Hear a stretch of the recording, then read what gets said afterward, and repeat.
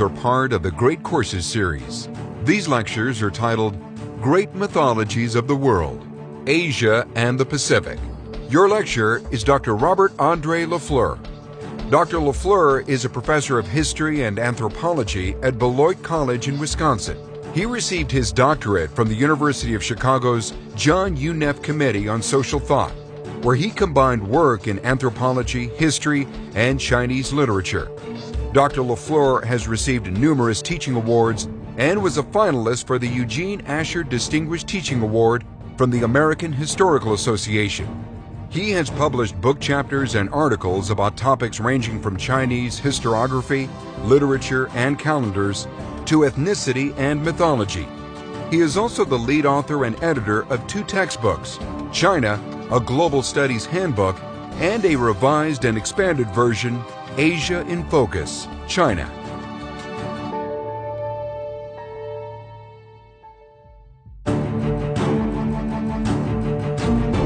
This lecture is titled Culture and Cosmos in Chinese Mythology. Long, long ago, near the muddy clay banks of the Yellow River, China's foundational myths were established. There, a heroic figure, not exactly a god, but far from a mere mortal, did something more important in Chinese mythology than almost anything that followed. With a series of powerful acts, he established the very basis of China's 5,000-year-old mythological tradition. What did he do? He must have roiled the heavens and solidified the earth, right? This sounds very big. Oh, and it is. It's just not what you're likely to be expecting. You see, this hero, who came to be known in some tales as Fuxi, coaxed early humans down from the trees where they had been living. He taught them how to cook, read, write, and fend for themselves in the world below. That's a far cry from the book of Genesis, but it says something quite profound about both Chinese society and the mythology of the Pacific Rim. In this part of the world, with very few exceptions, culture and human relations come first. I can imagine your questions. So who created the world? And who created the people? What were they doing in trees in the first place? The story doesn't address the first 2 questions, although other Chinese myths that we will explore do. On the third question, we turn to a thinker named Han Fei, who wrote the following version of the Tree People tale in the 3rd century before the Common Era. In high antiquity, the people were few in number. Birds and beasts dominated the land. Those people could not overcome the predators and were afraid. At that time, a sage hero appeared. He taught them to make frameworks for nests so that they could spend most of their time above ground and away from beasts and serpents, if not birds and insects. The early humans were happy and gave him the title of Sir Nest Possessor, head of the clan that makes nests. This first hero wasn't Fuxi. He was an earlier, unnamed figure who taught the early humans to climb into their nests and avoid the worst tiger, leopard, and snake attacks. Still, although Han Fei's text does not say so explicitly, the people had to come down more than occasionally to collect foodstuffs before scrambling back to their tree world. And that was a problem. Not only was it unsafe, the people also had no way to cook the food they gathered. Han Fei writes that the people ate fruits and melons, oysters and clams. Raw meat and rancid fat was foul and vile smelling. Worse yet, it injured their stomachs, and many people became feverish and ill. Enter the figure later called Fuxi.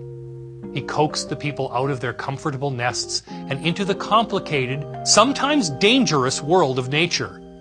And from nature's rough and changeable ways, he taught them to carve shared human culture. Here is how Han Fei puts it. Another sage came into being. He bored tinder and extracted fire, by means of which he transformed the raw meat and rancid fat. The people were immensely pleased and no longer as afraid of the world below their nests. They accepted his rule and called him Sir Fireman, head of the clan that makes fire from tinder. Almost every other story in Chinese mythology flows from this point. Down out of the trees drop the early humans, and they cook, not to mention protect themselves, with precious fire. From there, a vast world of human change would unfold, as we shall see. Fu Xi, which translates to something like prostrate breath, is spoken of today as a real hero. In later myths, he eventually taught those early people how to fish, trap, record their thoughts, and do mathematical computations. The first humans would quickly leave the mythological storyboard, never to be heard from again. But Fu Xi has held people's interest for millennia.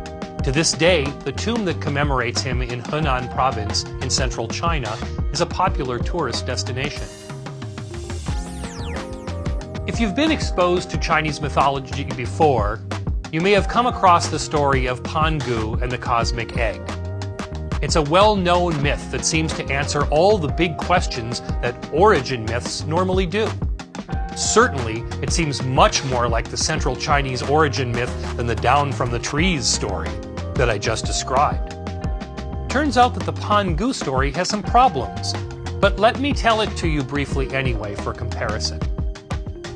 Heaven and earth were in chaos, like a chicken's egg, and Pangu was born in the middle of it. In 18,000 years, heaven and earth opened and unfolded. Pangu lived within them and began to grow, 10 feet taller each day. And so in 18,000 years, the heavens reached their fullest height and earth its lowest depth. Pangu had fully grown the distance between heaven and earth. When approaching death, Pangu's body was transformed. His breath became the wind in clouds. His voice became the peals of thunder. His left eye became the sun. His right eye became the moon. His 4 limbs and 5 extremities became the cardinal points and the 5 mountains. His blood and semen became water and rivers. And on it goes, even down to the mites on his body becoming the black-haired people of China, as the myth tells it. I think you'll agree that this is a quite satisfying origin tale. The only catch is that almost all scholars see distinctly Near Eastern themes in the myth, which should make us skeptical of its place in the Chinese mythological tradition. In fact, the story has so many Indo-European elements, and they differ so markedly from the few strands we have of early Chinese creation tales, that it is almost certainly of foreign provenance. Many suspect Tibetan or even Silk Road influence. And it's even more problematic than it sounds. This Chinese origin myth, the one that almost every book and website discusses these days as the Chinese origin myth, came so late in the process of mythological creation as to be almost an afterthought. At the very least, it is highly unusual for a tradition that has myths recorded in texts from periods as far back as 1000 BCE to find its origin myth in a document written almost 13 centuries later, in about 300 of the Common Era. 13 centuries without the need for an origin myth. Think about that. It is almost as though Chinese scholars in the changing world of the early Common Era, when Buddhism and other foreign tales and teachings made their way to China, looked around and said something along the lines of, well, where's our origin myth? Sure, the Pangu story shares the feel of origin stories the world over, but never forgets that what it relates, the beginnings of the world, was just not a very important question to most early Chinese thinkers. Nor was it treated as terribly important in most of the other major Asia-Pacific myth traditions. So what made the peoples of the Asia-Pacific region focus so intently in their myths on culture and human relations? And what else makes the mythologies of this part of the world distinctive? To me, the place of culture in Asia-Pacific myths seems closely linked to the way life is led in the region. I teach history and anthropology and have done extensive field research in China and Japan, even as I have traveled and read widely in the traditions of Korea, Polynesia, Melanesia, and Australia. Everywhere, I have seen a rich texture of social life and a finely woven fabric of kinship in the social organization of rural communities. So much of these social dimensions is carried in the myths themselves that it is hard not to suspect that something significant is going on. Whether that is a product of the people who first told the myths or the structures of social life in these areas is something we will explore as we proceed. But note the contrast with life and myths in Western society. The West has always had a peculiar fascination with the individual, as many of us know, and these Asian and Pacific tales contrast quite mightily with it. The kinship networks in these myths take many forms, sometimes quite unfamiliar ones. We may see husband and wife living happily together, or, more than occasionally, not. But it will become apparent that one or the other is a deity, or maybe a great eel. We may see parents who reject their offspring and brothers who spend more time in rancorous conflict than doing their work on soil or sea. Kinship in these tales is dense, nuanced, and more than occasionally a little bit strange. And yet it is one of the most powerful idioms through which the flow of mythological action takes place. Another common theme in Asia-Pacific mythology is sacrifice. If you open a first-grade textbook read by children in Beijing today, you will eventually come to a story about a mother rabbit and her little son who, on a cold, sunny winter day, make a snowman in the front yard of their little cottage. First, they roll up the big ball of his lower portion, then his paunchy middle, and finally his head, complete with charcoal eyes and a carrot for a nose. Exhausted by their labors, they go back to their cottage and take a nap by the quietly burning wood stove. As they sleep, a spark pops out of the stove and begins to burn a rug nearby. Fire spreads from there, and the little rabbits seem sure to die. Suddenly, the snowman comes to life.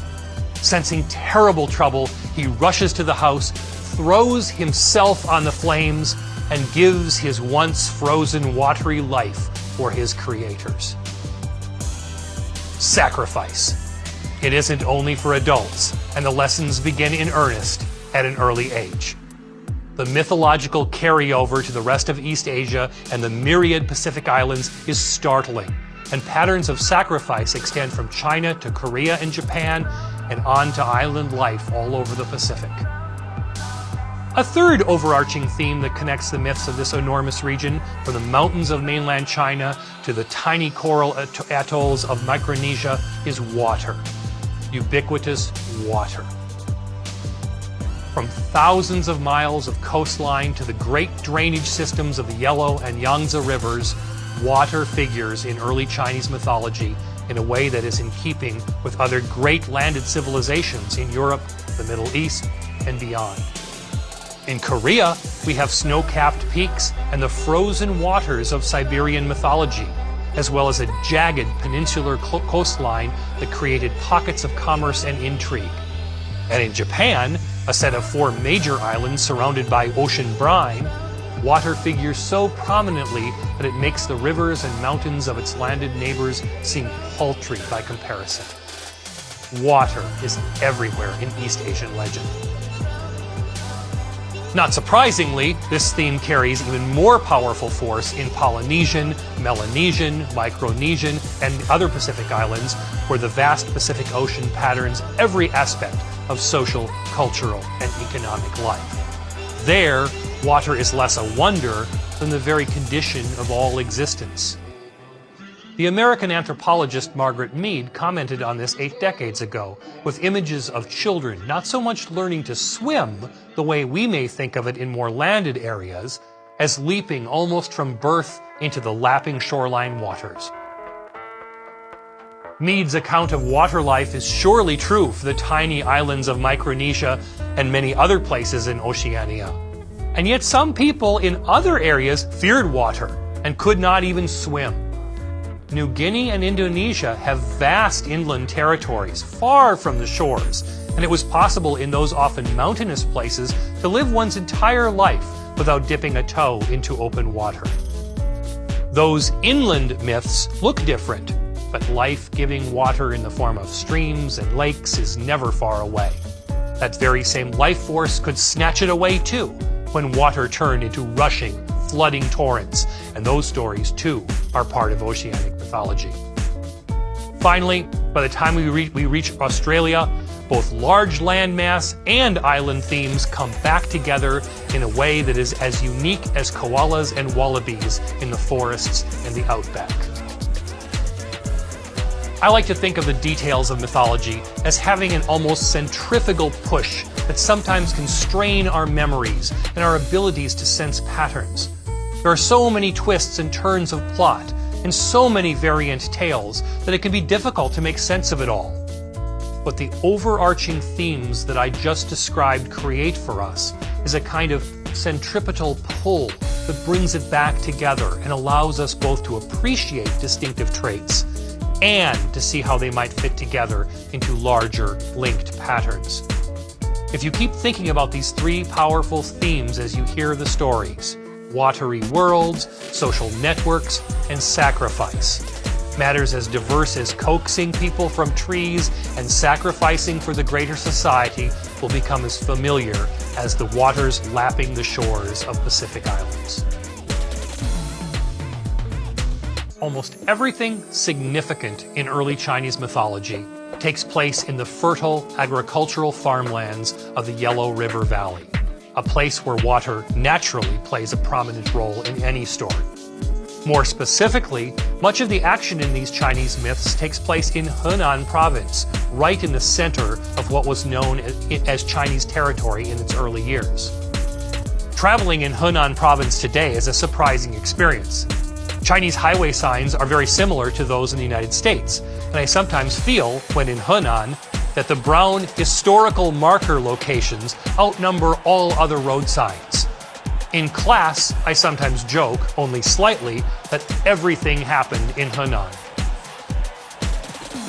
And it is all because of the river at the center of Chinese culture. The Yellow River in China has often been called China's sorrow. And this is because its muddy waters have done far more than just provide transportation and needed irrigation to the fields. At various points in Chinese history, the Yellow River has abruptly changed course, flooding vast farmlands and causing devastation for tens and even hundreds of thousands. Forming human culture in such a dangerous environment lies at the heart of Chinese mythology, and the narratives are filled with visions of cultural and even political formation that show a world of human institutions and technology being carved from the raw and inchoate material of nature. There are so many of these stories that it is obvious that they are important in the Chinese world, well beyond a cursory note or two about how human beings developed into groups. In several distinctive ways, these culture tales are the mythology of China. The centrality of Henan province and the culture that was born there in Chinese stories reveals the importance of geography, both real and fictional, in Chinese mythology. There is an old saying in China that goes something like this: walk 10 li and speech starts to get fuzzy. Walk 50 li and it is hard to understand anything. A li is a half a kilometer or a third of a mile. So the saying portrays a world in which the familiar becomes strange in rather rapid fashion. For all the socio-linguistic fireworks in the phrase, a basic geographical solidity lies beneath it. The farther you walk, the harder it is to understand what people are saying in a dialectically challenged world. Walk far enough, and the familiar world becomes strange. People throughout the world have understood this dynamic from earliest times, and it has been connected to everything from reaching the next town to discovering new territories. Things change as distances grow. Let us call this practical geography. One more transparent example will ensure that the practical is understood as the practiced, that people often go places and with a purpose. This is how we usually talk about distance. Not everything fits our conventional maps, though, and what we might call imaginative geography powers most of Chinese mythology. It might be helpful to consider an anecdote to illustrate this. 10 years ago, While serving as the Chinese translator and cultural guide for a colleague, I felt so overwhelmed with my other work that I encouraged her to explore a little on her own one day. While I sat and caught up on email at the Friendship Hotel in Beijing, she decided to go to the Temple of Heaven, the historic site of imperial rituals for China's emperors for 500 years. Approaching the English-speaking help desk, she told of her plans to visit the venerable location on the southwest side of the city. She asked a question of practical geography. How far is it to the Temple of Heaven? Pretty straightforward. The answer was anything but that, however. It's somewhere between near and far. It was as though, in his cryptic answer, the clerk had entered a kind of conceptual middle ground that stumped him. There is a phrase in Chinese that he likely translated into English, and it gives the general sense of, it's a hike and hardly a common practice, but it's probably possible. When she told me the story later that day, I thought about imaginative geography, something I teach students in all of my classes. Somewhere between near and far actually is a powerful idea in Chinese mythology, where every step from home becomes just a little bit more fuzzy, a little bit more confusing, and maybe, just maybe, a little bit more dangerous. Near and far play out in Chinese sacred architecture, for example. In early Chinese mythology, the idea of a central palace was a key feature of a properly organized world. It was a concept, something quite different from modern ideas of a capital city, such as Beijing. The central palace was an idea, and heavenly power was said to flow through it. In this kind of mythological account, the central palace was connected to a heavenly realm above by way of an invisible pillar.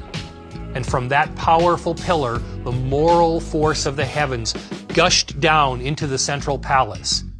From there, it shot out into each of the four cardinal directions: north, south, east, and west. That's how the culture-centric cosmology of China works. Heaven is in the middle. The centered virtues of space link to the vast territories of peopled earth below, just as sunlight seems to shine from on high and illuminate the world underneath it. And from there, we come to one of the most significant themes in Chinese history, mythology, and religion. The not uncontroversial idea that territories governed by Chinese rulers were all under heaven. They were, in a sense, the center of all that was, and China's rulers ruled, if they ruled virtuously, with heaven's blessing. So powerful was this idea that, for the vast majority of Chinese imperial history, what we today call China was not referred to in any such manner. The realm, the country, the dynastic territories, all were referred to by two characters and one idea: Tianxia, all under heaven.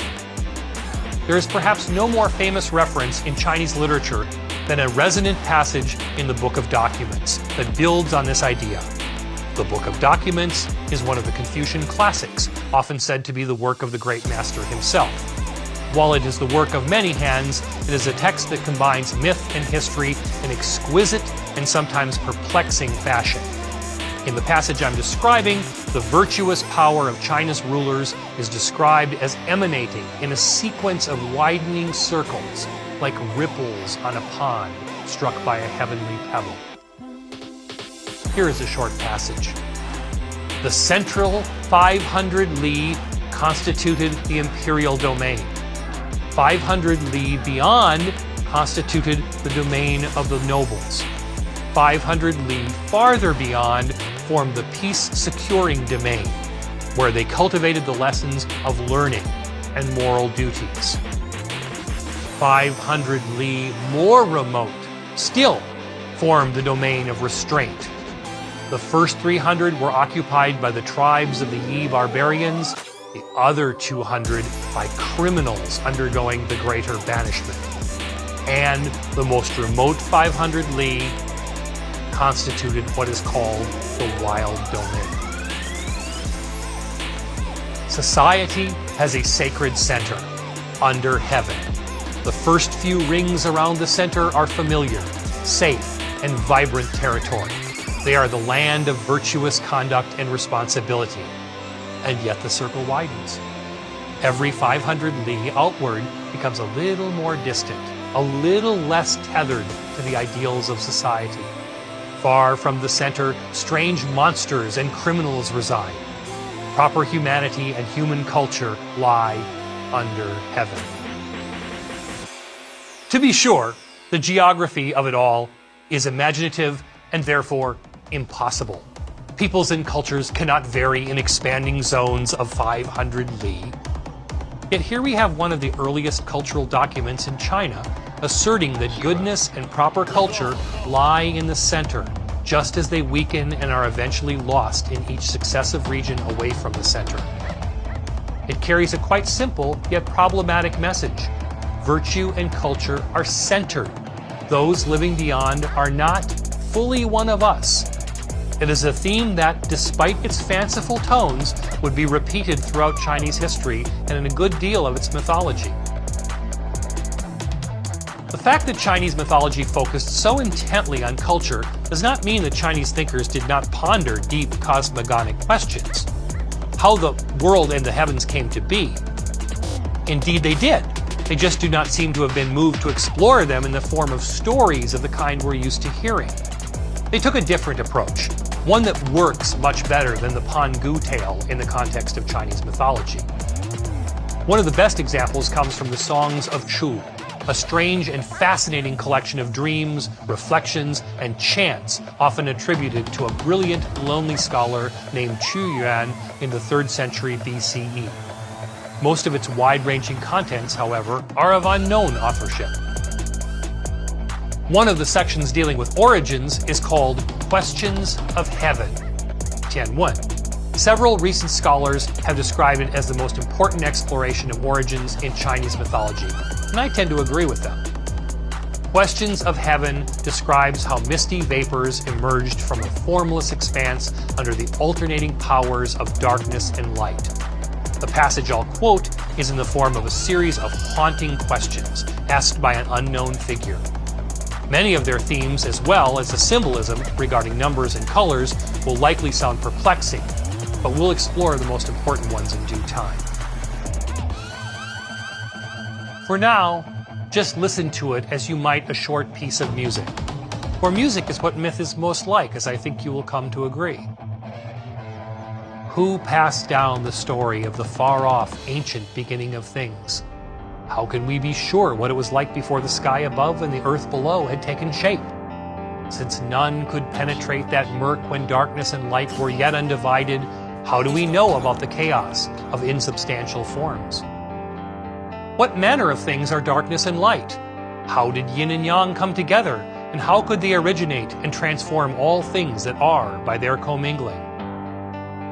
Whose compass measured out the ninefold heavens?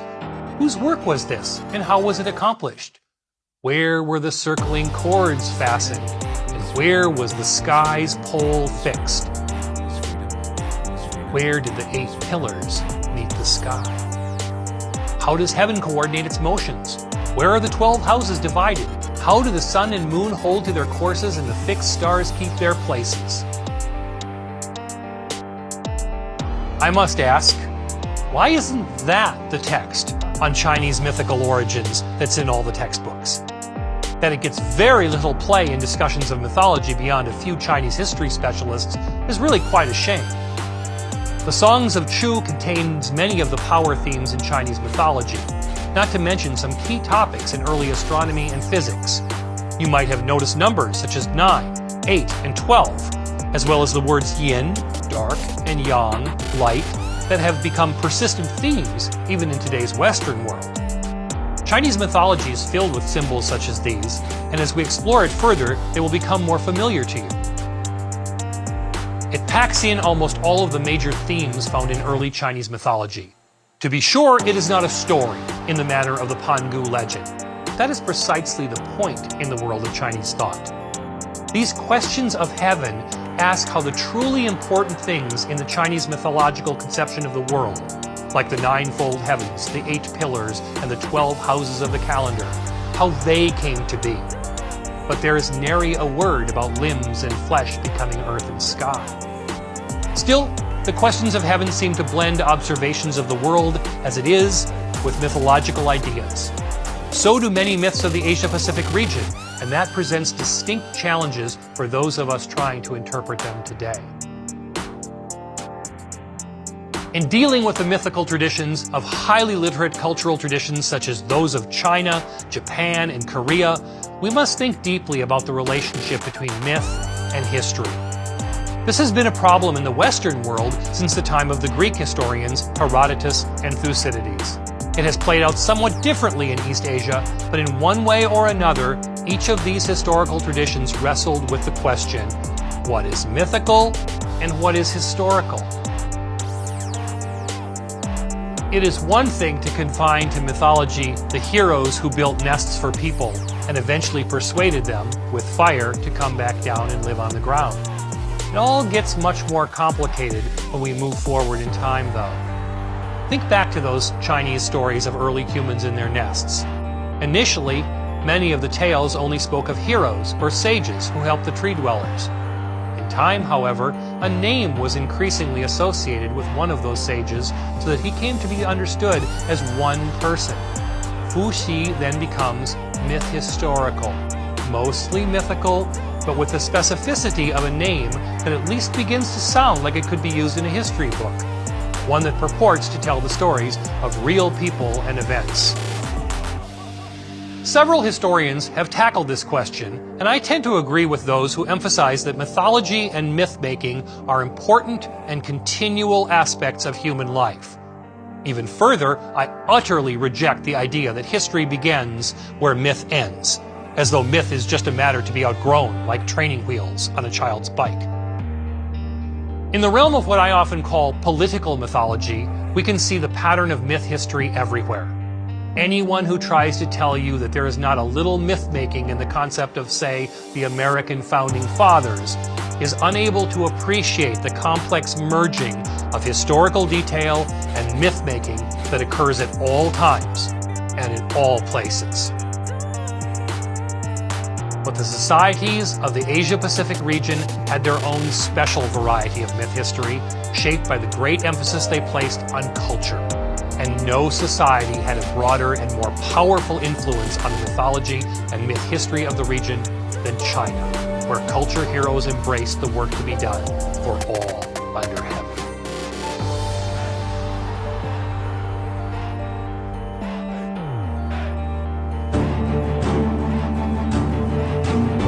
This lecture is titled Chinese Heroes, Kings, and Destroyers. Chinese mythology is a complex amalgam of stories that integrate the feats of culture heroes and the deeds of rulers whose feats are larger than life. Indeed, one way of looking at Chinese mythology is to realize that it tells tales of how things came to be on the one hand, without ever losing focus on how things ought to be on the other. This utopian element in Chinese mythology and history has profound implications. It is the rare Chinese myth that does not engage both what happened with some allusion to what should have happened. In this lecture, we will meet culture heroes who help people to merge into ever larger social groups. In time, those larger groups of people would need rulers who could manage a complex government, and Chinese mythology has no shortage of sagely rulers who governed the people wisely. There is a dystopian thread at work in Chinese mythology too. Many tales explain just how badly things can go wrong if the people are not properly governed. Utopian or dystopian, the vast bulk of Chinese myths and early historical accounts center on the Yellow River Valley, the seat of agricultural production in early Chinese society. In other words, most Chinese utopian visions have a distinctly temporal dimension. The best rulers lived long ago in the Yellow River Valley. But not all of the myths speak of earlier times. We will also examine a range of tales and images of faraway places to the north and west that differed so much from the Yellow River Valley that they inspired both wonder and fear. Tales of distant lands often also served as a reminder to listeners that many people and their rulers had lost the way of the early leaders, and that they would do well to mend those flawed ways. We will meet some of these sagely rulers and distant spirits as we proceed, but Chinese mythology begins with the culture heroes who taught a jittery early people to live fully in the Neolithic age of agriculture. And that odd myth-historical figure of Fu Xi appears again and again, perhaps more than any other single name or figure in all of Chinese mythology. He is the first in a line of eminent forces in Chinese mythical life that include the agriculture god, Shen Nong, and the Yellow Emperor, Huang Di. These three figures, together with the goddess Nu Gua, move the mythical narrative from isolated life amidst vegetation to human society in an agricultural world. And in this fashion, Chinese mythology, like the pigs and chickens on the farm, was domesticated. Yet the story really begins with one further element in the origin narrative. It is not unusual in world mythology to create do-overs in the creation of humanity. Even the Bible's book of Genesis has such a theme, and many other mythologies speak of 2, 3, or more failed attempts before humanity is ready for the world as we know it. Although it is nowhere stated explicitly, this seems to be the case for the tree people who were coaxed down and civilized by Fu Xi. They disappear in the myths as abruptly as the Neanderthals did in more academic stories of human evolution. There really is no way to know the order of these multiple creation of humanity stories, since they come from scattered sources that resist chronological sequencing. And still, perhaps the most often told story of human beings focuses on the work of another culture hero. In these tales, the goddess Nu Gua, sometimes rendered Nuwa, is said to have kneaded yellow earth and fashioned human beings. The account continues by stressing that running short on time, Nu Gua drew her cord in a furrow and lifted it out of the mud to create even more human beings. There is a class element behind this story too. The yellow earth humans would be the aristocrats. The furrow mud humans would be the commoners. Life in the mud can be cruel. And here the story of the hero who coaxed humans from the trees begins to merge with the broader pictures of social life in China.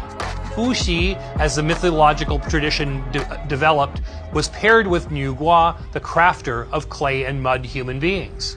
Images of them with human-like upper bodies and interlocking dragon tails have been common in China for many centuries, even though few written texts give any hint at these body shapes.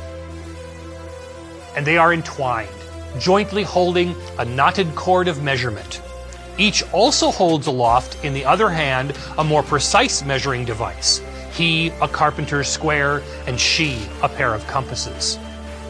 They combine to create the very image of the culture hero in China, precise, measured bearers of useful techniques and practices who bridge the gulf between humanity and divinity. A few other figures are so important that they must be part of the narrative, however.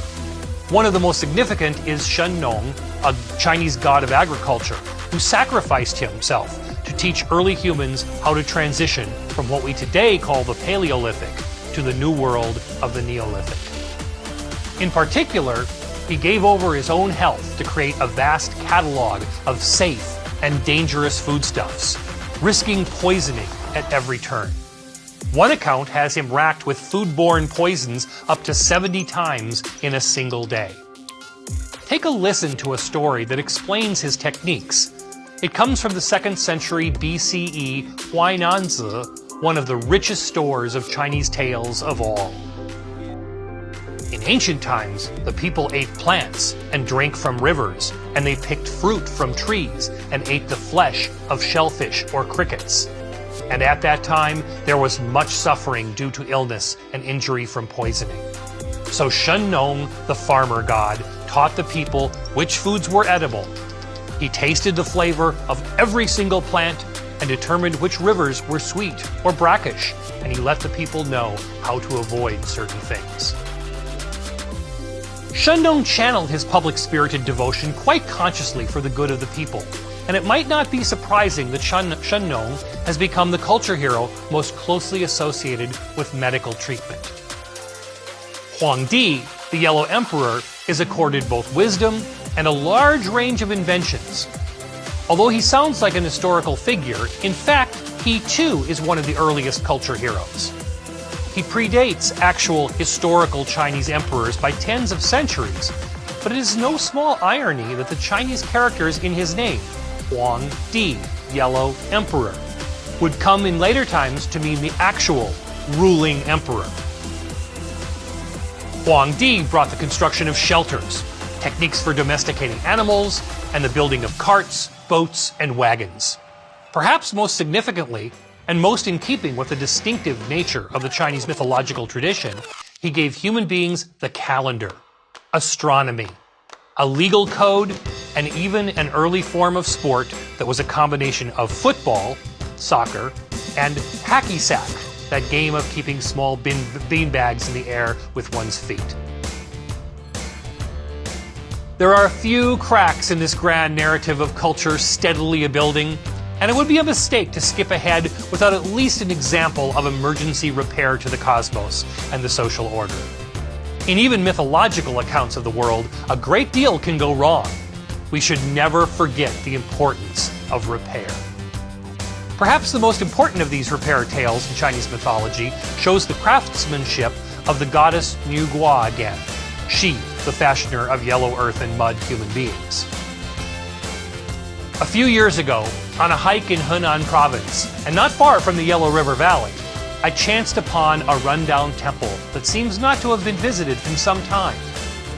As I peeked through the main door, I saw the altar. But what really caught my attention was a huge painting covering the entire wall to my right. It showed the goddess Niu Gua fixing up the heavens. The caption read, "Niu Gua mends the sky, Niu Gua Bu Tian."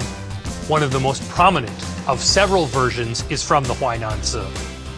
Here's how the mythical story goes. It has been retold all of the way to the present, from primary school readers to out-of-the-way temples. In distant antiquity, the 4 poles holding up the heavens collapsed. The 9 regions of the earth split asunder. Heaven was fragmented, and so too was the earth. Fierce fires broke out, and floodwaters rushed over the land. The most deadly birds and beasts seized people and caused fear throughout humanity. Then Niu Gua smelted the 5 color stones, which she used to mend the azure sky. She took a giant sea turtle, severed its great feet, and used them to prop up the sky. She dammed the waters with reeds. The 4 poles held securely.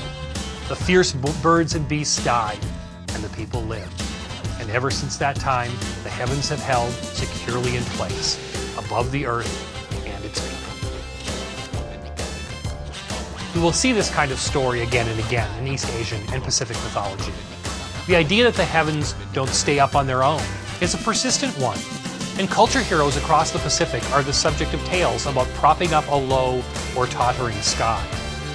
And let us note again that there is far more discussion in the Chinese tradition of mending a cosmos already in place than explaining how it came to be in the first place.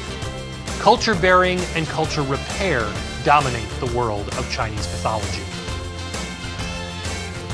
There's a fairly distinctive break in Chinese mythological tales between culture heroes who bring technology to the people and even repair the heavens, on the one hand, and those figures who ruled the realm as it ought to be ruled on the other. Among these stories, the tales of the 3 sage kings, Yao, Shun, and Yu the Great, were so influential in the world of scholar officials in Chinese history that their names figure in almost every bit of official historical writing over the millennia, not just mythological accounts. Yao, Shun, and Yu make up what is referred to in the Chinese history as the 3 dynasties, a semi-historical period that takes place after humans have come down out of the trees, been refashioned by Niu Gua, taught agricultural techniques, and internalized them for 1,000 years. The age of the 3 dynasties has loose connections to historical evidence, but it is impossible to ally any individual mythical biography to any individual historical life. The sage kings were spoken of throughout Chinese history as people who actually lived and ruled, but we would do better to understand them as abstract figures. Think again of myth history, that melding of myth and historical fact. We cannot understand Chinese mythology without it. Yao was the first great sage king. There are few tales exclusively about him, but still he figures in some of the most famous stories in all of Chinese history. It was Yao who, disappointed with his own sons, asked his assembled officials to scour the countryside for a model ruler to succeed him. In Chinese political thought, even in these early times, the ability to function well in a family setting was seen as certain evidence of ruling talent.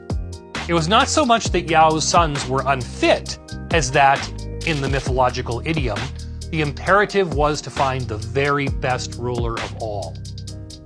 And when Yao's minions found Shun, they knew they had their next ruler. How did they know this? Well, from very early times onward, it was understood in China that the skills required in managing a family were similar to those for managing a complex society of all under heaven. It is a theme that persists in leadership stories to this day.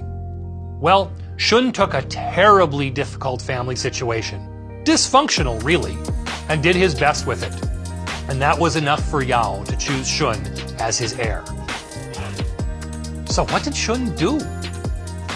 Let's see what the early thinker Mencius says. Shun's parents sent him to repair the shed. Then they took the ladder away, and the father set fire to the shed. Shun parachuted down with his bamboo hat and continued his devotion to his parents. After many more attempts to harm him, all of which Shun eluded, he said, "I try to do the best for my people." By the time he was 20, he had won a reputation for filial piety. When he was 30, Emperor Yao chose him as his successor and gave him his 2 daughters in marriage, ordering his 9 sons to serve Shun well. This story of kingly succession by finding the most talented person in the realm became one of the most powerful themes in all of Chinese political philosophy. It is ironic that such an ideal would take hold and persist all of the way to the present, since the imperial system that was eventually established was based on the very opposite notion, that a ruler's son would succeed him. Such is the circuitous power of myth that thinkers never forgot the story of Shun and the idea that maybe the most talented person of all should rule all under heaven. At this point, a third figure enters the myth historical fray. As one of the great histories of China notes, "If it had not been for you the great, we would all be fishes." Floodwaters rose during the later years of Yao's reign, and a young man named Yu was entrusted with controlling them. He devised an ingenious series of engineering solutions. These include a network of canals and irrigation sluices that allowed the waters to return to a normal flow and rendered the Yellow River Basin once again fit for the agricultural enterprise that marks both China's mythical tradition and its documented history. When Yu was given the responsibility for taming the floodwaters, he is said to have been married for only 4 days. So hard was the work that he ate and slept with the laborers, and this is a key part of the tale. He passed by his family's house 3 times during the course of 13 years of work. The first time, his wife was bearing his first child. The second time, he heard the cries of a baby boy. The third time, his son was already 10 years old. Not once did he enter his own home. Not once. And he has been widely celebrated for this. Avoiding all connection to home seems to present another peculiar bend in the road of mythological understanding.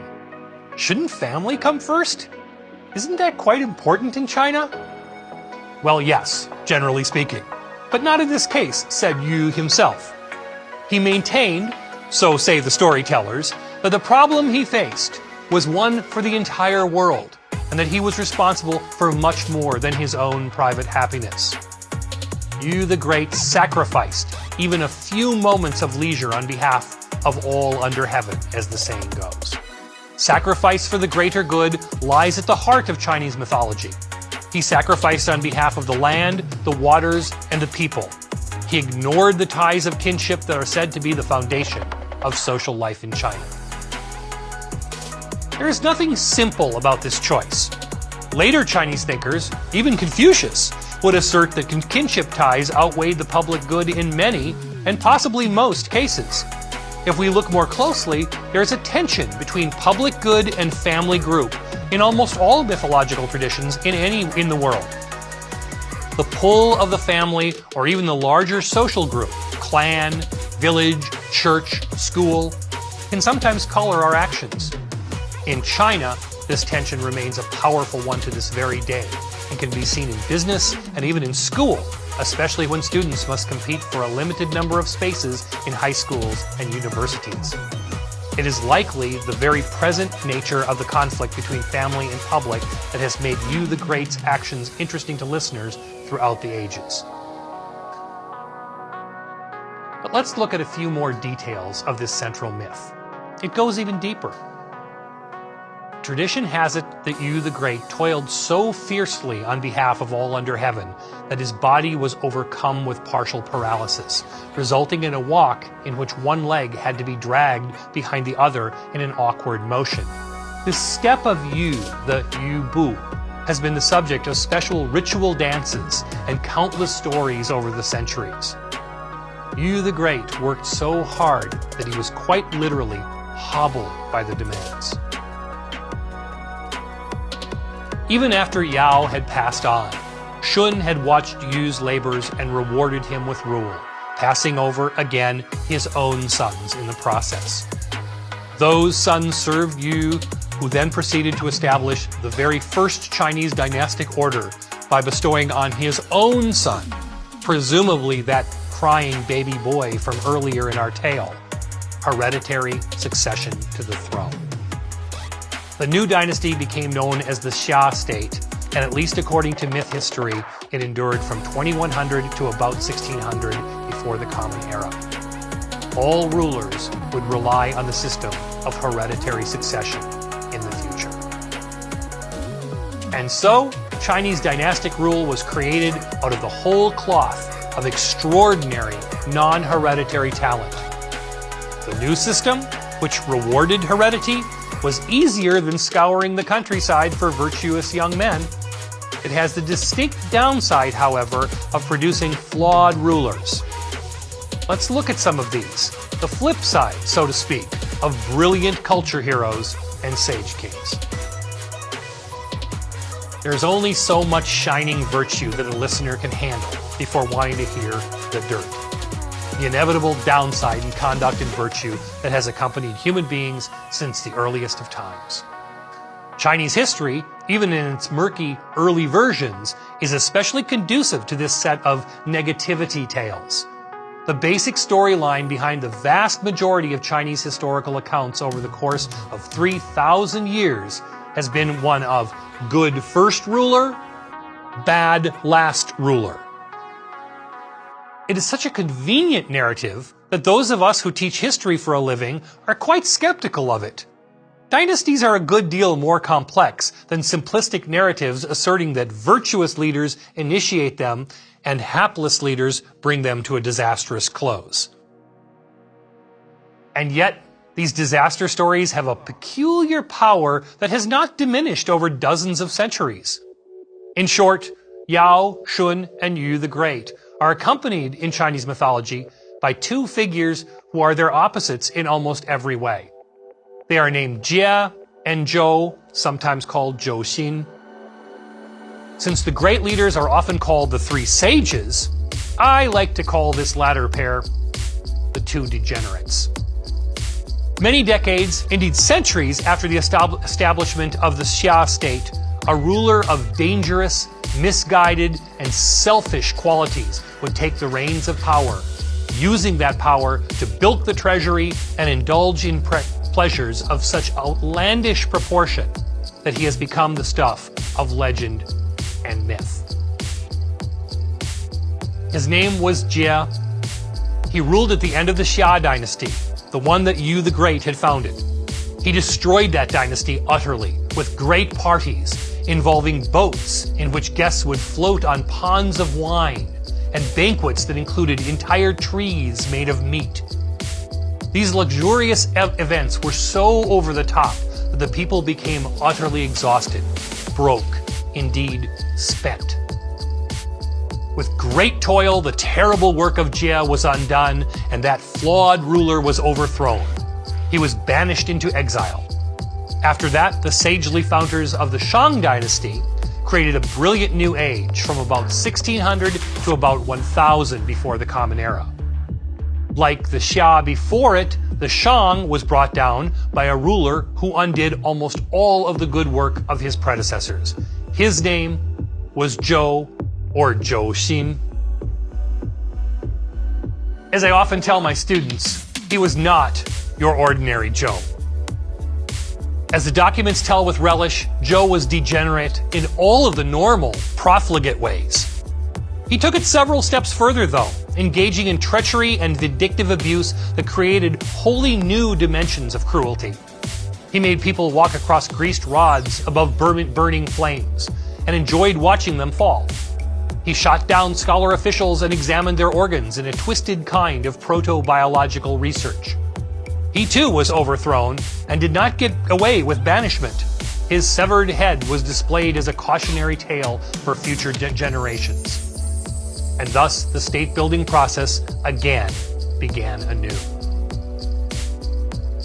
This cycle of good first rulers and bad last rulers led to a distinctive mythological and historical storyline. Great leaders found their work undone in a few decades or centuries by rulers of such extraordinary obtuseness that only another shining presence could undo the damage and start a new dynasty on its way to glory. And even today, virtually anyone who has had high school history in China or heard a few mythical tales can tell you about this degenerate pair who work like bookends, of a sort, with the virtuous tales of Yao, Shun, and Yu the Great. From the stories of culture heroes, sage kings, and even degenerate rulers living near the lush agricultural lands of the Yellow River Valley, it might seem as though Chinese mythology never hit the road and traveled to distant lands. And yet that is hardly the case. In fact, early Chinese tales contain many competing themes and traditions, and one of the most interesting deals with travel and quest, including places that function in many ways as geographical utopias. In Chinese mythology, faraway places sometimes were said to preserve the ways of Yao, Shun, and Yu, even though the historical peoples of the Yellow River Valley had forgotten them, and even though the virtuous palace of the rulers was so far away. And no place in Chinese mythology is filled with as much wonder as the Northwest, stretching far beyond where most Chinese writers had ever traveled. It was, literally and figuratively, a place they could only imagine. The vague and loosely articulated regions of the West figure in many Chinese mythological accounts. As part of my graduate studies several decades ago, I spent the better part of a year preparing an extended research project about a faraway place called Daqin, Great Qin.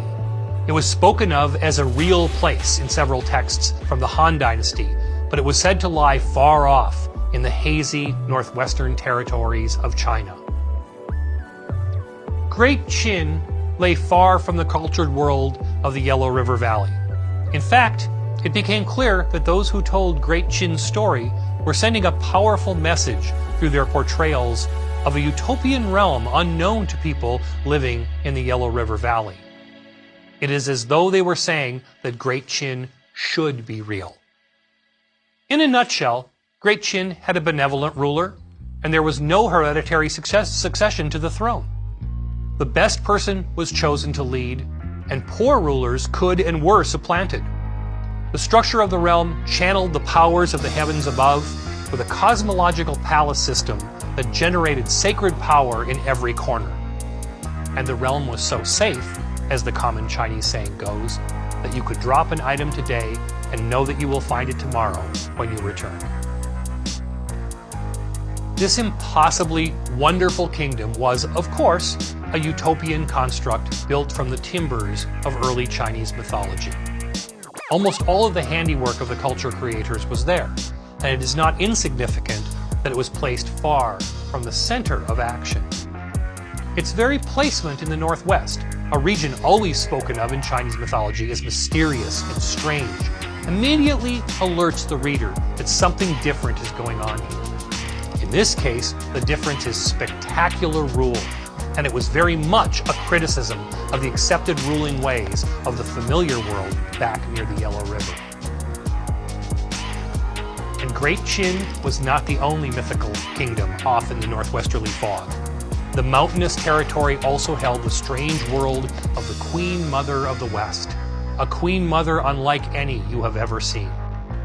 Set far off in the mythical Kunlun mountain range, the Queen Mother of the West was exceedingly powerful, yet did not trifle with such matters as the crafting of technology, engineering, or cultural production. Rather, she had the power to confer immortality, and ruled with a scepter in her left hand and peaches of immortality in her right. These ripen only once every 3,000 years and conferred immortality on anyone who might eat them. Like many figures in early Chinese mythology, stories about the Queen Mother of the West began as a loose collection of tales that, in time, took on a myth-historical form. It is only in roughly 500 BCE, fully 1,000 years after the first written or carved reference to a Queen Mother, that she begins to be known as a single, powerful, mythical figure. This mythological process is similar all over the world. Local cults and legends give way, in time, to broader definitions, and significant personalities are often a fusion of many characteristics valued by a society.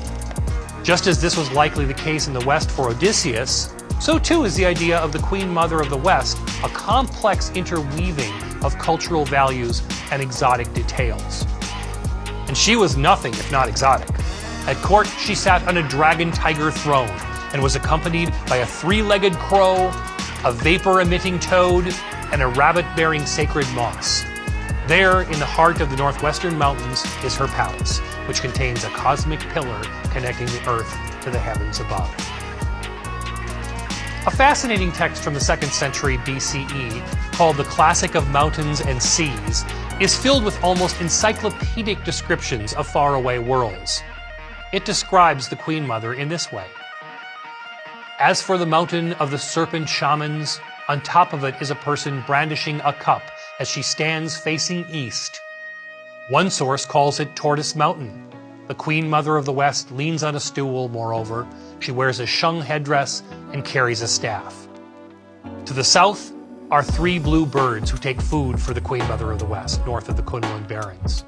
The tortoise was known in Chinese mythology as a support of the earth's pillars. Moreover, the stool and both her headdress and staff are associated to this day with shamanistic ritual. And there, in the splendor of her northwest palace, guests were given immortality peaches, and their lives would change forever. The Queen Mother is a complex figure in Chinese mythology, and tales about her range from those of a wild deity, hard to control, all of the way to a cultured ruler who granted long life to certain visitors. In these tales, mostly from later traditions, she rules the faraway northwest like a Yao, a Shun, or a Yu the Great. The very distance separating her fabulous court from the Yellow River Valley is part of the reason for her appeal.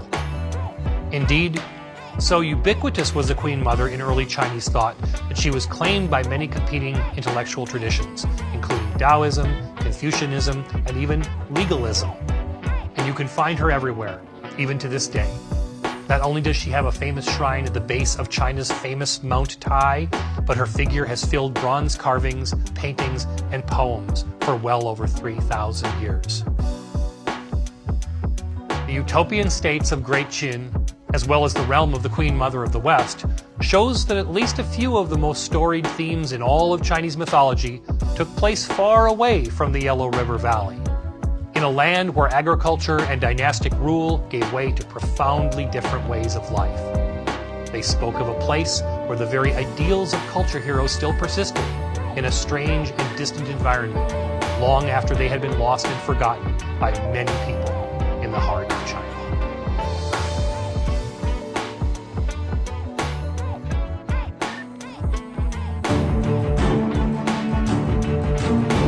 This lecture is titled Peasant Folktales and Chinese Scholarship. In the late summer months, all of China waits for the 7th day of the 7th lunar month. The date always comes after midsummer, just as the still sweltering year moves toward a more autumnal pacing. And it is on that day that a lonely herd boy and a tender weaving maiden come together in the sky for one beautiful evening before setting off and apart again in their cosmic circulations. Herd boy and weaving maiden. They are represented by stars within constellations, corresponding to Altair and Vega. But they are also much more than that. The pair is the very picture of love, and their story is one of the few remnants of oral mythology that survives in any trace resembling its original form in China. The first appearance of the myth occurs in the Classic of Songs, an influential anthology from the 6th century before the Common Era that channeled rural songs and transformed them into a new kind of verse admired by highly skilled readers. In other words, the sayings of the peasants became the foundation for a highly sophisticated and nuanced writing that shaped both Chinese mythology and literature in profound ways. So powerful was the way of literacy, not to mention academic tinkering, that almost everything has been transformed by writing. And almost everything has been altered, rhymed, and put into couplets, something no farmer telling a story would likely have done. Every myth in China has been changed, and sometimes destroyed, as we shall see, by writing, by trying to make a lively tale into literature, or, worse yet, a moral lesson. The academics got their hands onto the herd boy and the weaving maiden tale too, but their power is such that the myth still retains much from its origins. We'll soon see why. There once was a herd boy, and he had a very special cow, golden and plump. One day, the cow startled the herd boy by speaking to him. "You must ascend to heaven and marry the weaving maiden, the 7th daughter of the heavenly ruler," he said. So with magical bovine help, the herd boy did rise to the heavens, engaged in a bit of trickery, and convinced the weaving maiden to marry. They lived happily for some time, but the maiden was eventually called back to her weaving duties and the herd boy to his flocks. They now work apart and are separated 364 days a year. They come together but once a year, on the 7th day of the 7th lunar month, when they cross the Silver River, the Milky Way, and link in constellation communion. Chinese myths do not explain how or when they were metamorphosed into stars, or why they have become attached to their respective constellations. But there they are, in the sky and, as we shall see, on the calendar. The day they come together is celebrated as a kind of Valentine's Day in China, even now, especially in the famous Double Seventh Festival that has been held annually for well over 2,000 years. More than occasionally, readers of Chinese mythology mistake this story for a sentimental little tradition of no particular importance. This is a serious mistake. In fact, the herd boy and the weaving maiden are part of a much deeper and richer tradition that taps into the rhythmic festivals that opened and closed every agricultural year in early China. In the celebrations to this very day, the trickery used by the herd boy gives way quickly to a love story that framed the early peasant festivals that marked courtship in the spring and marriage in the autumn. The herd boy and the weaving maiden were far more than isolated lovers. They represented the very forces of life, love, continuity, and sacrifice in a complex world, and they do so to this day. In ancient farming communities, one of the most significant realities of everyday life was that men and women lived apart during the agricultural season. Men in their huts near the fields, and women back in the small clusters of sturdier houses. From the early spring rains until the autumn harvest, most of their days, aside from meals and occasional interludes, were spent in work-related gender separation. Such a pattern can be seen in early agricultural societies all over the world. And after the harvest celebrations, the men would come home. During the cold winter months near the frozen Yellow River and its tributaries, men sharpened their tools, did household repairs, and reacquainted themselves, in a manner of speaking, with their wives, aunts, daughters, and nieces. It was as though human society had become whole again. And when the ground had thawed and the rivers ran freely again, they picked up their tools and, hose in hand, headed off to the fields. But not without a short goodbye. Before they would farm, first they would dance.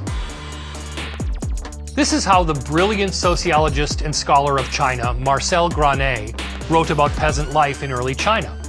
Through it all, he emphasizes that the festivals beginning and ending the agricultural year are the very reason a calendar came to be in China. Those festivals are, at heart, patterns of social movement, not just words on a page. And in springtime, before the work began, the farmers gathered in social communion before they plowed, and love filled the air. Consider Granet's description from his 1922 book, The Religion of the Chinese People. Holy was the place, sacred the slopes of the valley they climbed and descended, the stream they crossed with their skirts tucked up, the blooming flowers they plucked, the ferns, the bushes, all had virtues, unlimited virtues. All was a promise given to all hopes. The ancient festivals were above all festivals of initiation, which brought into social intercourse young people hitherto shut up in the hamlets of their families. The young people stood in rows facing each other, and their chants had such potency that on each occasion the young people burst into poetry. When they faced one another in these choral contests, their rivalrous action was always regulated by rhythm. Whatever the contest, it had the appearance of a duel, of dance and song. Those who live on and for the soil gain a sense of the rhythms of the year that frames their daily lives, as well as the life cycles, including marriage, that they experience as they grow older. These actions make the calendar, and few people have ever explained this as well as Marcel Granet. It is not the other way around, except in the most mundane of senses. Think about this key point, which I always tell my students when I teach about calendars and myths. We don't follow the calendar. The calendar follows us. Everything we know about daily life flows from these patterned activities.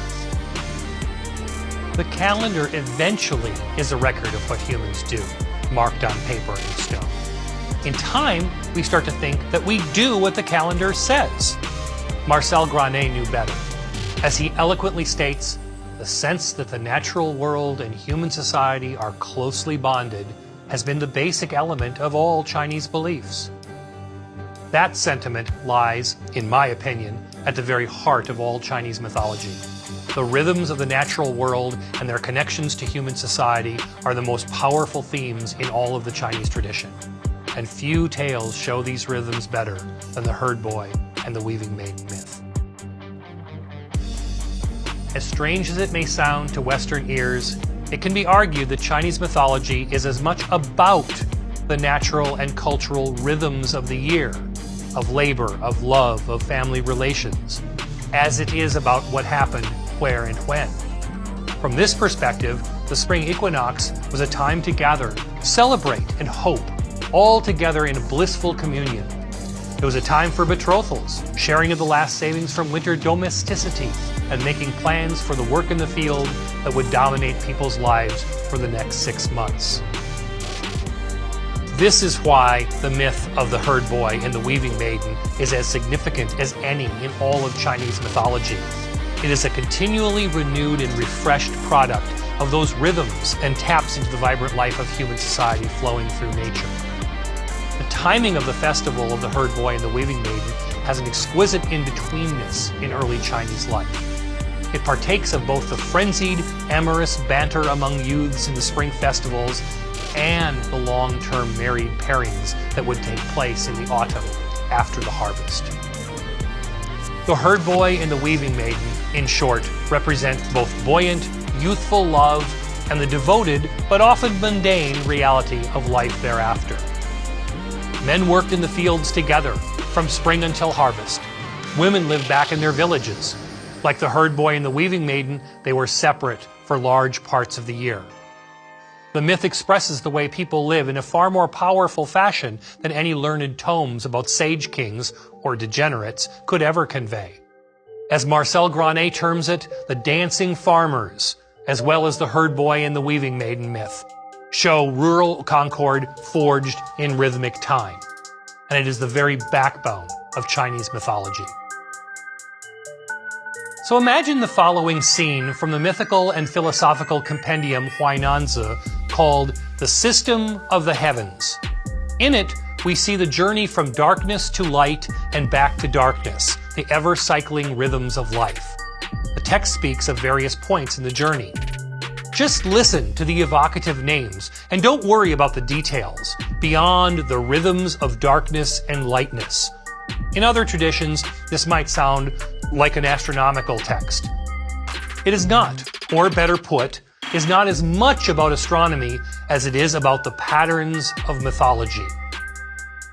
And remember that Chinese mythology is as much about movement as what we might call plot.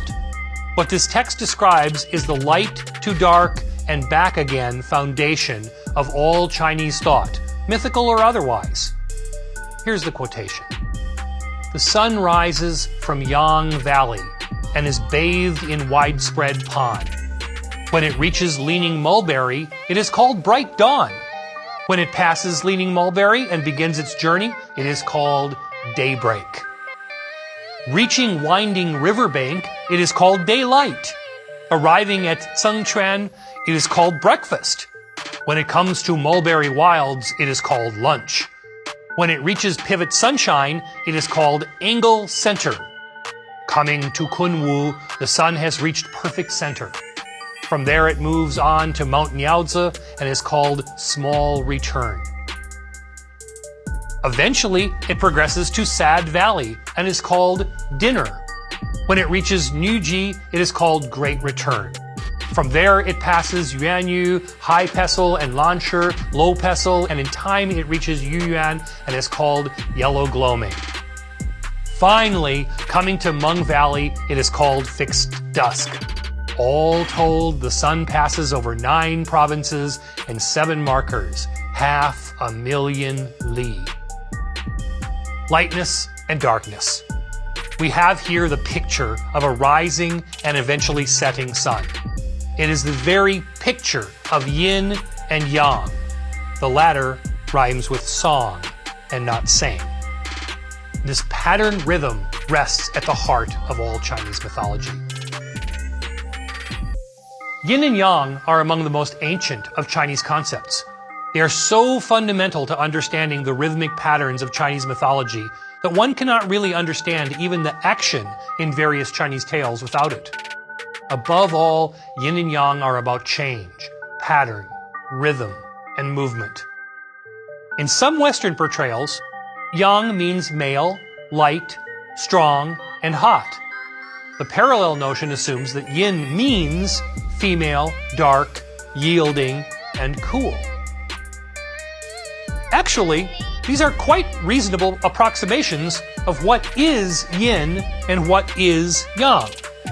Except for one absolutely central point, without which we will never understand these key elements of Chinese mythology and religion.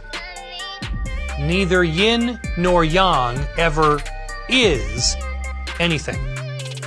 They are both in continual phases of becoming. As you can grasp from the daylight myth that we just saw, especially if you imagine a parallel journey through the levels of darkness to accompany it, yin and yang are in constant motion. Each is always on the road to becoming the other, after which they cycle back through the various phases and return to wherever we picked up the story, in a constant cyclical process of change. The moment you realize that it is 11:45:18 on your digital clock, it isn't anymore. It has moved on, and it keeps on moving endlessly. In similar fashion, the first thing to understand is that yin and yang are not things. They are ways of thinking, acting, and living. They are flowing, natural patterns. They are absolutely not opposed, dual, binary, or logical structures. This is why they are so central to Chinese, and as we will see, East Asian mythology. It is also why Westerners weaned on Aristotle and Kant have trouble seeing beyond their surface categories. You might recall seeing circular diagrams of yin and yang. They appear every so often in newspapers, on websites, and more than occasionally in life management books. If you do recall, one curving side is white and the other black. And there is a bit more at work. In the midst of the white half of the circle is a little black dot. The black half of the circle also contains a little white dot. And this too is like the flow of life. Within even an efflorescence of dark, receding, receptive yin is a shiny ball of energetic yang. Within even the brightest, outgoing, pushy, and powerful yang is a dark circle of reflective yin. It is ever so, and the percentages are always changing, always moving, and always returning to the same point. Daybreak, for example, before moving on again in a never-ceasing cycle. And like the herd boy and the weaving maiden, yin and yang are always coming together and always moving apart in steady, rhythmic cadences. Daylight gives way to darkness, and darkness, in turn, brightens into daylight, and so forth, endlessly. That's yin and that's yang. Attunement to its patterns has led Chinese thinkers of all kinds to distrust a naive confidence that things in the world are easily observable and never changing, that they are data points. While many thinkers would not go as far as some Buddhists in describing the world as illusory, there is in Chinese mythology, history, and philosophy a marked distrust that things simply are as they seem. At the very least, those things are always, forever, flowing through time.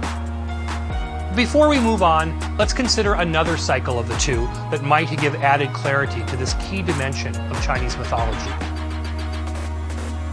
The Chinese calendar is made up of 6 yang months, these are warming months, and 6 yin or cooling months.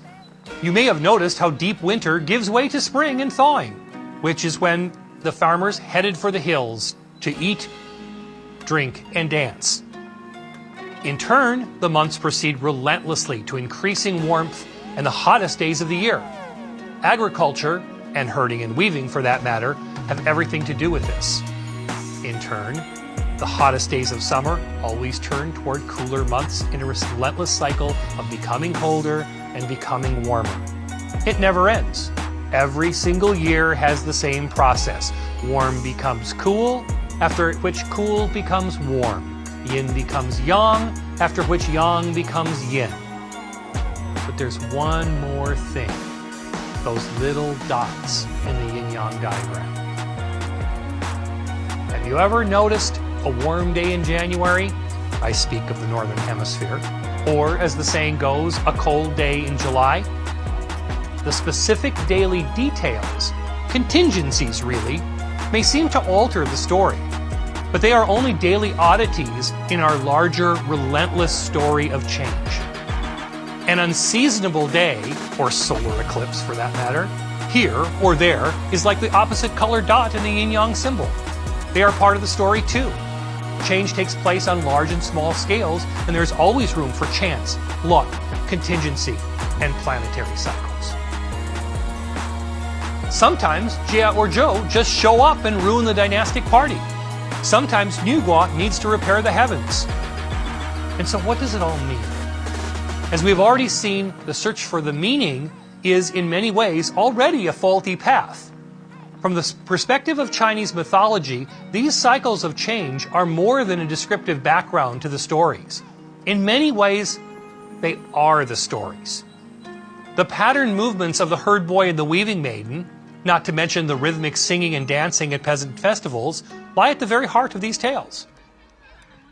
Until we can start to get our heads around the idea of change, phases, and becoming, and in the process stop thinking in discrete Aristotelian terms about strictly delimited bordered things, we will fail to see the processual nature of Chinese cosmology and religion.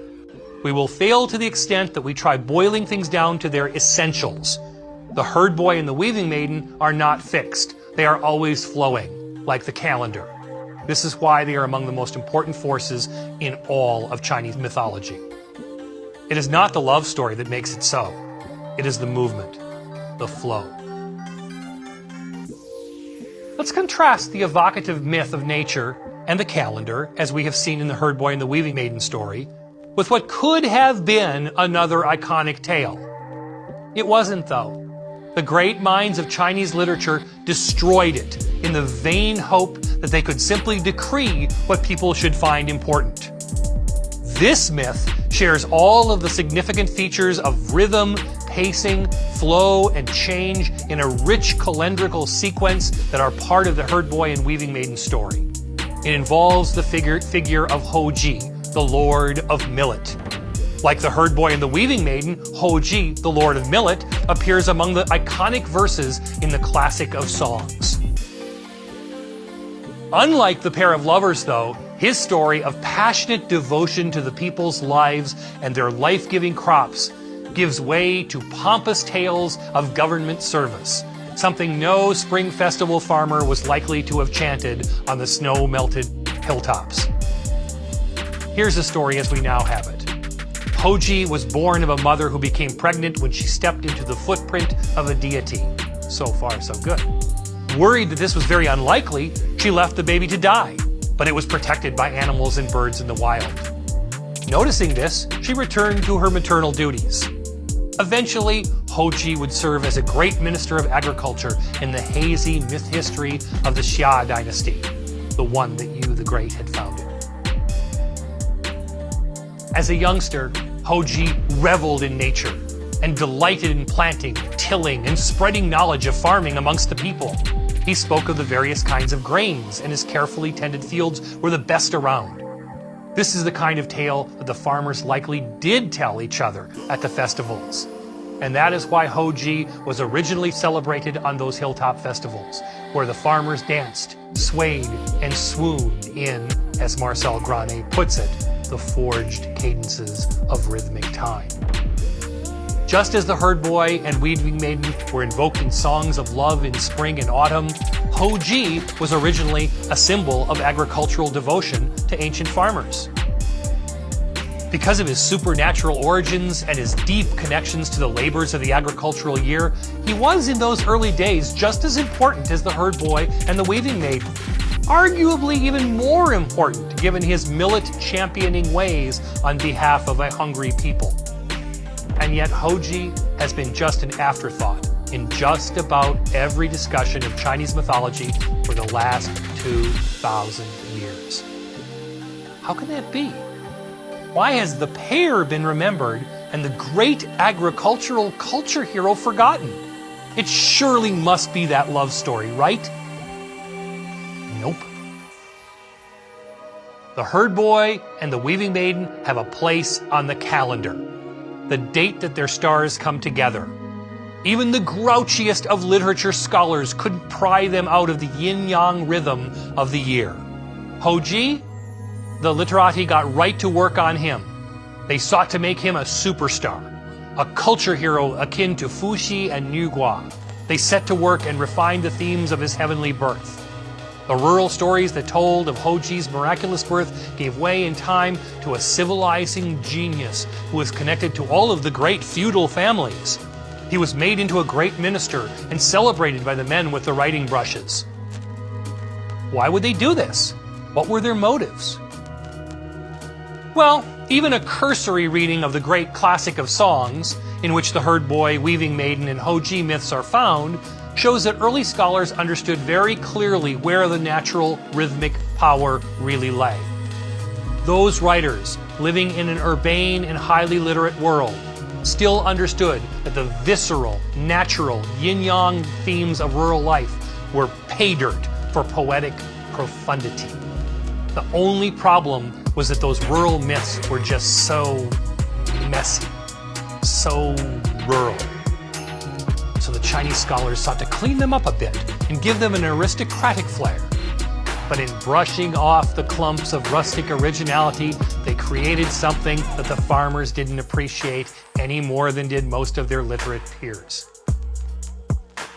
And as time went on, the farmers who drove the early process of Hoji's mythical creation, forged in rhythmic time, just yawned at the aristocratic caricature.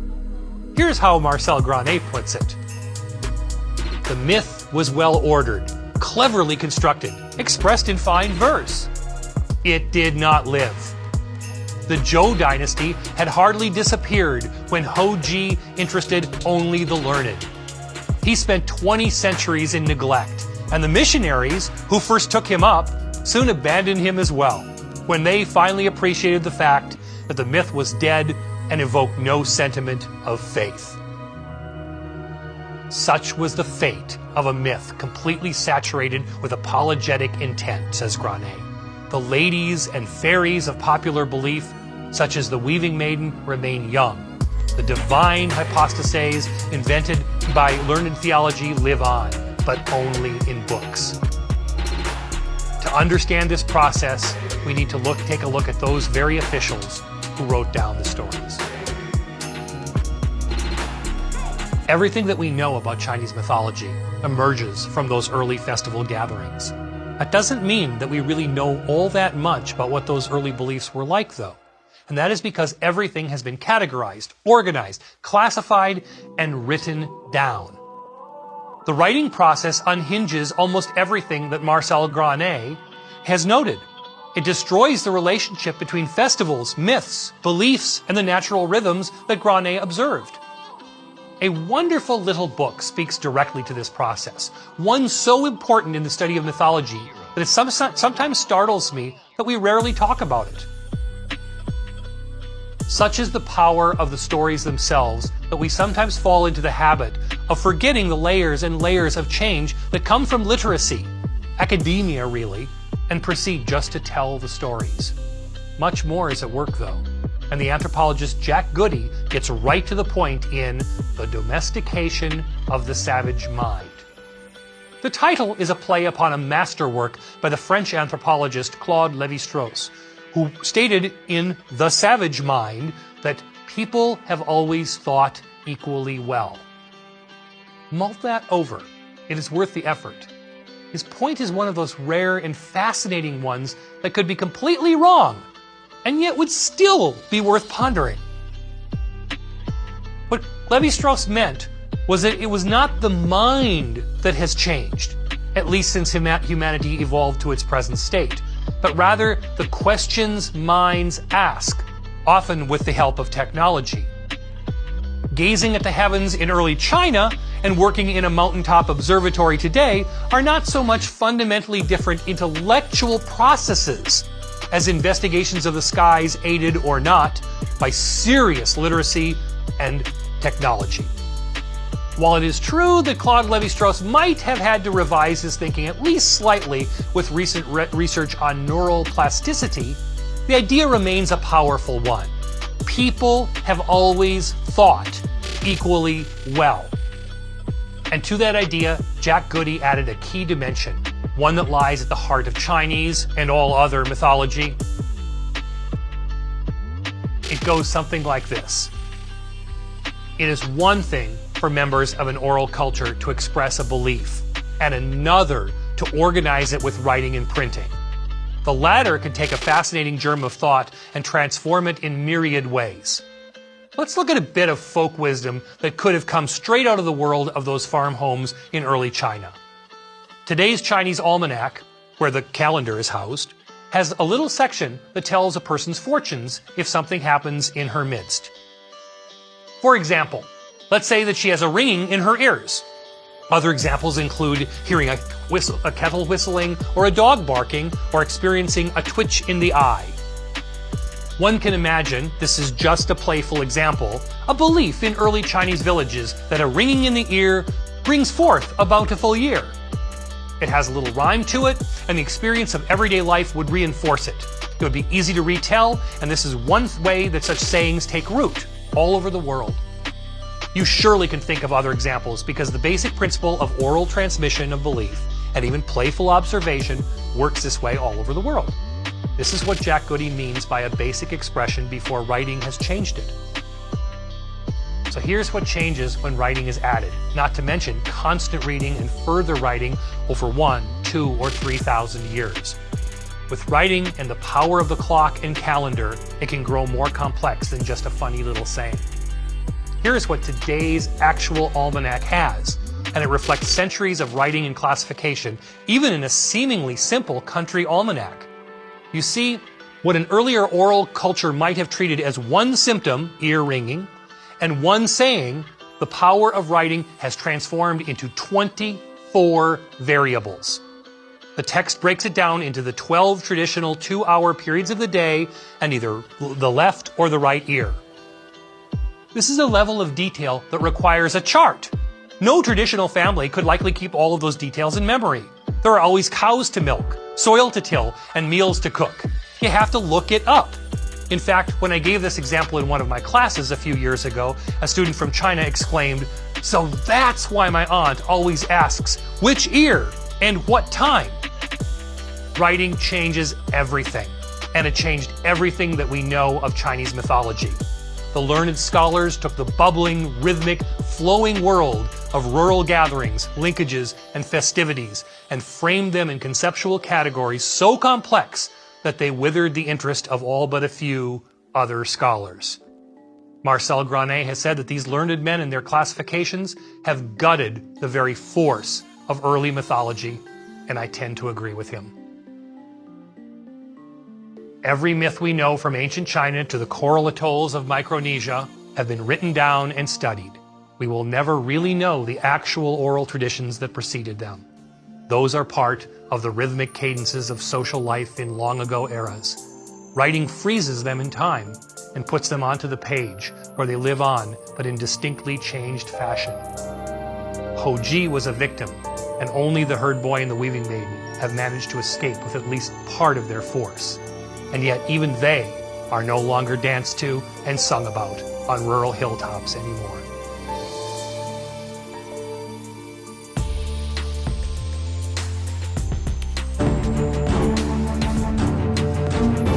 This lecture is titled Spirits and Syncretism in Korean Myth. Although the earliest Korean myths, like those of China, were told and passed down orally, they were ultimately preserved in written texts. None of these is more significant in Korean history than the Samguk Yusa, the Tales of Three Kingdoms. This collection of legends from Korean history was compiled, organized, and classified in the 12th century, but it refers to events much earlier on. Think about that, the 12th century. The origins of the Korean cultural world were written down in classical Chinese, the language of all Korean scholars at the time, almost 2,000 years after they were said to have happened.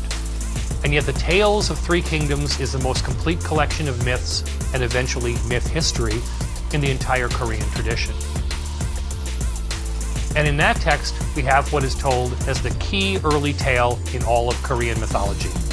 It brings together a bear, a tiger, and a towering mountain peak. It is a myth of kingship, far more than of origins or cosmology.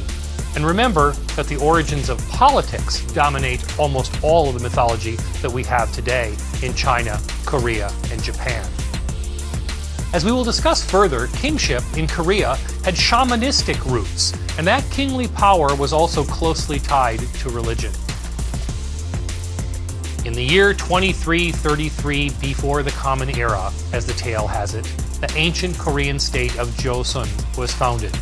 And this is where Korean mythology really begins in the minds of most readers. The mythical date itself bears a curious similarity to the reign of China's own first sage king, Yao, which is said to have lasted from 2358 to 2258 BCE. Given the enormous cultural influence from China, this should not be surprising. It is as though truly significant mythological events in Chinese and Korean culture all begin in the 24th century BCE. But this myth tells of what happened even before that, starting with the acts by the Lord of Heaven, Huan Min, and his son, Huan Nong. There, according to the story, is how the ancient state called Joseon came to be. In olden times, Huan Nin's son, Huan Nong, wished to descend from heaven and live in the world of human beings. Knowing his son's desire, Huan Nin surveyed the 3 highest mountains and found Mount Taebaek and called the place the City of God. At that time, a bear and a tiger living in the same cave prayed to Holy Huan Nong to transform them into human beings. Huan Nong gave them a bundle of sacred mugworts and 20 cloves of garlic. He said, "If you eat these and avoid the sunlight for 100 days, then you will assume human form." Both animals ate the spices and avoided the sun. After 21 days, the bear became a woman, but the tiger, unable to observe the taboo, remained a tiger. So unable to find a husband, the bear woman prayed under the altar tree for a child. Huan Nong metamorphosed himself, lay with her, and begot a son called Dangun Wangom. And then in 2333 before the Common Era, Dangun Wangom created ancient Joseon and became its king, setting the pattern for state-building mythology in Korea. While this myth is not about the origins of the world, it surely is the cornerstone of all subsequent Korean political narrative. What was life in ancient Korea actually like? And how did it shape Korean mythology and that of the region? Korea is a mountainous peninsula that is bordered by China to the north and west. Japan lies to the east and also played a significant role in Korea's history. In many ways, the Korean peninsula is the key linkage between the continental enormity of China and the distinctive archipelago of Japan. Although the mythology sometimes tells it otherwise in both lands, the connections between Korea and Japan were so profound that almost everything that we might regard as East Asian civilization was channeled between them. For example, many Japanese details of the famous herd boy and weaving maiden myth were profoundly influenced by the Korean tradition, even though the myth originated in China. Likewise, the practice of meditation and discipline known to many as Zen Buddhism originated in China, spread to Korea, and made its way to Japan. East Asia is a vast cultural area that has seen powerful movement of ideas between all regions. China, Korea, and Japan share significant cultural traits, and each has influenced the other in many ways. Only 20% of the land on the Korean peninsula is suitable for cultivation, and that already alters some of the details in early Korean mythology. You see, there's snow on those hilltops, a kind of frozen, watery theme that represents a twist on the Chinese mythological traditions. The ancestors of the Korean people came from the north, as far away as Siberia, and those roots are never far away from the tales and legends of Korean mythology. The early Koreans were a tribal people who relied on fishing, hunting, and eventually agriculture in those little pockets of cultivable land. They had hereditary tribal leaders whose rule was tied to a nature-based religion. They also believed that animals possessed spirits, and those animals figured prominently in many of their myths. Early Koreans interacted with this spirit world through spirit mediums who were primarily women and are still active today, propitiating spirits in times of sickness and death. These shamanistic practices have always existed on the margins of society, and even the most influential and successful Korean shamans and spirit mediums have always occupied a precarious position in village, and now city, life. It is not hard to see why this is so when we consider that it takes a special kind of person, a somewhat strange person, at least from the perspective of more ordinary relationships, to mediate between what anthropologists often call the unseen world and the one we experience in our everyday lives. As a parallel, think of tarot card readers in Western society. That may give at least a glimpse of the two-part life of a shaman, even though the shaman's role in Korean society runs much deeper in social life than the reader of tarot cards. And it was these very same shamans who were the first transmitters of Korean myths, and their tales evoke the nature of the Korean landscape, its river crossings, mountainous ascents, curving valley descents.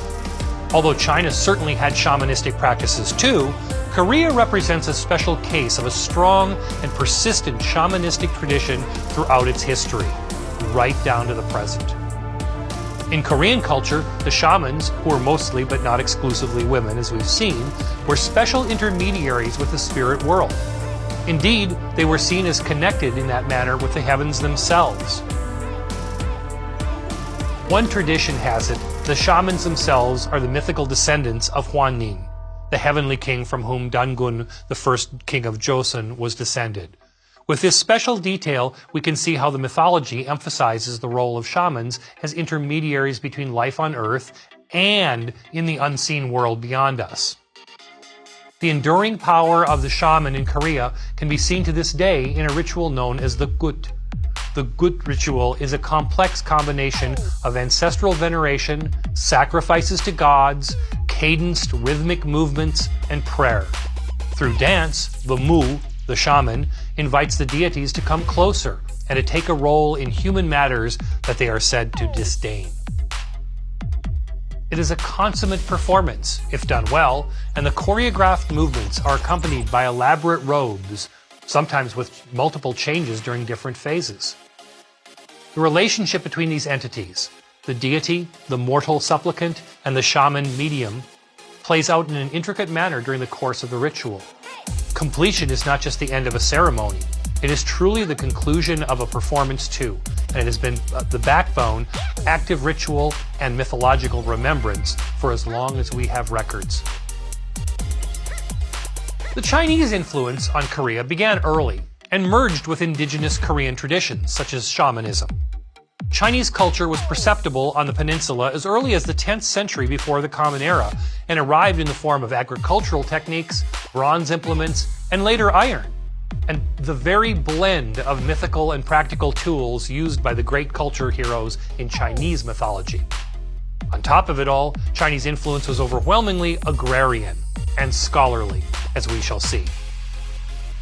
The desire to cultivate the land can be seen in Korea from early times, but their land was profoundly different, craggy, undulating, and with no large stretches that resembled the lush, vast farmlands of China's Yellow and Yangtze River valleys. By the 2nd century BCE, China had extended direct rule over the peninsula, albeit for a short time.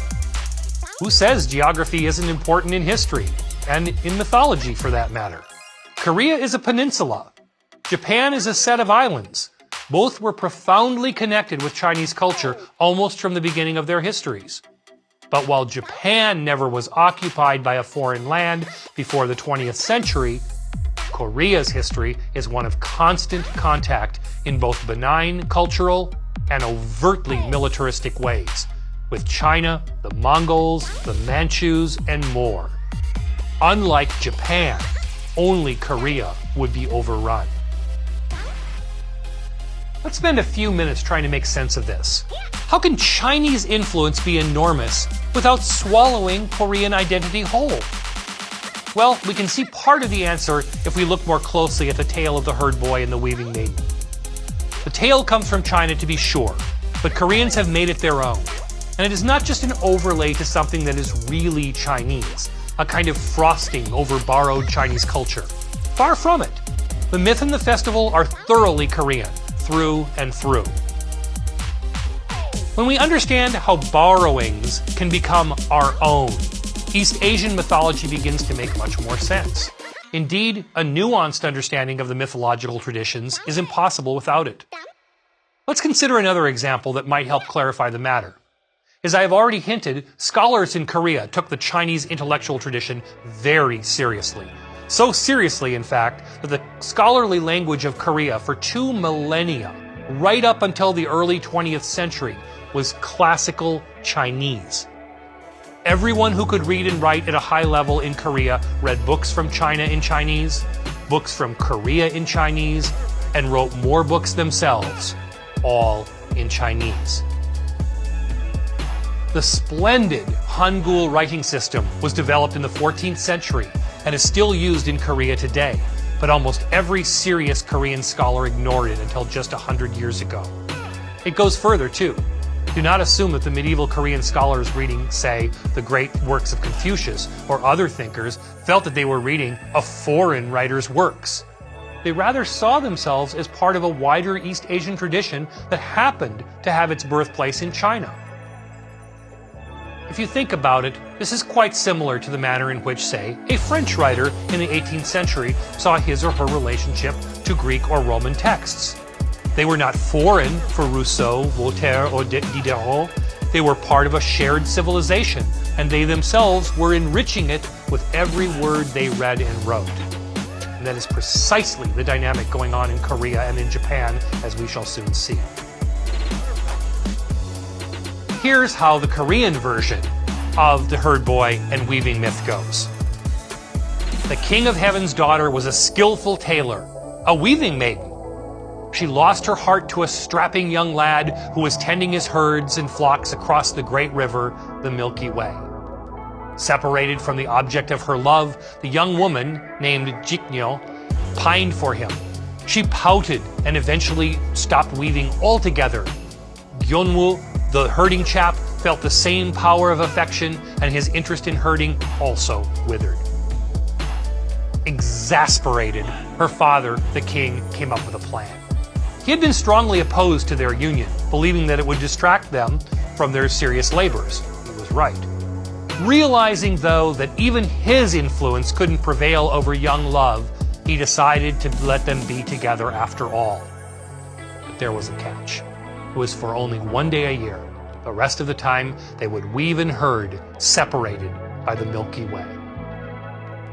The great interpreter of mythology, Marcel Granet, speaks of the importance of this herd boy and weaving myth all over East Asia. Consider his words as we think about the myth's origins in China and its journey all of the way to snowy Korea.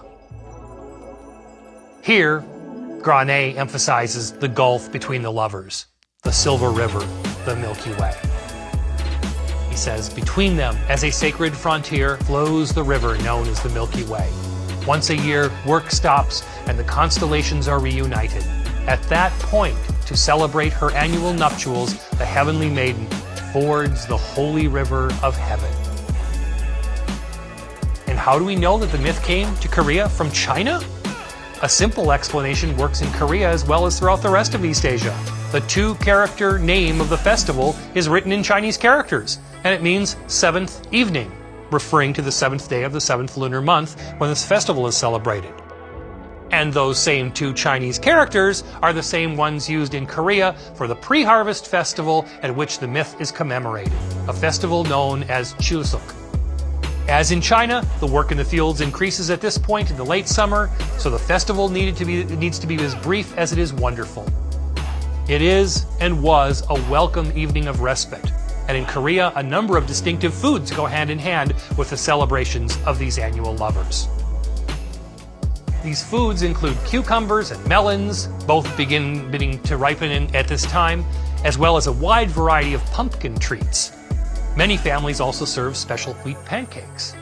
A long tradition has it that the herd boy and weaving maiden holiday is an excellent day to bathe, and that would seem to be good advice, considering that traditionally men and women were separated during the labors of the summer months.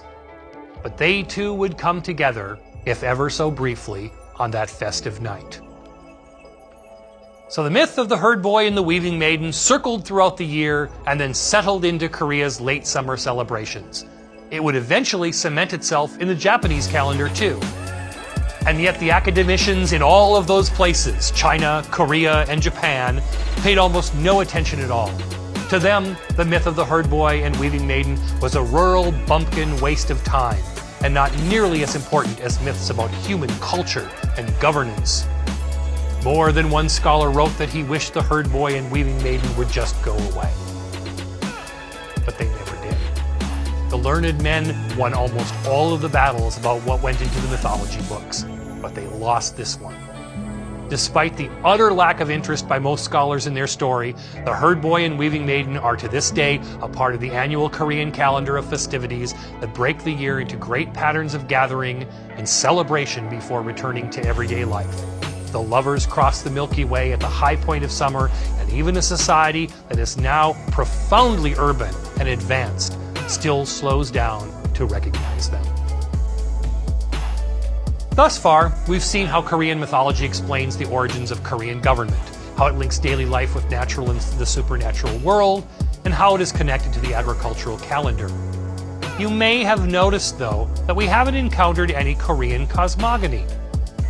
It will come as no surprise by now that the origins of the world were not as prominent in the thoughts of early Koreans as was the creation of land, people, and culture. Both the myths of China and Korea spend relatively little time on cosmogony. Rather, they delve deeply and with relish into the technological innovations and social institutions and how they were shaped. We might do well to ask whether or not origins should always be the place to start the discussion of myth.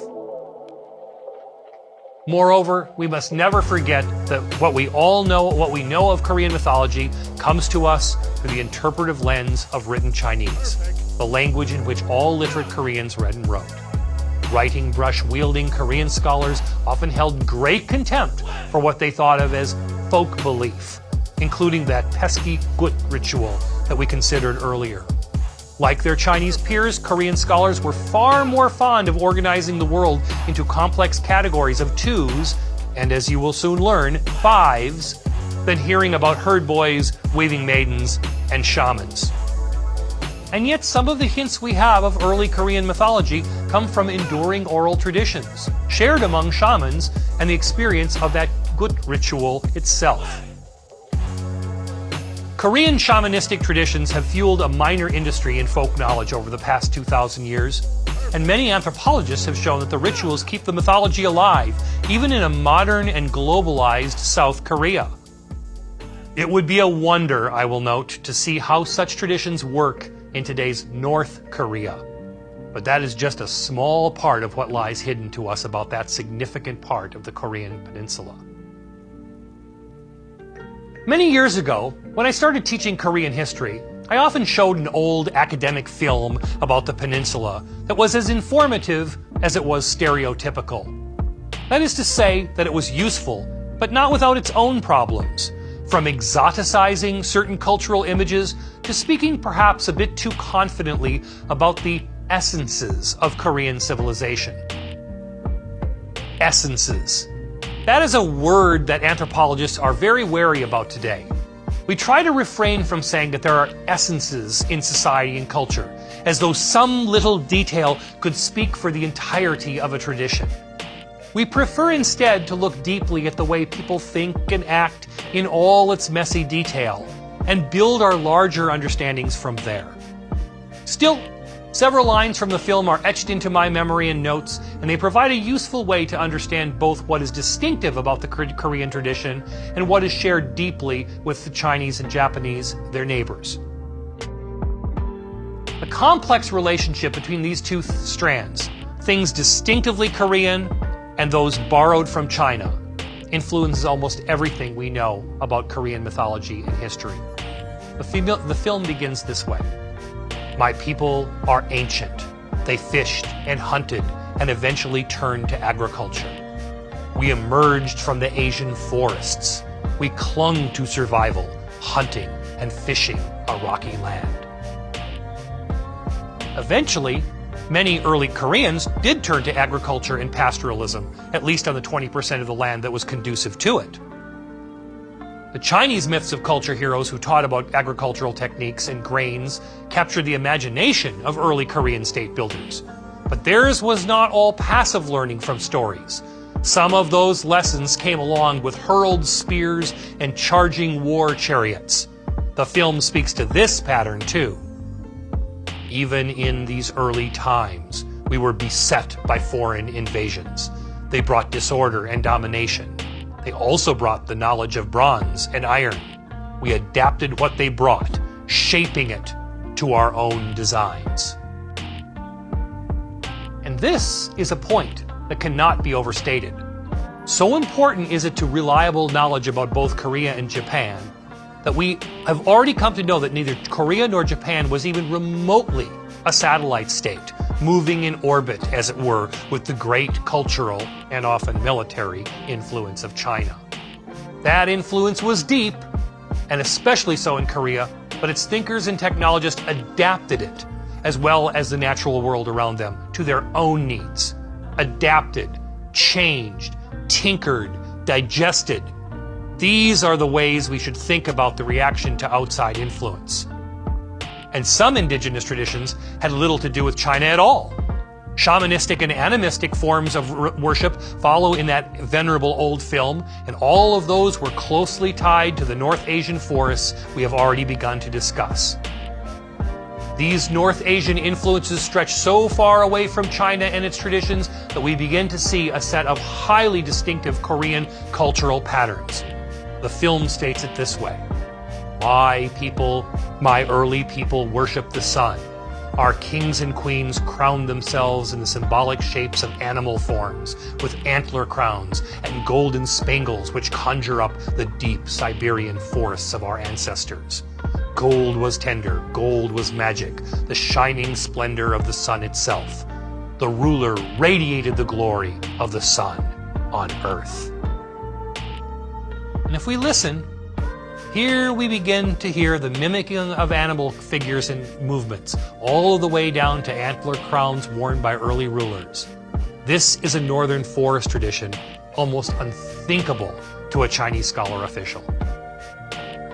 Indeed, some more seriously Confucian scholars in Korea began to be embarrassed of these supposedly unscholarly traditions. It speaks to the power of shamanistic beliefs that those stodgy scholars were largely dismissed by the vast bulk of society. Most people proceeded with the time-honored rituals related to the cultures of the cool northern Siberian forests. On the other hand, the film's reference to the sun ties Korea closely back to the East Asian world of China and Japan. There is a real connection in all of East Asia between the heavens and the earthly rulers. In Korea, this was represented by golden crowns and jewels worn by leaders.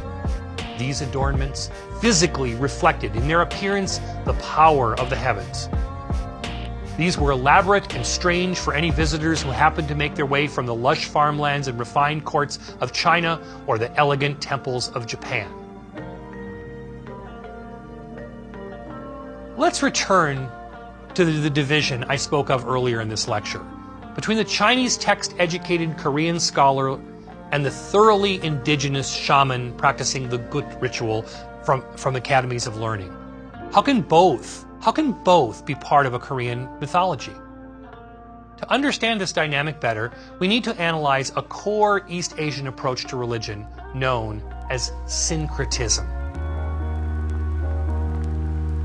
If the meaning of that word does not leap immediately to mind, don't worry, you're not alone. The term syncretism reflects the blending and merging of cultural traditions. The four-character phrase, the same in China, Korea, and Japan, is instructive. San Jiao He Yi. The three teachings merge together into one. There is a common East Asian saying that speaks to something that has been going on in religious life for centuries, even millennia, and it has enormous implications for life today. In a nutshell, the idea is that what we think of as Buddhism, Taoism, and Confucianism are experienced by people in blended forms that resist doctrinal barriers. They cohere, or were made to cohere. But it does not just happen in those three Chinese religious traditions. The syncretic merging also applies to Buddhism, shamanism, and Confucianism in Korea, and Buddhism, Shintoism, and Confucianism in Japan. In each case, syncretism is at work. In each case, we have a Confucian religious and philosophical doctrine that emphasizes hierarchy, family, and social regulations. We can't understand East Asian mythology without it. On top of it, all East Asian countries saw the arrival of Buddhism, a religious system that focused on the fleeting nature of life on Earth. And beyond both, Confucian strictness and Buddhist fluidity was in each society a traditional, indigenous tradition that blended with Confucian and Buddhist thought. It was the Taoist tradition in China, which emphasized a way of going with the flow of life, like the rippling of water. In Japan and Korea, the highly ritualized Shinto and shamanistic traditions, each fused with Confucianism and Buddhism to create distinctive combinations particular to each culture. Syncretism. In East Asia, it was all about the merging of three traditions. Two of them traveled well and had large-scale influence. One of them, Taoism in China, shamanism in Korea, and Shintoism in Japan, was distinctive to its area of origin.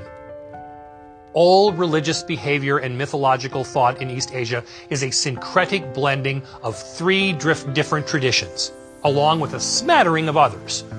Only the most naive of textbooks fails to acknowledge that each strand of religion and myth in these societies is a complex merging of all three. So how does syncretism work? My first experience of syncretism came while living in Taiwan, just after graduating from college. Full of anthropological energy for taking what ethnographers called field notes, and just itching to use my newly acquired language skills, I chanced upon a temple that looked interesting. But even before I could orient myself to the surroundings, I was struck by a sight for which my Norwegian Lutheran upbringing had not prepared me. There, on an elaborately carved stone wall outside of the main hall, was a series of animal figures, including several distinctive tigers. And one of those little stone tiger heads served as a storage location for an upturned plastic oil funnel. I was taken aback, as though I had seen communion vessels used for a picnic lunch. I hesitated, but then asked a Taiwanese companion what to make of it. She just shrugged her shoulders. "Someone needed a place for the funnel, that's all," was her reply. Well, this was not quite syncretism yet. It certainly signaled a different use of sacred sites than I had experienced in my own past. The bigger surprise was to come when, cranking up my ethnographic Mandarin, I asked one of the attendants a question that most Westerners would find straightforward, even obvious. The first thing that we would usually ask in any place of worship if the outward signs didn't just give it away. "What kind of temple is this?" I asked, proudly taking out my notebook to record the response. I was certain that it would be either Buddhist or Taoist, and that I knew even then that it wasn't Confucian, it was part of another story. Instead, I got a long, quizzical stare. I was sure that I had misspoken, that the problem lay in my pronunciation or syntax. Maybe the attendant only spoke Taiwanese. Maybe I had hacked up the rich and evocative tones so badly that I had committed the apocryphal error known to beginners in the Chinese language, that I had mixed up the words pig and God, and boy was I in trouble. I took a deep breath and asked again. What I mean is this a Buddhist or a Taoist temple? Which one is it? Again, blank stares, and finally another shrug. I never got an actual answer, but rather a wave of the hand toward all of the little temple halls. I have come to understand the wordless reply in the following way. It was a working temple, and a busy one at that. It blended elements of religiosity into various physical and conceptual outlets that could not be separated neatly from the activities going on right there in the temple. People used the temple to give thanks, to ask for children, to wish for good luck, to attain wealth, or to pass the examinations. The temple, it worked. And it was all syncretism at work. Confucianism, Buddhism, these are the traditions that span East Asian life. Taoism, shamanism, Shintoism, these are the indigenous traditions of China, Korea, and Japan, respectively. Think about the many ways that shamanism pervaded Korean culture. Yet in order to create a more powerful form of rule, with golden crowns and vast bureaucracies, those shamanistic kings adapted to a form of Confucian kingship borrowed from China. This powerful, syncretic combination was linked from that point on in Korean myth and history. But even beyond that merging of Confucian and shamanistic traditions was only the beginning. In time, the message of Buddhist compassion also became a part of every Korean king's ruling ideology. These three Korean traditions, shamanism, Confucianism, and Buddhism, have been interwoven for well over 1,500 years. More than occasionally, they have clashed, and yet they all blend syncretically into one and form a foundation for all East Asian mythology.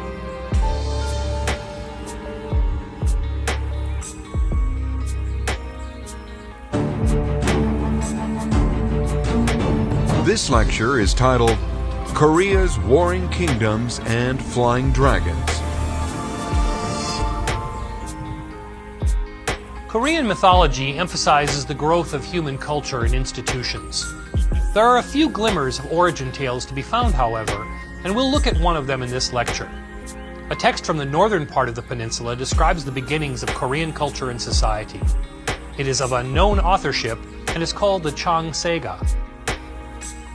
I translate it as the Book of Beginnings, and it is filled with tales of cultural, if not cosmogonic, origin.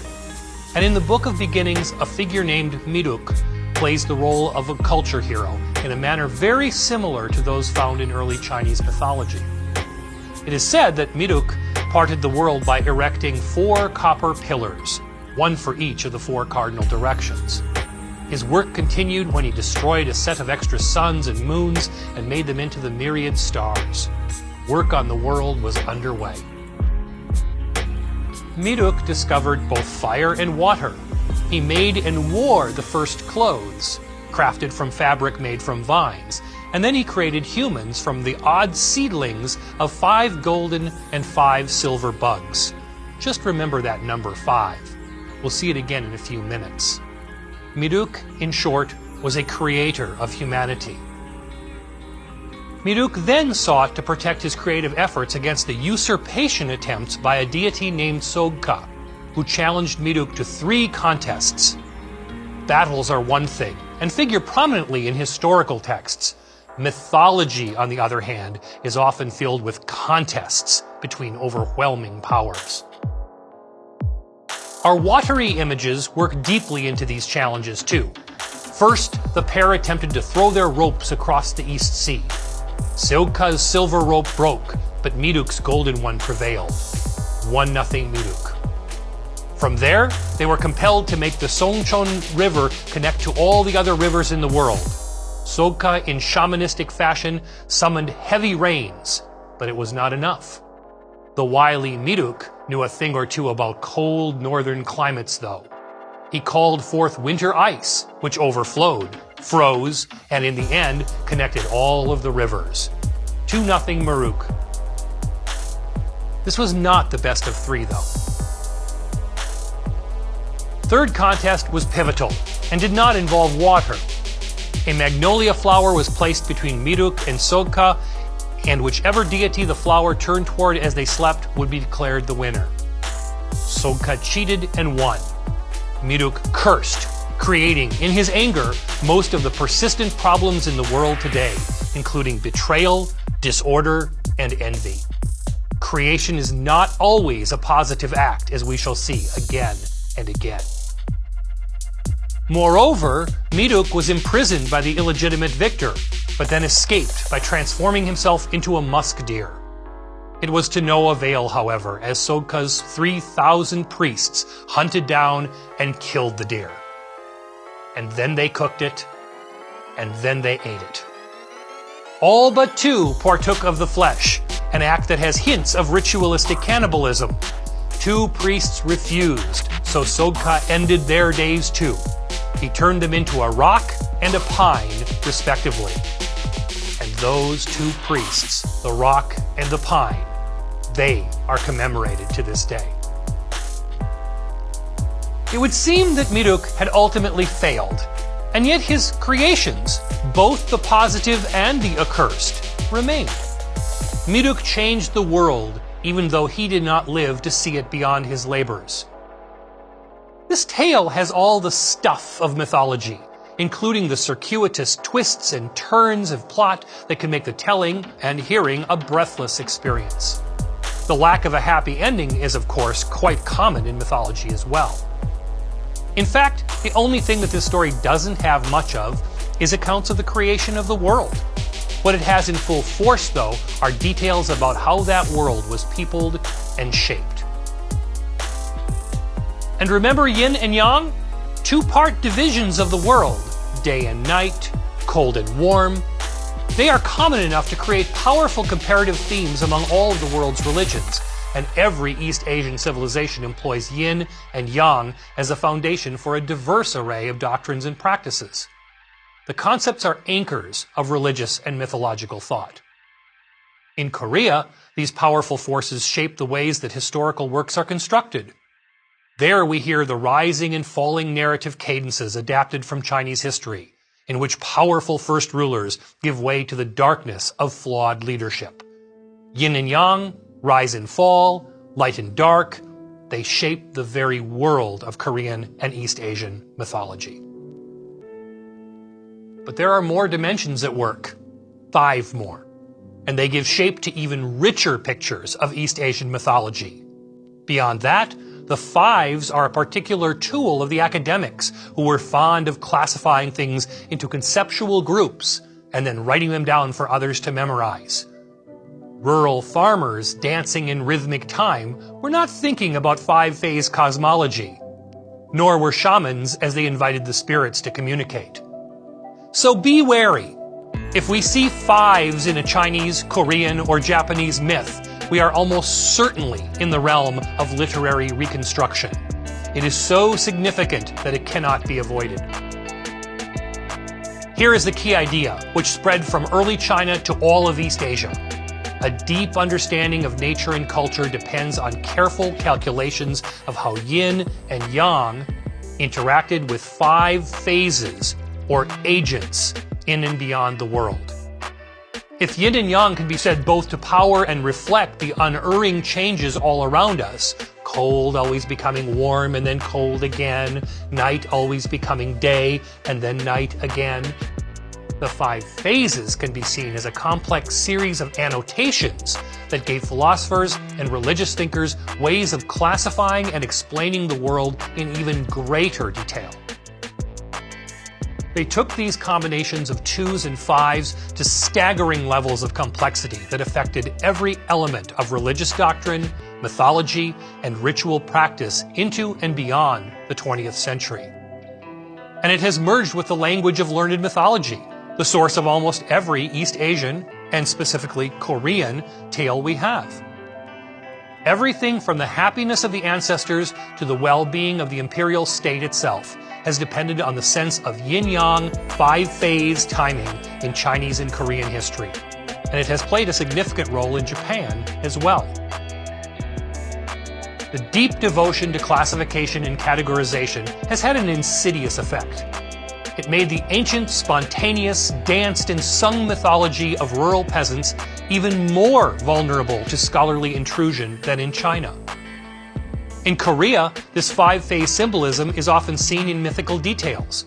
In one place, we might see it in descriptions of herbs used for medical treatments, or the various structures of governmental bureaucracy.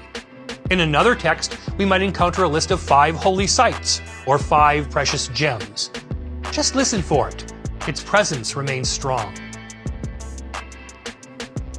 Perhaps the most powerful Korean image of all is the flag of the Republic of South Korea, where 4 trigrams adapted from Chinese philosophy encircle the yin-yang symbol itself. The very image of today's South Korean state is a product of yin-yang 5-phase correlations.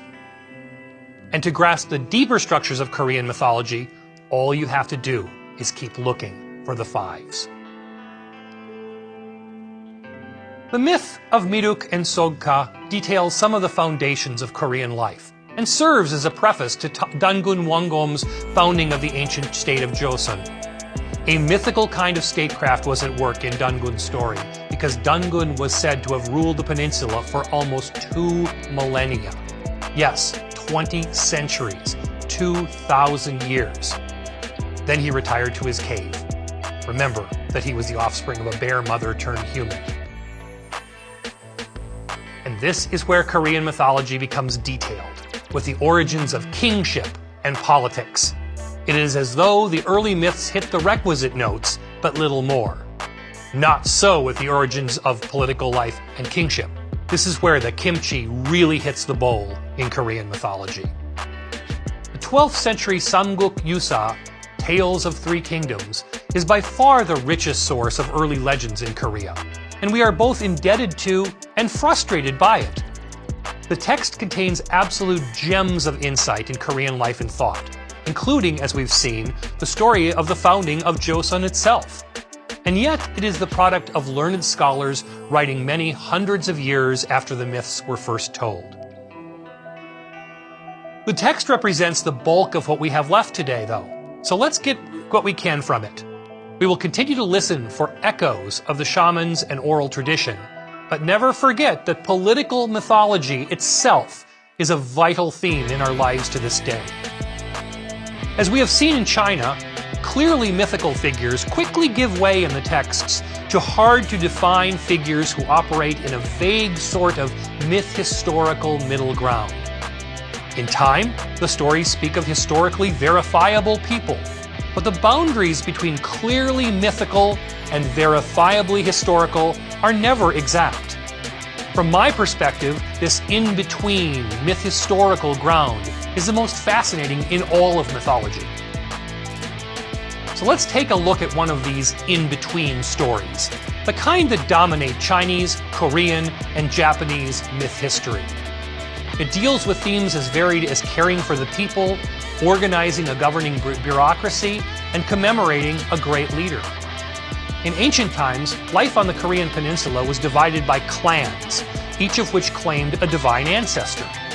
Over the years, the infighting and discord grew so great, and threats from farther afield so intense, that many family groupings sought a solution, a way to come together in a social network larger than a mere clan. Kinship organization has its limits when people must respond to broad social or economic challenges. That's where politics comes in, when people need to organize themselves into broader coalitions. So, in the hopes of coming together for a greater purpose, the people assembled. To the top of a high mountain they went and prayed to heaven to deliver them a shining leader. And heaven responded. Lightning flashed, a rainbow appeared, and a great white horse could be seen bowing and facing in the direction of a local mountain they considered holy. When the assemblage ran to the horse, it neighed loudly and ascended toward the heavens on the bands of the rainbow. At the base, the people discovered a red egg. Cracking it, they found a baby boy. The yin-yang and five-phase symbolism develops from there. They bathed the baby in the waters known as the East Stream. In Korea's five-phase symbolism, East represents beginnings. Dancing for joy with the birds and the animals, they circled the boy in social harmony and song. In time, a girl was discovered in a second egg. The animal themes persist because the story relates that she was tender and fair but had the beak of a little chick. When they washed her in the North Stream, however, the beak fell off and revealed round red lips. The people raised the miracle children, and in time, the pair became rulers of what would later be known as Shilla, one of the three kingdoms of the peninsula. Goguryeo in the north, Baekje in the south, and Shilla in the southeast. These mythical times predate those part mythical and part historical kingdoms, but the fact that these noble children were associated with a later historical state shows again the power of political mythology in Korea. Up they grew into a noble king and queen. And after more than 60 years of virtuous rule, the king, Yokosa, ascended to heaven. After 7 days, his body fell to earth. The queen's soul then rose to heaven, with her body eventually falling as well. Weeping, the people collected the remains and sought to bury them together. But they were prevented by a fearsome snake. What could they do? Well, they divided them into 5 parts and interred them in the 5 mausoleums, which became both places of commemoration for their now deceased leaders and shrines to a new kind of rulership on the Korean peninsula. Never underestimate the power of 5-phase symbolism. Anthropologists often note the profound changes that occur when people begin to organize their lives around concepts bigger than kinship. And it often takes a strong and persistent kind of leader to make that transition. The tale of Hyokosa centers on exactly this issue. It is, on the one hand, a story of a society moving from small fragments of family groupings to what would become, in time, one of the glorious states of Korea's 3 kingdoms, the state of Shilla. Shilla is several decades older than the other 2 kingdoms and lasted the longest from the 1st century BCE to the 10th century of the Common Era.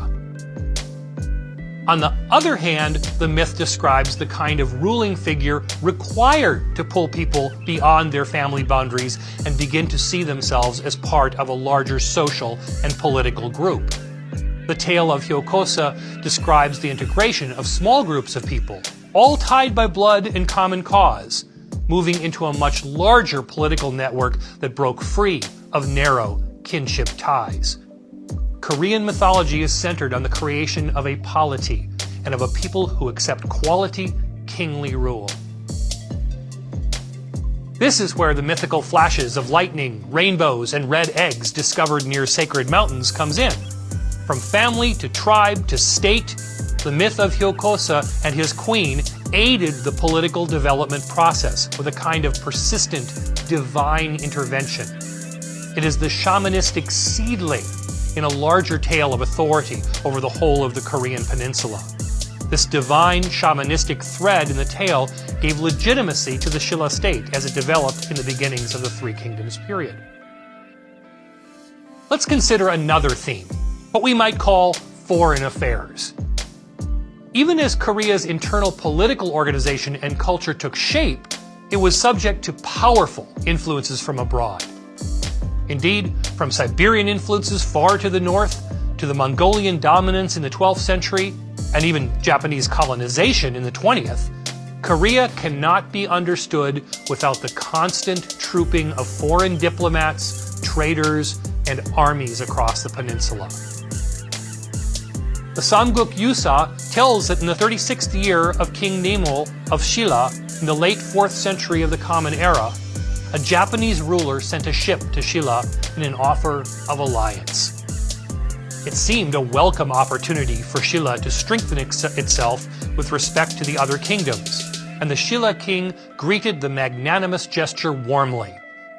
The king then sent his own son to Japan to reciprocate. It seemed to be the very picture of high-minded governmental goodwill.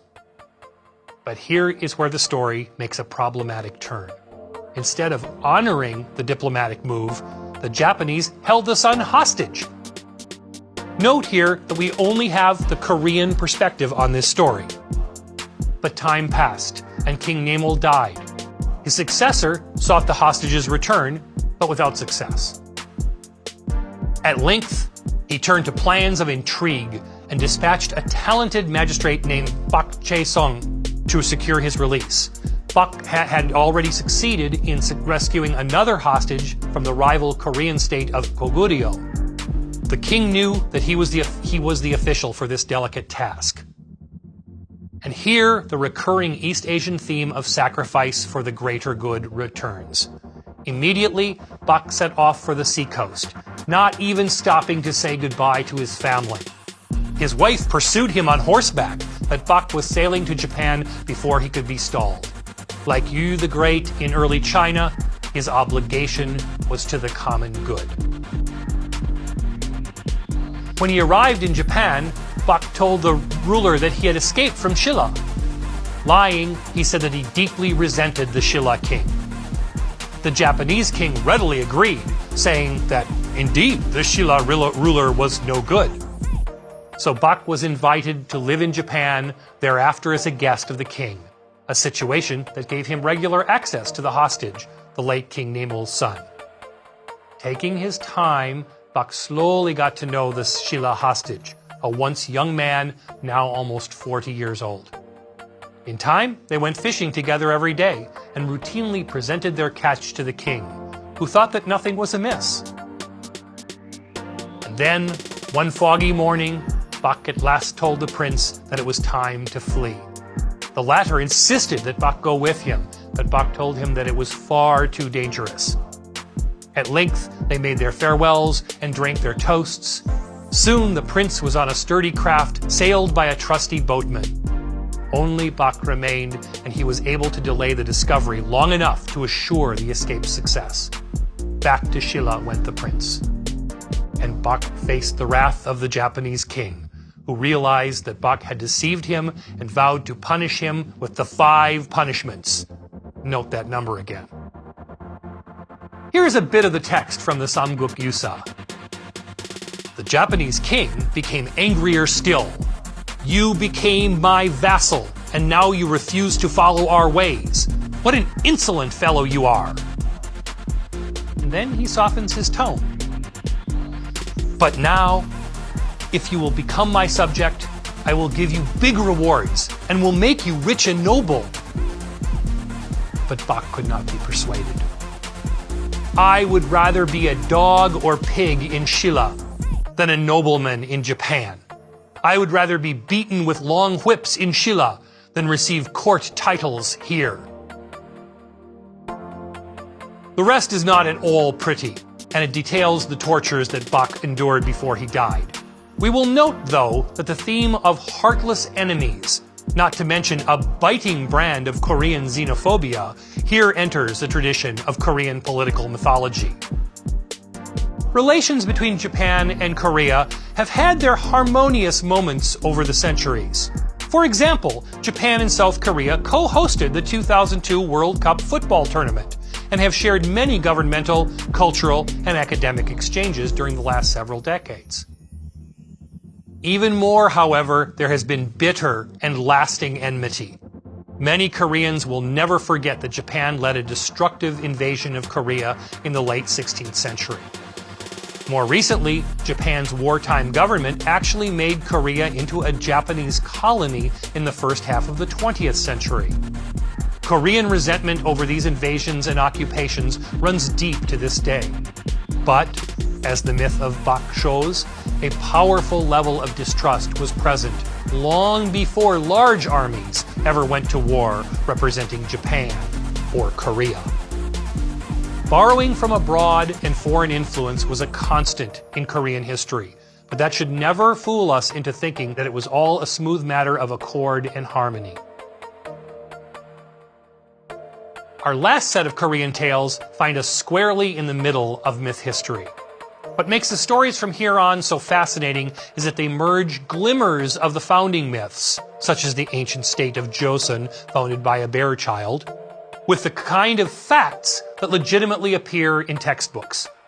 Here is a bit of documented historical background to help make the transition.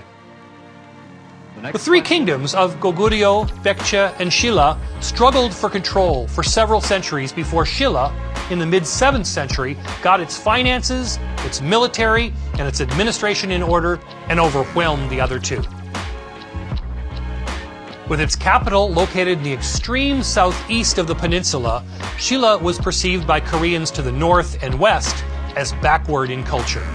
Shilla had for centuries stuck to the traditional animistic cults of its ancestors, even as the other kingdoms had embraced Confucianism and Buddhism. When they ruled the peninsula, though, they merged all 3, and it became a syncretic foundation for medieval Korean rule. By the 10th century, however, Shilla's hold had weakened. A peasant uprising swept the country, and Wongon, the son of a merchant, seized control. The new state, called Goryeo, became the basis of what we today in the West call Korea.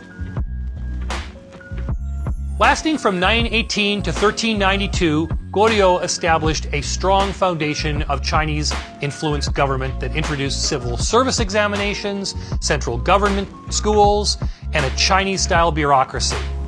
Syncretism was still at work, but Confucianism would dominate at least the aristocracy until the 20th century. In the 13th century, the Mongols arrived, as they did practically everywhere else throughout Eastern Europe and Asia, except Japan. Remember, geography matters. But Mongol rule in East Asia was as brief, historically speaking, as it was brutal.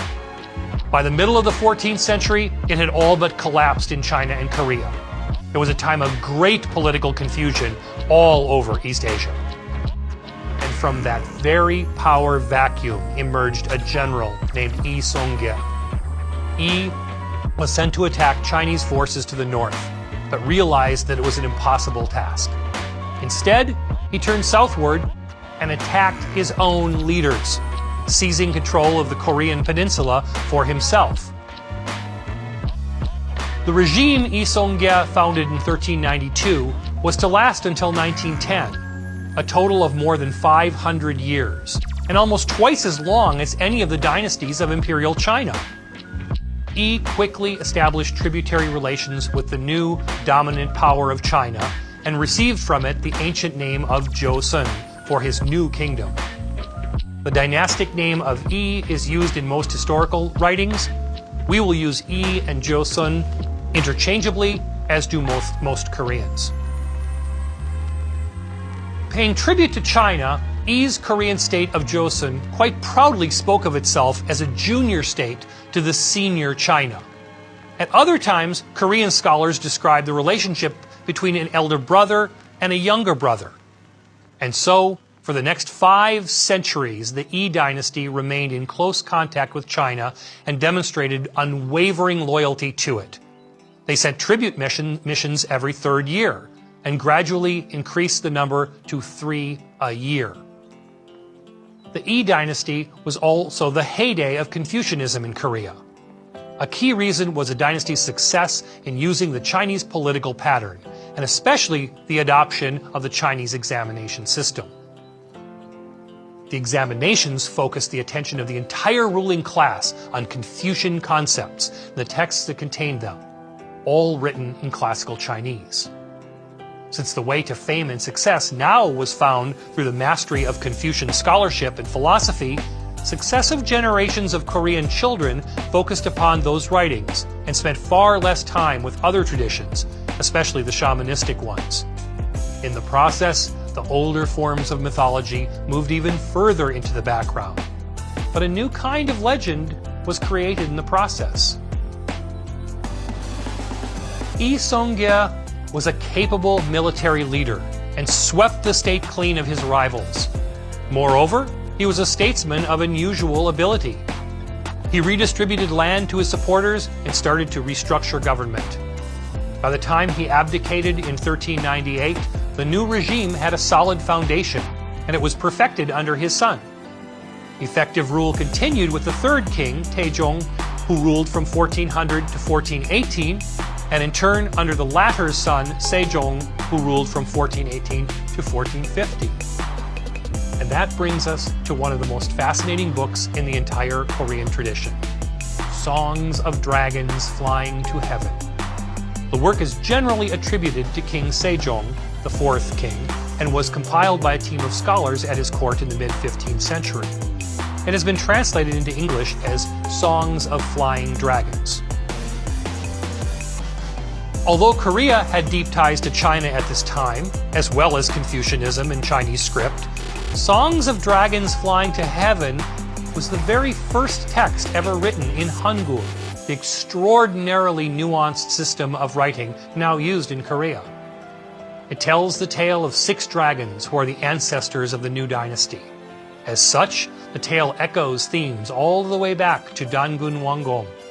In fact, it really is a kind of latter-day Dangun creates the political world story, and a story of dynastic refounding. Let's take a look at the first 3 of 125 cantos that make up the Songs of Dragons Flying to Heaven. Together, these early cantos connected the political and military actions of the dynastic founder, Yi Song-ge, and his ancestral heritage with dragons and heaven above, Chinese sage kings of early times. Korea's 6 dragons flew in the sky. Their every deed was blessed by heaven. Their deeds tallied with those of the Sage Kings. From that auspicious beginning, the next canto gives two images of solidity, equating the new dynasty with deeply rooted trees and gushing streams. The tree that strikes deep root is firm amidst the winds. Its flowers are good, its fruit abundant. The stream whose source is deep gushes forth even in a drought. It forms a river and gains the sea. And by the third canto, Yi Songye's feats are specifically equated with the founding of the ancient Chinese state of Zhou, 25 centuries earlier. This confident new Korean state, with the name of an ancient dynasty, is thoroughly imbued in the Flying Dragon's text with the images of powerful rule from China. The great ruler of Zhou lived in the valley of Bin and began his royal works. Our founder lived in the city of Gyeonghong and began his royal works. Text takes pains to show the talents of the great founder even before he began to make a wider name for himself. Of Yi's shooting ability, the Songs of Flying Dragons tells the following. He hit the back of 40-tailed deer. He shot the mouths and eyes of the rebels. He shot down 3 mice from the eaves. Were there any in the past even like him?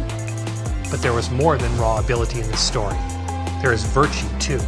If you remember the tales of China's Yao, Shun, and Yu, you will recognize the power of virtue as an organizing political theme in East Asia. Many could shoot an arrow, but he was aware of his heroic virtue. With this heroic virtue, he saved many. In undoing the wicked reign, as the text sees it, of the last Goryeo king, the people are filled with joy and anticipation. As Yi marched into battle, the text relates, the Goryeo ruler was wicked and oppressive, and therefore awaited Yi Songye's banner of justice. With rice in baskets, wine in bottles, they welcomed him along the roadside. And many years later, as his glorious and foundational rule comes to a close, the people look back at the whole of his accomplishments. He was consistent from beginning to end. Meritorious subjects were loyal to him. He secured the throne for myriad years. Would his royal work never cease? The Songs of Dragons Flying to Heaven is an elaborate argument for political regeneration, kingly virtue, and the passage to power of a talented new group of leaders. It is political mythology and served to justify the reshaping of an early modern state under a very ancient name. Korean mythology runs the gamut from Siberian forests, holy mountains, and even foreign hostage dramas, all the way to brilliant early modern statecraft. As the Songs of Dragons Flying to Heaven shows, Korean state builders just 6 centuries ago saw their work as part of a vast narrative that linked the Korean peninsula with the great landmass of China. None of China's other tributary partners ever embraced its heritage quite as vigorously as did the Koreans, especially the Joseon dynasty, as recounted in Songs of Dragons Flying to Heaven.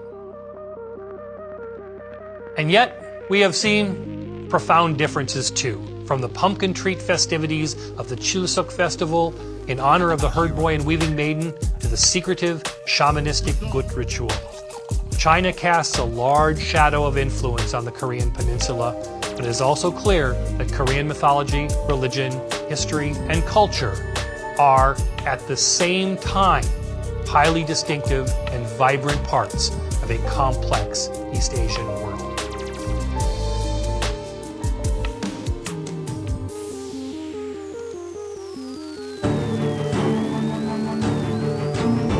This lecture is titled Japanese Tales of Purity and Defilement.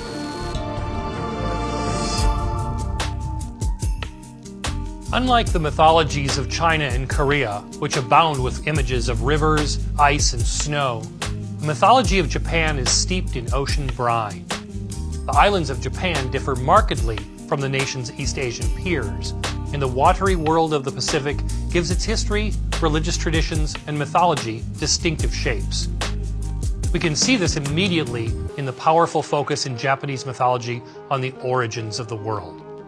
Unlike China and Korea, Japan gives a distinctive significance not only to the creation of the cosmos, but also to the birth of the land and the creatures that inhabit it.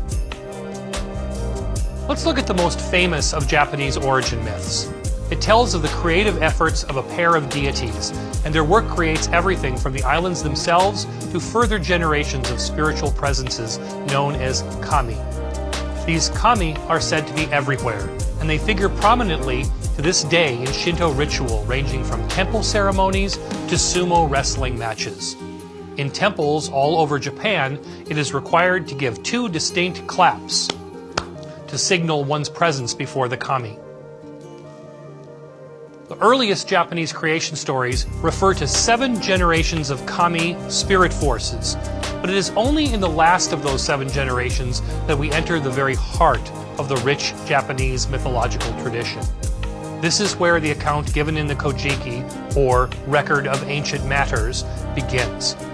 It is a work of myth and history compiled in the early 8th century, and is the oldest and still one of the best sources that exists for Japanese mythology.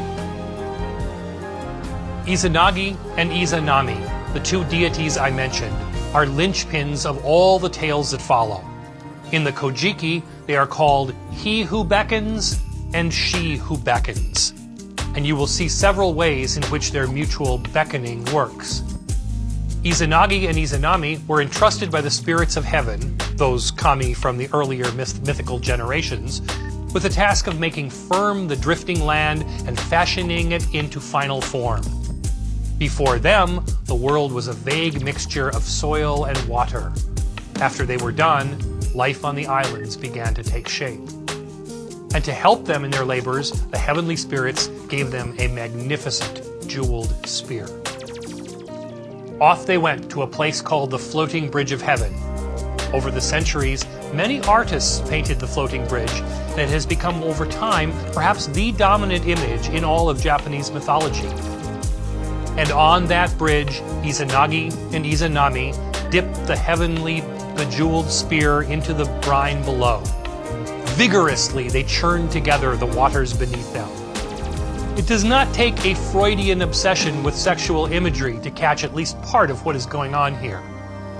The act of creation is immediately recognizable, even if the progeny, as we shall see, reflect a divine world of land and water. As they lifted the spear from the sea, droplets fell, creating the island of Onogoro, which means coming into being of its own accord. They climbed down from the floating bridge and went to live on the island they had created. There, they became deeply attached to one another and eventually wished to consummate their union in a way that went far beyond the heavenly work of the jeweled spear. Echoing several traditions in East Asia and Oceania, they built a pillar from the earth to the sky. Following a loosely defined ritual, each circled the pillar in opposite directions. When they faced each other, Izanami greeted her beloved Izanagi, who was surprised that she had spoken first. Despite what he perceived to be an impropriety, they mated. The fruits of their union were 2 less than developed children. Izanagi and Izanami, this is mythology, remember, they sent the ill-formed children packing to sea on a small boat, not to be heard from again. They then turned to the heavenly spirits for guidance. The answer came back with certainty. Izanami should not have spoken first. That was the reason for their shoddy offspring. They were encouraged to proceed to a kind of deific do-over. Once more round the pillar they circled, and Izanagi greeted Izanami. The results were abundance beyond any mammalian standards. The 8 islands of the Japanese archipelago, including those we know today as Honshu, the main island, Kyushu to the south, and Shikoku lying snugly between them. The large northern island of Hokkaido was not a major part of Japanese geography, imaginative or otherwise, until the 19th century. So in several flurries of land birth, Izanagi and Izanami created most of the land masses that would figure in all subsequent Japanese mythology and history. Only later, while giving birth to a deity associated with fire, Izanami died and was buried in the heart of a sacred mountain on the main island of Honshu. In a fit of rage, Izanagi killed this newborn deity, which resulted in the birth of many more deities.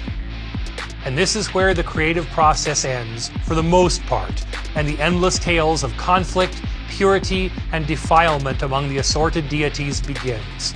From here, the story becomes less about joint labors and more about internecine conflict in the god world. So here, with the world created and the islands in place, let's pause to consider where these myths fit into the East Asian tradition. Although these early tales of island building were told long before China or even Korea had profound influences on Japan, the ways in which the myths were eventually written down and passed on to later generations cannot be separated from a Chinese tradition of historical writing. Most of what we know about Japanese mythology comes from the Kojiki we have just encountered, and another work, the Nihongi, sometimes called the Nihon Shoki, a compilation that has a great deal of overlap with the Kojiki, but differs in several details. Like the Kojiki, the Nihongi dates to the early 8th century. They were written in 712 and 720 of the Common Era, respectively, and both works were thoroughly influenced by several broad waves of cultural borrowing from China. As in the case of Korean myth, the enormous amount of time that elapsed between the original telling of the myths and when they were first recorded, and the fact that they were recorded in Chinese, has had far-reaching implications. And yet, even with all of those layers of change, the early myths themselves in Japan are of a kind that stands apart from the myths of China and Korea.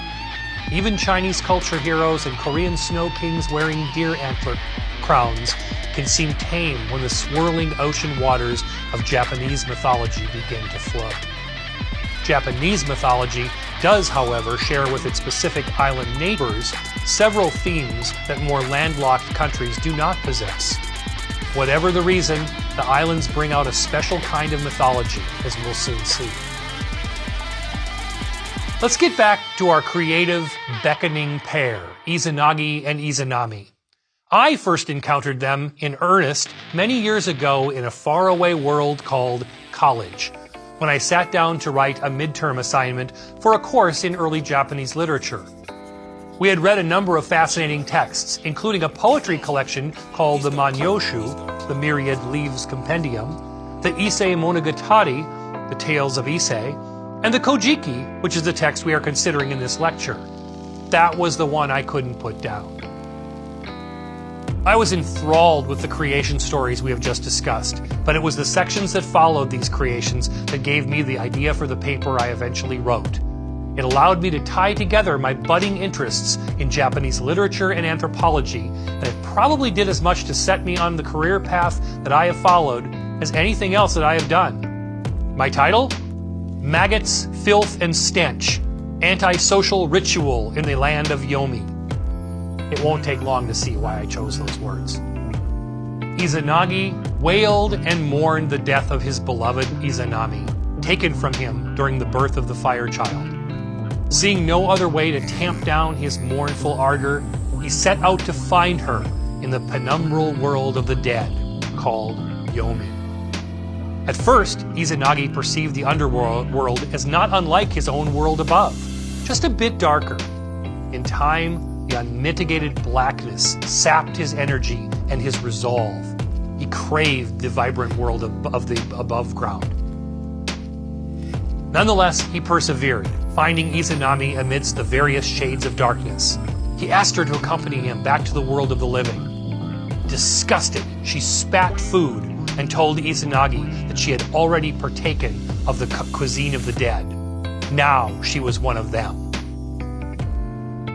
In Japan, in mythical times and today, consumption of foodstuffs and identity remain powerful cultural markers. As the anthropologist Mary Douglas has remarked in her classic work Purity and Danger, many societies equate certain foods, table manners, and even table mates with impurity. seeing them as beyond the limits of tolerance in proper social life. In Japan, this dynamic can be seen everywhere. Even everyday meals are marked by elaborate etiquette and time-honored rituals. In light of those traditions, it is not hard to see that having eaten of the food of the dead, Izanami was already forever tainted. Izanagi, however, did not immediately grasp this point. He was disappointed by her answer, but continued to coax her to reconsider. At length, Izanami agreed to return to the upper world with him, but insisted that she needed to rest before the journey. She implored him not to disturb her, and in no uncertain terms, absolutely not to enter her bedchamber under any circumstances. Izanagi waited, patiently at first, then fitfully, and finally, in keeping with a long line of mythological tales about curiosity and impatience, Westerners often think of Pandora's box here, Izanagi decided to enter the room, and it was utterly dark. Taking his flowing, thick, black hair, he set the ends alight to make a torch to show his way. There, in the sudden brightness, lay Izanami, whom he had loved in a way that only deities can understand. She did not look like she did in those days above soil, though, however. Her visage was horridly pocked, and her body was a crawling infestation of maggots, worms, and insects. Izanagi shrieked and ran. He gave up all thought of bringing his dead mate back and turned tail toward the light. It was a long way off, and what follows is the first chase scene in Japanese mythology.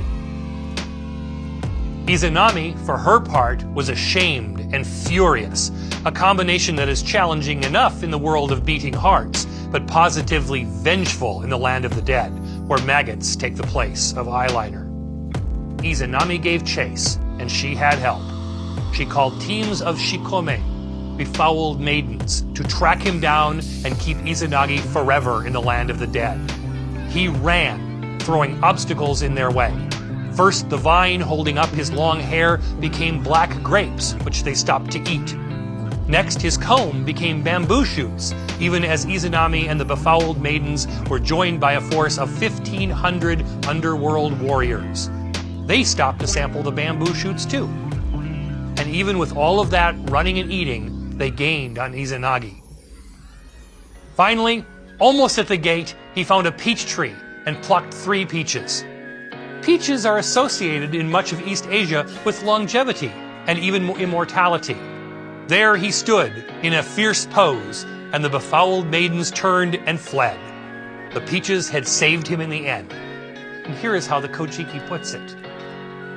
And so Izanagi proclaimed to the peaches, "As you have helped me, so may you also help any mortals from the islands of Japan who encounter pain or suffering." And with that proclamation, he gave them the title of Mighty and Great Sacred Majesty. But Izanami continued her pursuit, unafraid of sacred peaches. Izanagi ducked through the entrance to Yomi, rolled back the boulder that secured it, and listened as Izanami spoke angrily from behind the now closed barrier. But it was not over, and the world would change again at that very moment. Izanami insisted that he return, and that if he left her, she would kill 1,000 people every day. The text calls them green grass mortals. Izanagi, now safe, deific, and fully alive in the world above, refused to go back and insisted that he would arrange for the births of 1,000 people to match her daily death toll and then top it with 500 more. It is population growth at the beginning of time, a strange and evocative detail, especially considering the text does not mention people at all up until this point. Indeed, it functions as a mythological explanation for birth and death, as the Kojiki makes clear. This is why each and every day 1,000 people die, while 1,500 people are born. And here, with birth and death in place, ends the filthy, stench-ridden, maggot-filled journey to the land of the dead. It was time for Izanagi to clean up. Our story will continue from there, but this is a good time to pause and consider the breathless creation, pollution, and reinvigoration at the heart of these myths. What can we make of them? I have been studying Japanese history and political culture for 3 decades now, and yet I am continually startled and intrigued by the graphic details in these Japanese myths. Japanese mythology is not for the squeamish, and as many parents and teachers have known throughout the centuries, even more difficult to introduce to the young than many Western myths. One way to think about this is through the lens of purity and danger, as anthropologist Mary Douglas has noted. In the land of the dead, purity, good intentions, and bereavement are no match for danger, what Douglas calls the antisocial and polluting elements of death and defilement. Although it is problematic to take direct lessons from mythology, myths are almost always far more complex than stories with clear morals, I do think that we would do well to consider again the significance of cleanliness and purification in Japanese life. Even in the home, it is unthinkable in Japan to wear one's outside shoes beyond the entrance hallway. Slippers abound for the purpose of changing from polluted outside footwear to cleanly indoor varieties. Many homes even have slippers outside the bathrooms so that the indoor footwear will not be tainted by proximity to the toilet. Such purification etiquette is so common that it is intermeshed with every aspect of Japanese society. It also lies at the heart of Shinto religious and ritual practice, and purification plays such a role in temple life that one might well say that the purification and the ritual activity are one and the same. One does not logically precede the other. A wonderful example of purification ritual can be seen in any sumo wrestling match. The actual wrestling usually takes only a few seconds. The purification warm-up takes many minutes, though. So it is all the more striking that Japanese mythology should deal in such graphic detail with issues of purity and impurity. Far from avoiding images of pollution and defilement, the myths embrace them with a gusto that is starkly different from China or Korea, or even Greece or Rome. It seems clear that these themes represent something fundamental to Japanese culture. With the perspective of purity and danger in mind, let's go back to the story of the now widowed Izanagi. After his trip to the land of the dead, he was utterly defiled. As we have seen, it is hard to imagine the levels of ritual pollution that would accumulate in a harried flight from death spirits in the underworld. This level of uncleanliness required more than just a dab of the old washcloth. Izanagi needed to strip down and cleanse himself from the head and that singed shock of torch hair to his fingers and his toes. He needed to purify every last nook and cranny of his heaven-charmed body. And all of these little acts had implications for the world that would follow. Culture creators are like that. Almost everything they do comes with consequences for the future. Izanagi's major bathing was no exception. He dropped his drawers, including various adornments, onto the ground. As each one fell, it formed a new deity. The engenderment process had begun anew. These were not the 1,500 mortals that he vowed to create to outdo Izanami's death charter for 1,000. Those would come later, and daily, until the end of time. No, these were new deities, and, as it turned out, some of the most important in the entire mythical pantheon. But some parts were more important than others. Nothing compares to the issue that came next. The most significant deities emerged when Izanagi washed his face. From his left eye emerged Amaterasu, the sun goddess. From his right eye came Tsukuyomi, the moon god. And from his nose came Susanoo no Mikoto, the god of storms and seas. Izanagi was overjoyed and proclaimed, "After making child after child, I have at last gained 3 noble children." The rest of our story, and the foundations of an imperial line that has lasted to this very day, begin with these 3 figures. We might pause again briefly here to consider that, while the birth of the islands and land features was the work of a union of male and female, the key gods and goddesses in Japanese mythology were born asexually from a male god, and, moreover, they were the product of his washing away the uncleanliness of an encounter with his former mate. Nowhere are these matters explained, but we can see a peculiar dynamic at work in which creation is not obviously the result of combined male-female efforts. Of course, it isn't so in Genesis either, but there one god is creating the world and its inhabitants, not other gods.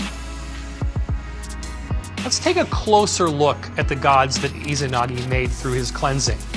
Amaterasu, the sun goddess, is the single most important deity in all of Japanese mythology.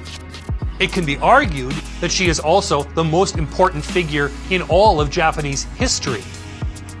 Although she is not worshipped or prayed to in the ordinary sense, she has been one of the key elements of Japanese nation building up until the present. Her sun power was invoked by early kinship groups who sought to separate themselves from other rivals. And even today, she is the most visible godly connection to the institution of the emperor and the imperial family. Tsukuyomi, the moon god, co-ruled the universe with his sister in the early days. An altercation with a food goddess was enough to have him expelled from the top tier of heaven, though, and forever after he would be the lesser light in the heavens. Susanoo no Mikoto was given charge of the seas. Unlike his siblings, though, he did not take up his duties. This caused evil spirits to flourish and calamities to occur. Exasperated, Izanagi asked why he would not rule his realm. "I want to go to the land of my mother," answered Susanoo. Note here that he regarded Izanami as his mother, even though he emerged from Izanagi's nostrils. Izanagi was furious and immediately ordered Susanoo indeed to go there, to the land of Yomi, expelling him from the world of the living. And only Izanagi could understand just how harsh a penalty that could be. Instead, Susanoo dallied and insisted that he had to make a proper goodbye to his older sister, the sun goddess. Amaterasu rebuffed him, however. In the world of Japanese mythology, she and the other deities interpreted Susanoo's proposed goodbye as an aggressive move toward usurpation of their own lands, and not a polite taking of leave. Up to heaven Susanoo tromped, and all of the mountains and rivers shook. Susanoo, ostensibly intending to show his makoto, or sincerity, challenged the sun goddess to an offspring-producing contest. "Let us swear sacred oaths and make children," he said.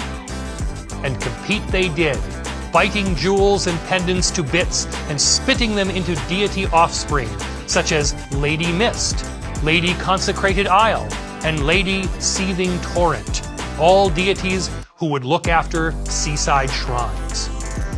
Susanoo claimed to have won, but the decision was somewhat in dispute, since he engendered the supposedly winning progeny, including one called Little Lad of Heaven, from Amaterasu's own necklace.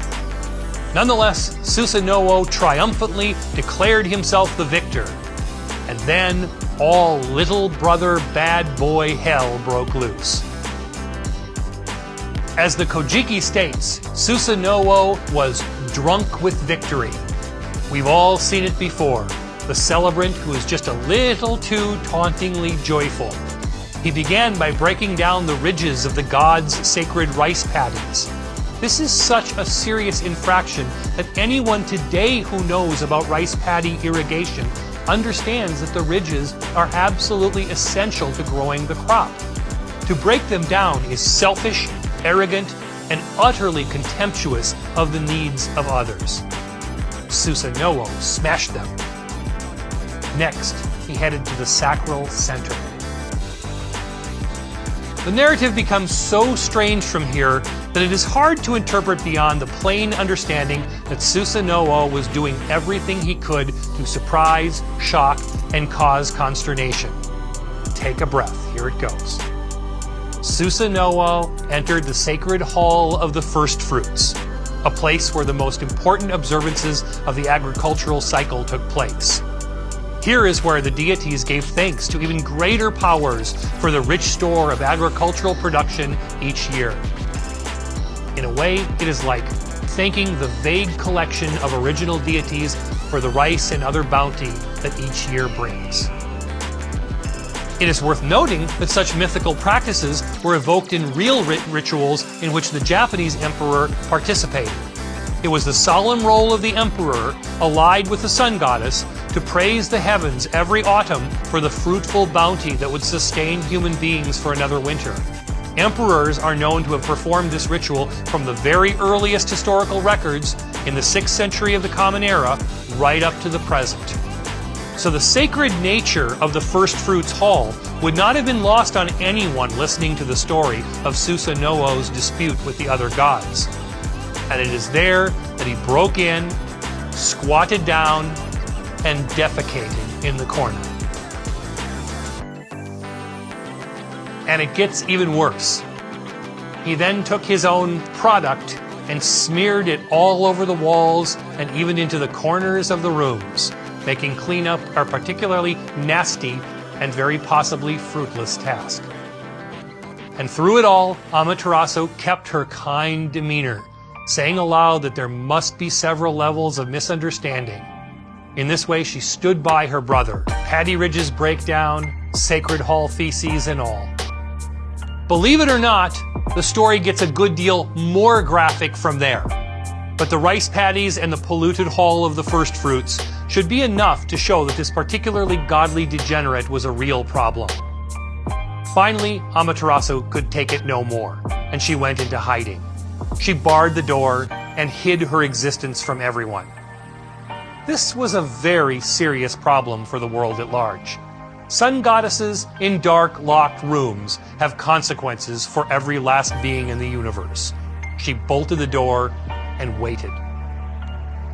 And the world grew dark and cold and fretful. Not only was humankind unable to see even the most basic forms of existence all about them, but the deities themselves found it difficult to claw their ways about the heavens. To solve the problem, a council of 800 deities assembled.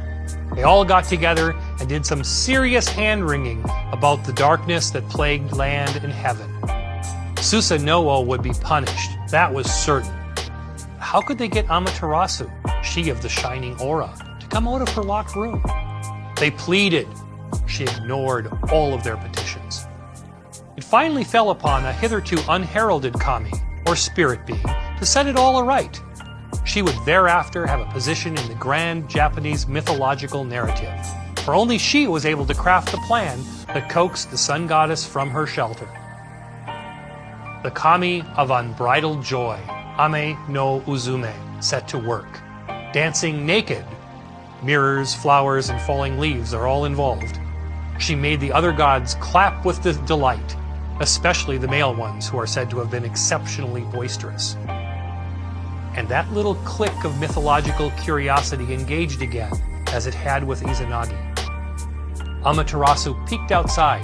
Great ray of light followed, and it was the dawn of a new era. The minor gods pulled the prime god from the shadows, and the world was whole again. They also had the good sense to seal her hiding place, negating the possibility that this kind of world-shaking conduct would happen again. Susanoo was punished and expelled from heaven, but later given a reprieve. He gave his sword as a gift of reconciliation, and the various items from the myth, sacred mirror, sword, and jewels, are said to have become the 3 regalia at the shrine of Ise, an important Shinto shrine which has been maintained in consummate fashion at the city of Ise since 690 of the Common Era. So now we have seen another scatological tale.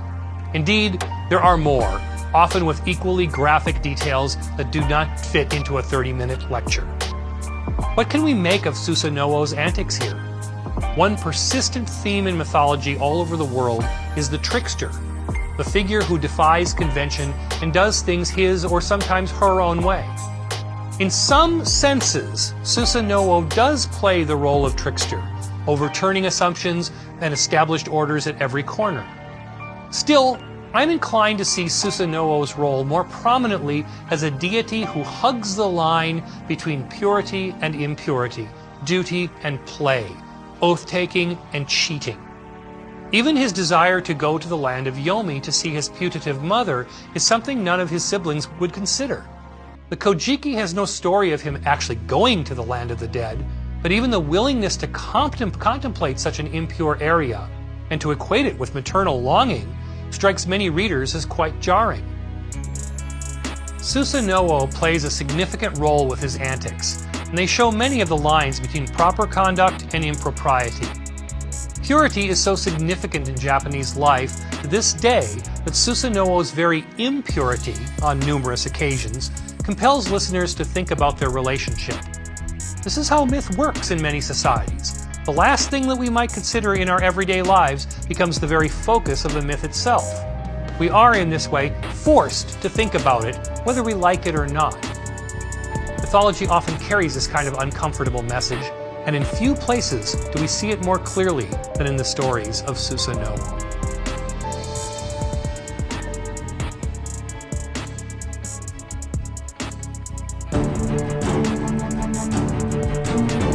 This lecture is titled Gods, Rice, and the Japanese State. Japanese mythology, like Japanese society, reflects a fundamental contradiction.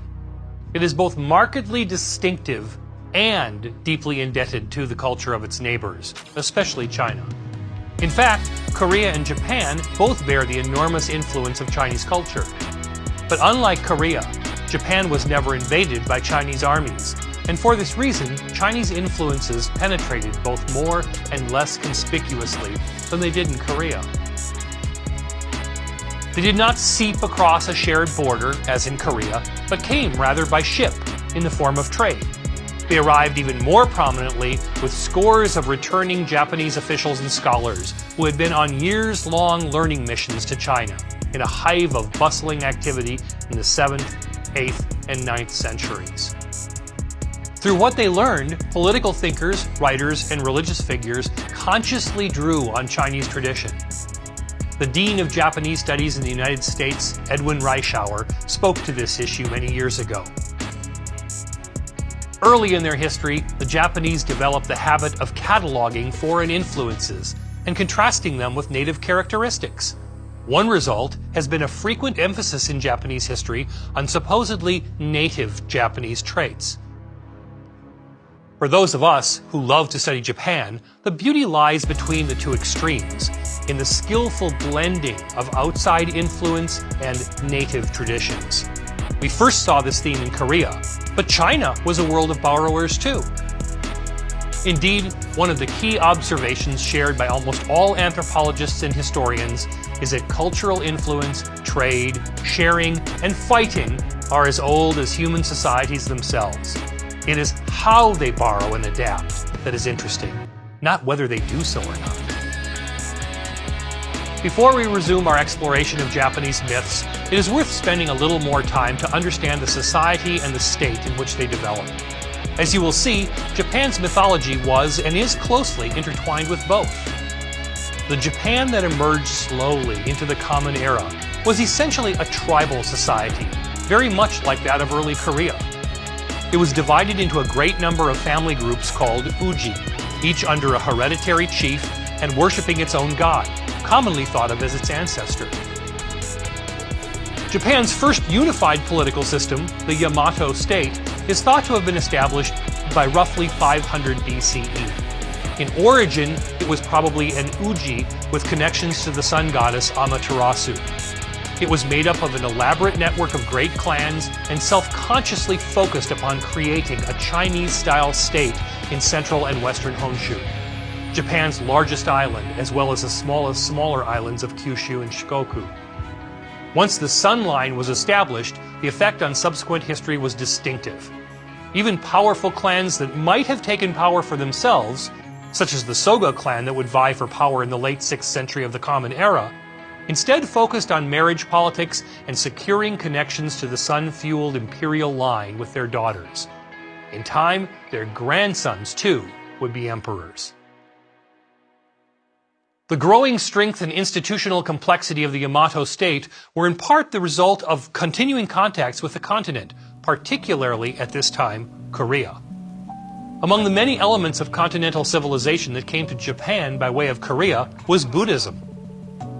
It in all likelihood drifted, quite literally, to Japan over a rather long period of time, but its official introduction is dated to 552 of the Common Era, when the Korean state of Baekje, one of the three kingdoms, presented a Buddhist image and scriptures to the Yamato court. The new religion was opposed by conservative groups, but was embraced by the Soga Uji, which gained enormous influence at court in the 6th and 7th centuries. They reinvigorated the emperorship and tied it closely to Buddhist ritual and ceremony. From that point on, Buddhism was established in Japanese court life. It would begin to pervade all levels of society from there. And in the syncretic blending of traditions, it is important to understand that Confucian thought, Buddhist thought, and Japan's indigenous Shinto traditions, the ones we have been studying in our myths, merged together over the centuries.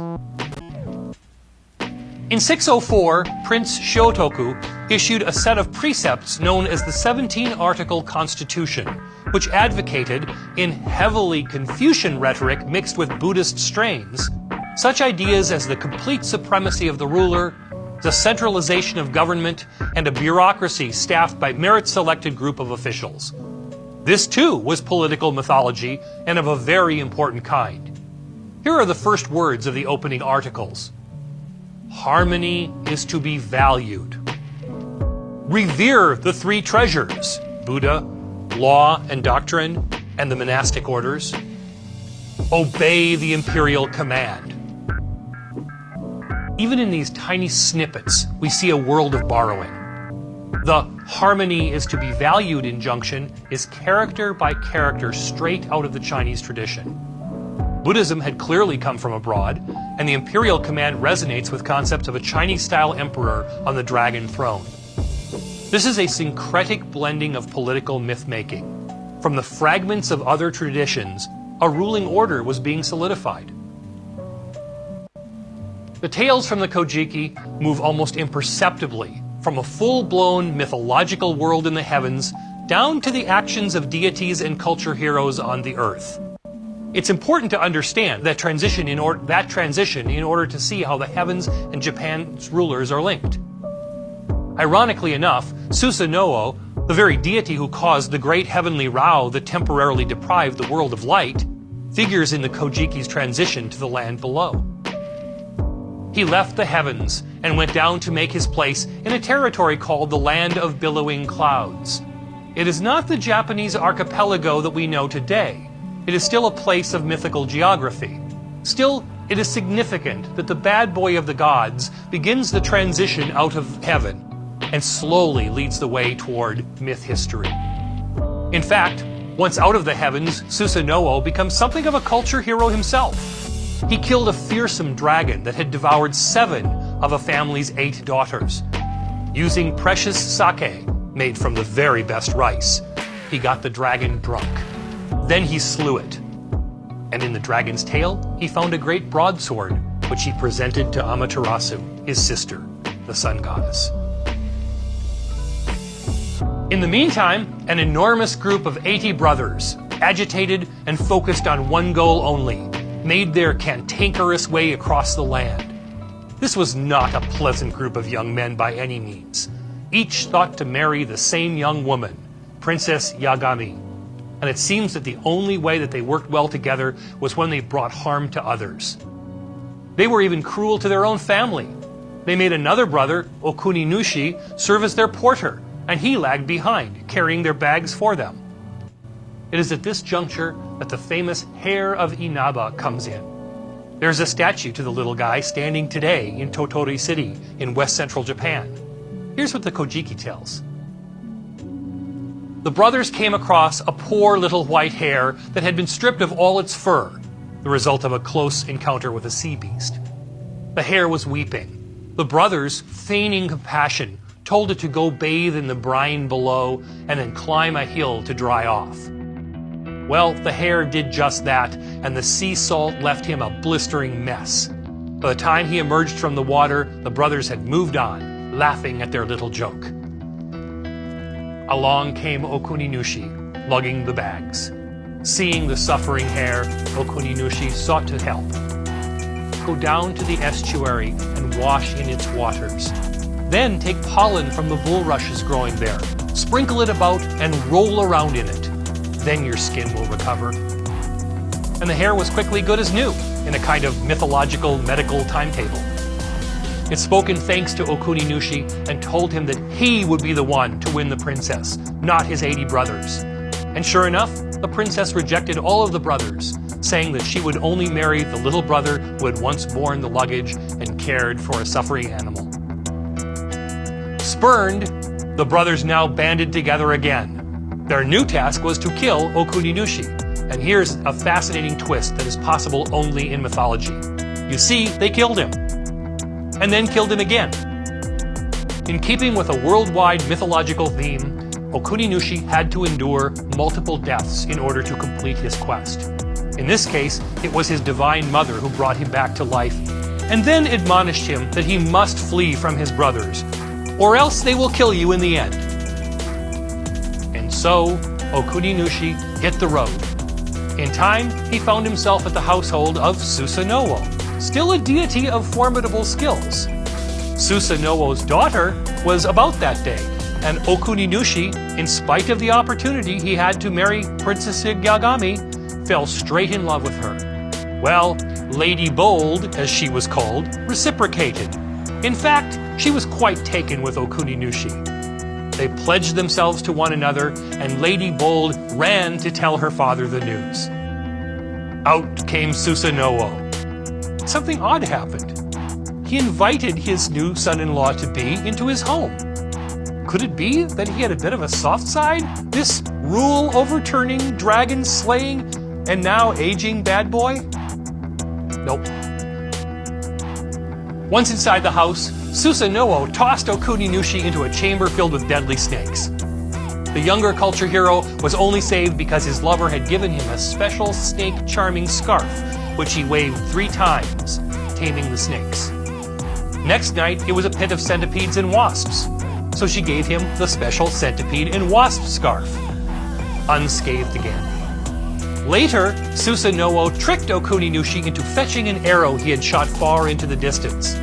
When the dutiful Okuninushi went to get it, Susanoo set a circle of fire certain to burn him to death.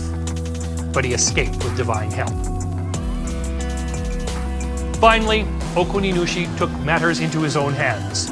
As Susanoo slept, he carefully tied the great deity's long flowing hair to the rafters. He took Susanoo's own broadsword, his bow and arrows, and even a gem-studded zither.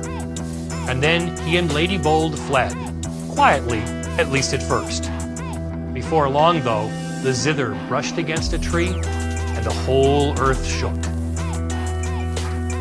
Up woke the still powerful Susanoo, and he pulled his own home to the ground with his hair as he gave chase.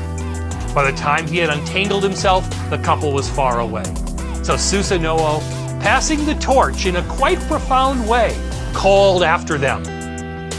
Pursue your brothers with the broadsword and the bow and arrows that you now bear in your hands.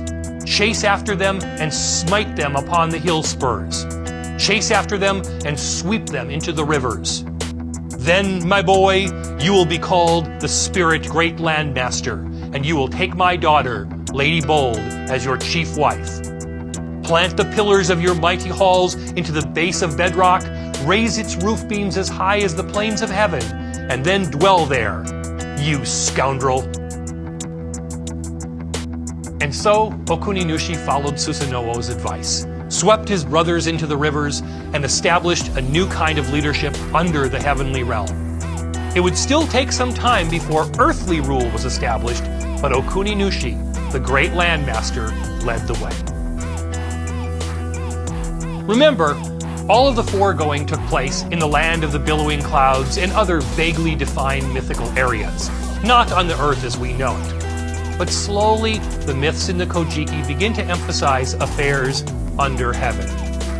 Even these more earthly themes, however, are often connected to the realm above. One such theme is the growing of that all-important crop, rice, which according to the Kojiki is made possible by one of the most formidable acts of the sun goddess to benefit the earth. Amaterasu sent down to earth one of her talented grandsons to cultivate the land. More specifically, to plant rice. His name, Ninigi no Mikoto, can be translated as ruling rice ears of heaven, and he set right to work. Why he was chosen is not divulged in the Kojiki's narratives, nor does the Kojiki offer a detailed genealogy of Amaterasu's heirs. But once he was entrusted to this earthly agricultural mission, Ninigi no Mikoto embraced its challenges with energy. Amaterasu herself gave Ninigi no Mikoto rice grains that she had taken from the fields of heaven. From these, Ninigi no Mikoto was able to transform a barren earth of scattered lands into a patterned, flowing, cultured land of rice. The story continues as Ninigi marries a beautiful mortal woman whose name translates as Lady Downward Shining. 2 sturdy sons followed, and, in keeping with the island imagery of Japanese mythology, one focused on the sea and the other on the land. In fact, the myth becomes an elaborate struggle between the brothers that in only one respect is about the heavenly genealogy of which line will rule all under heaven. In another fashion, it is a contest between land and sea, which would be ascendant in the lives of the Japanese people. This gets to the very core of mythology in Japan and beyond. Hoderi no Mikoto, the elder brother, spent his time on the seas, fishing. Hoori no Mikoto, the younger brother, was a hunter and worked his way across the land. And then, in a plot twist suited beautifully to mythology, the brothers decided to switch both their occupations and the tools of their trades. Hoori no Mikoto lost his older brother's fishhook. Hoderi demanded it back, so his younger brother dove to the bottom of the ocean to find it. No luck. What he did find instead was the palace of a great sea deity, whose name can be translated as Ocean Majesty. Even as his more seaworthy older brother waited on land, the young Hoori fell in love with the sea deity's daughter, Lady Bountiful Soul. Ocean Majesty was so impressed with young Hoori, remember that he is the great-grandson of the sun goddess, that he straightaway spread out many layers of sea lion pelts with silk over them and seated Hoori on top of them. He prepared hundreds of tables piled high with wedding gifts and held a mighty feast, and then he gave his daughter, Lady Bountiful Soul, in marriage. So there, below the seas, they lived together for 3 years, while Hoderi waited for the fishhook above. They were a happy couple in the marvelous deep, but Hoori began to sigh in the evenings, and this worried his wife. She told her father about this turn of events. Ocean Majesty, hearing of the fishhook, sent a message throughout the waters to find the hook. Before long, a red sea bream said that it did indeed have something wedged into its throat. Ocean Majesty then gave Hoori specific instructions on how to win the struggle with his brother. The fishhook was now charmed, and Ocean Majesty told Hoori to give it to his brother from behind his back. So up from the sea went Hoori, riding on the back of a sea beast. Straight away, he backhanded the fishhook to his brother. Eventually, the elder brother, weakened by the fishhook charm, was subdued. He pledged himself to the younger, saying, "Henceforth, I shall be your humble slave and serve as your guard day and night, O mighty one." And now we come to the pivot of the entire process that brought deities down to the realms under heaven. Hoori's wife announced that she was pregnant. A new chapter was about to begin, but not before one more twist took place. "No matter what you do," she told Hoori, "please do not look upon me while I give birth. I must give birth in my original form.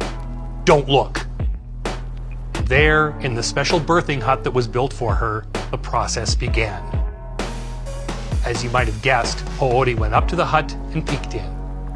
There he saw an enormous sea beast with slithering, twisting arms. Panicking, he fled. Lady Bountiful Soul was humiliated and left for the sea, leaving her child lying right there. The child survived, however, and had a special wet nurse that cared for it. Up it grew into a sturdy young man who eventually married his maternal aunt. It's mythology, remember? They had 4 sons.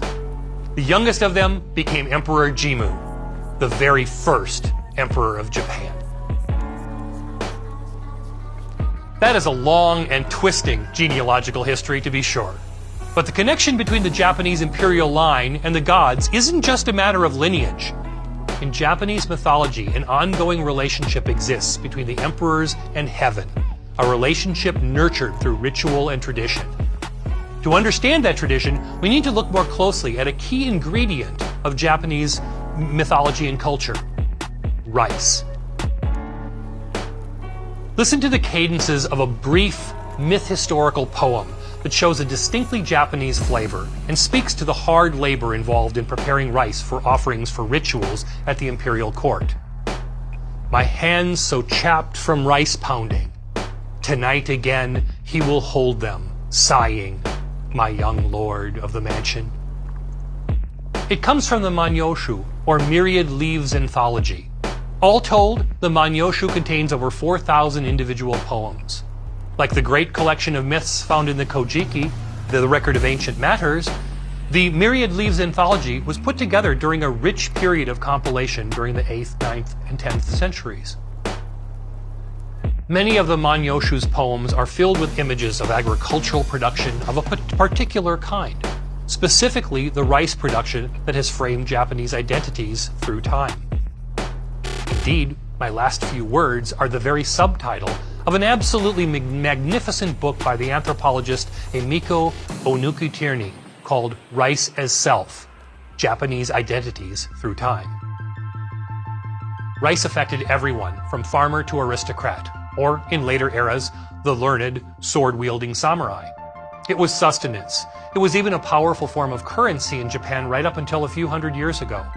Samurai were paid in rice allotments, and even great estates were measured by their rice yields. Rice was far more than a mere foodstuff in Japanese mythology and history. And as we've seen, the earliest entertainments and the origin of festival dates found in later calendars were the great agricultural celebrations. These mark the time of planting after the long winter, as well as the harvest festivities to celebrate the end of another agricultural year in the autumn. So now, keeping in mind the importance of rice and the rhythms of the calendar in Japanese mythology, let's consider a more extended image of hard work and eventual celebration. It is taken from another work of the extraordinarily rich period between 700 and 1000. From a work called the Engeshiki, this ritual incantation is one of many that has been preserved from that early period of Shinto practice. This snippet describes the grain petitioning festival and speaks to the relationship between heaven above, earth below, and rice, the vital grain that, at least in the mythological world, sustained all life. This year, in the 2nd month, just as the grain cultivation is about to begin, I present the noble offerings of the sovereign grandchild. And as the morning sun rises in effulgent glory, fulfill your praises, thus I speak. The latter grain to be harvested with foam dripping from the elbows, to be pulled hither with mud adhering to both thighs. If this grain be vouchsafed by you in ears by many hands long, in luxuriant ears, then the first fruits will be presented in 1,000 stalks, 800 stalks, rising high the soaring necks of the countless wine vessels filled to the brim. Beyond iconic festivals of the calendar, such as Tanabata, which celebrates the herd boy and the weaving maiden, almost every agricultural society in the world holds celebrations at 4 key times of the year: the spring and autumn equinoxes, and, only slightly less significantly, the winter and summer solstices. By the time the Kojiki and Manyoshu were compiled, that is, by the 10th century, these nodal points on the calendar were firmly cemented in the practice of everyone from the peasant farmers and the rural aristocracy to the very centers of life in the capital. The farmers dipped their arms up to the elbows in the foam. Even aristocrats pounded rice for ritual offerings. Everyone celebrated. In the capital, the festivals involved days of celebration and amusements. Among the rice fields of the provinces, such extended leisure was a practical impossibility. There was work to be done, after all. But the intensity of the celebrations was nonetheless anticipated throughout the year.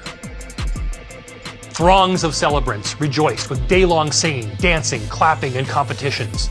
The grain petitioning festival incantation encapsulates the experience beautifully.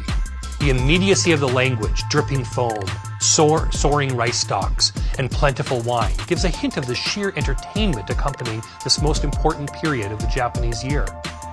And the event that launched each celebration was the first planting ritual. At its very highest performative level, the emperor would ceremonially plant a row of rice seedlings, while the various court ministers would plant to his right and left. By this act, the emperor connected himself to Amaterasu's rice-planting grandson, Ninigi no Mikoto, and through him to Amaterasu herself. And he was connected to heaven in another way as well, in the Shinto religion. The very rice grain itself, every one, is a kami, a deity. So as he honored the deities who gave Japan rice, the emperor also affirmed his own legitimacy. Let's return now to the subject of the imperial line that has continued unbroken throughout Japanese history. Japan's first emperor, Jimmu, grasped the reins of power from the age of the gods and rode his chariot of rulership to imperial greatness, an unbroken line of emperors from 660 BCE to the present. At least that's what this political mythology claims. 660 BCE is a fanciful date that is based on symbolic numerology borrowed from China. In fact, there would be no written records to speak of for at least 1,000 more years after the supposed time of Emperor Jimmu. But still, Japanese history books, and even school books well into the 20th century, taught that the imperial institution began in 660 BCE. And connecting the sun goddess to Jimmu required the hard mythological labors of culture heroes such as Okuninushi, Ninigi no Mikoto, and his battling sons, and eventually the very first emperor. The Kojiki tells the whole story, and continues it right into the world of the myth-historical emperors themselves. So a string of 125 emperors is said to have ruled Japan in unbroken succession since the hazy myth-historical days of Jimmu, through well-documented historical eras until today. And every one of them is also said to be a descendant of Amaterasu, the sun goddess, and a successor of Emperor Jimmu. Now consider how Emperor Jimmu's cultural heroics and Amaterasu's influence have coursed through the ages. The following snatch of verse comes from the Manyoshu, or Myriad Leaves Anthology. The poems speak of life in the 7th and 8th centuries, and even books such as the Kojiki are noted in its elegant and cadenced poems. Lo, our great sovereign, a deity, tarries on the thunder, in the clouds of heaven. This little poem is based on the foundational concept that Japanese emperors are the offspring of Amaterasu, the sun goddess, and that they are more than mere mortals. Indeed, it even hints that emperors themselves are deities and that their proper place is in the heavens above. Perhaps the most significant theme in all of Japanese mythology links the sun goddess, the emperors, life-giving rice, purification, and ritual, all themes that carry over from the very earliest myths in Japan. We saw the centrality of these themes when the sun goddess sent her grandson down to earth with heavenly grains. The snippet I just read you is far more significant than its 3 lines might suggest. You see, Amaterasu, the sun goddess, and every emperor are related, and in a rather baffling and closely guarded way.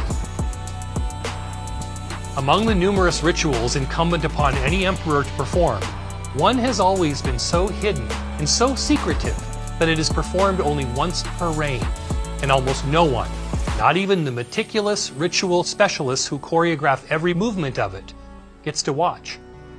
It happens during the evening before the emperor's official public investiture ceremony, and it continues through the dark of night, right up until dawn.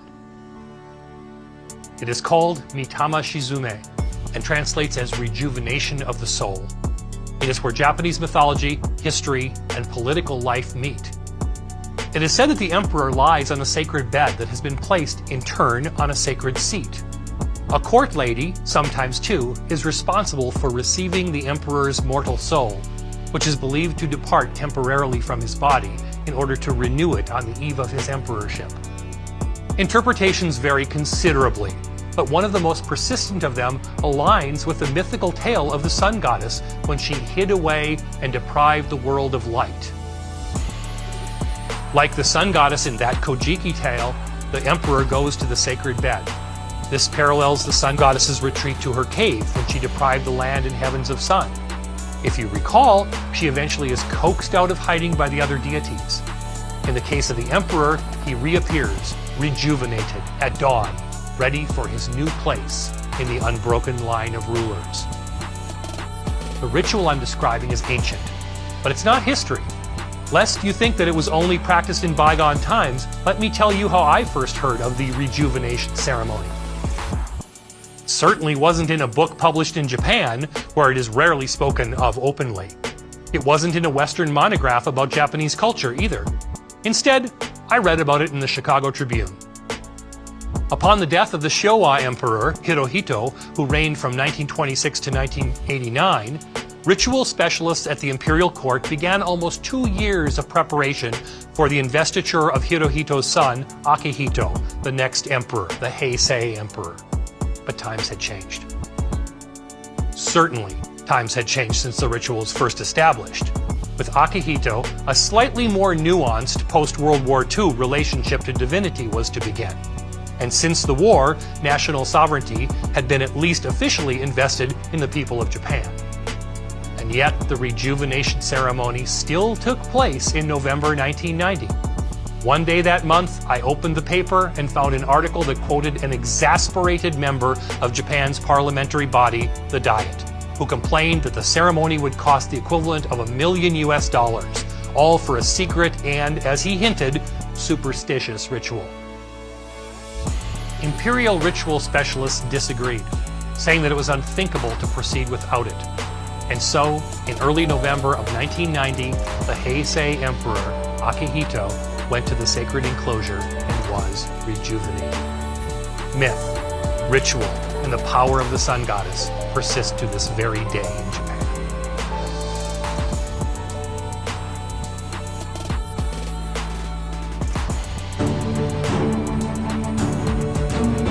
This lecture is titled Nature Gods and Tricksters of Polynesia.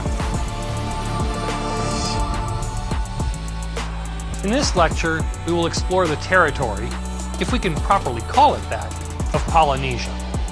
Polynesia is a vast concept, so vast that it tests our ability to conceive of it as a single element. And yet the mythological themes that connect the Hawaiian Islands with areas as far-flung as New Zealand are almost palpable. Throughout this massive territory, there are consistent tales of a culture hero that are told in similar ways both on the Big Island of Hawaii and down in the cold southern reaches of New Zealand. In fact, the Polynesian cultural area extends, if you look at a map of the Pacific, like a great boomerang, sometimes a triangle, from Hawaii in the north to New Zealand in the south. In between can be found the Society and Cook Islands, Tahiti, Tonga, Samoa, and many hundreds of others. It is hard to imagine that in a time when ocean travel took place in canoes, that ideas could move so freely, but there is a consistency that is startling in Polynesian tales. It is almost as though the geology of the region has merged with its mythology, and the great tectonic plates of the Pacific Basin separated the islands by long distances while keeping their mythology intact. Instead of skipping around Polynesia, we'll use Hawaii as our center of focus in this lecture. But many of the tales, and especially the Maui cycle with which we will finish, are told throughout the Polynesian islands. Let's get a bit of the flavor of Hawaiian mythology as we begin. Hawaiian tales focus upon worship and storytelling about nature deities. Many of the Hawaiian deities, like the nature deities called kami in Japan, have no specific identities. They are beyond any kind of enumeration, and yet they are everywhere. There are also family gods and various little gods in every corner of the world, and these deities are by no means all positive or even neutral forces. Along with compassionate helper deities are the nasty little menehune that lie in wait, seeking to trip up humans at every turn. We will hear more of both as we proceed. Among the most supreme of mythological figures in Hawaii are the male-female combination of Ku and Hina. Although Ku is sometimes spoken of as the most important of all the gods, it is in their partnership that they are, from my perspective, the most compelling. Listen to this Hawaiian invocation to them.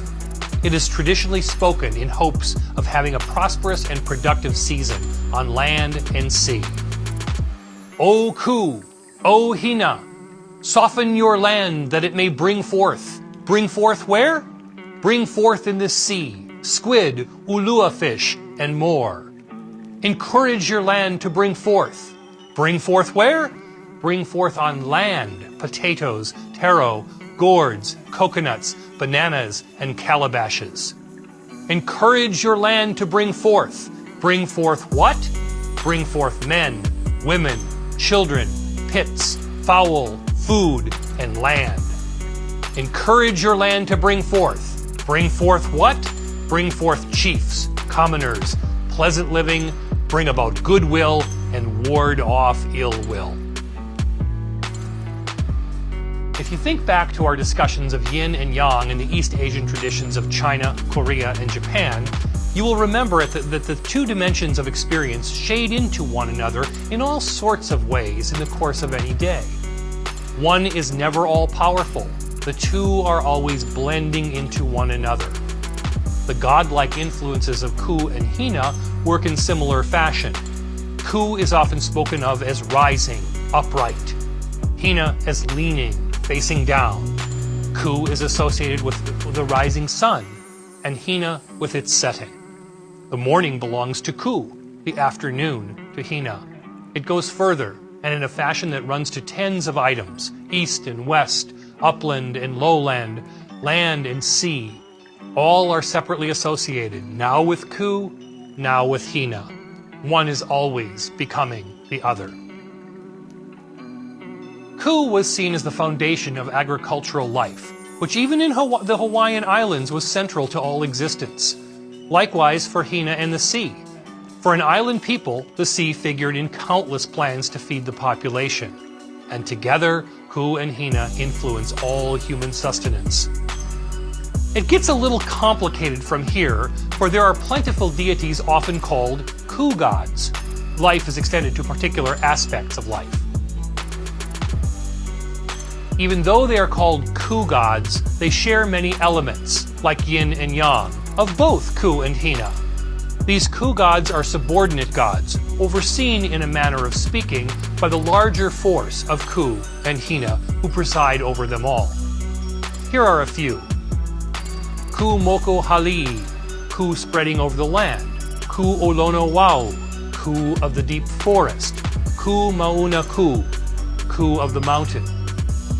And some of them preside over the actual physical life and labor of the people.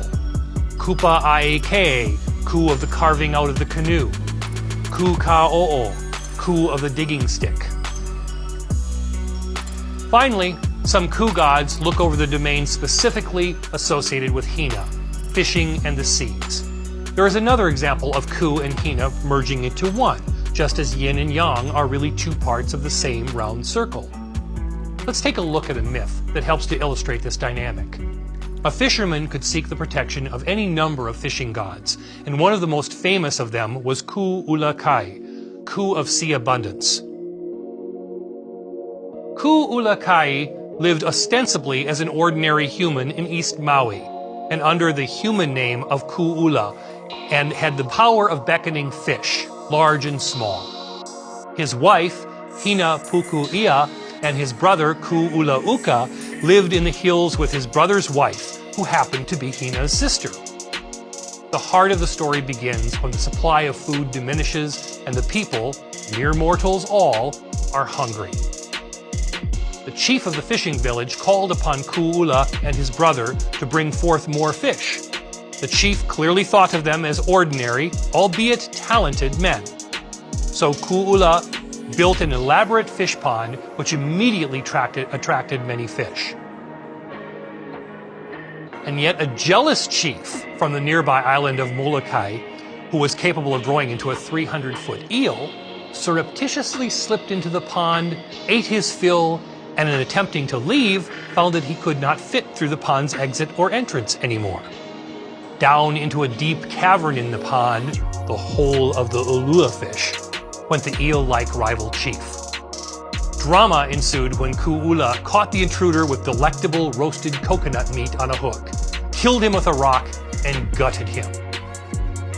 A kind of political jockeying ensued when the dead eel chief's cronies sought revenge. In a series of dramatic tricks and escapes, too long to relate in detail here, Ku'ula set in motion a series of natural disasters that subdued them all. If we back up and consider the myth in relation to human life and sustenance, we can see that it centers on vital supplies of fish needed for sustaining life in the islands. Because the story assumes a world beyond the actions of mere humans, though, it also speaks to the larger cosmological themes of Ku gods that explain the details of life on Earth. So what could be more important in the watery world of the Hawaiian Islands than the creation of the sea?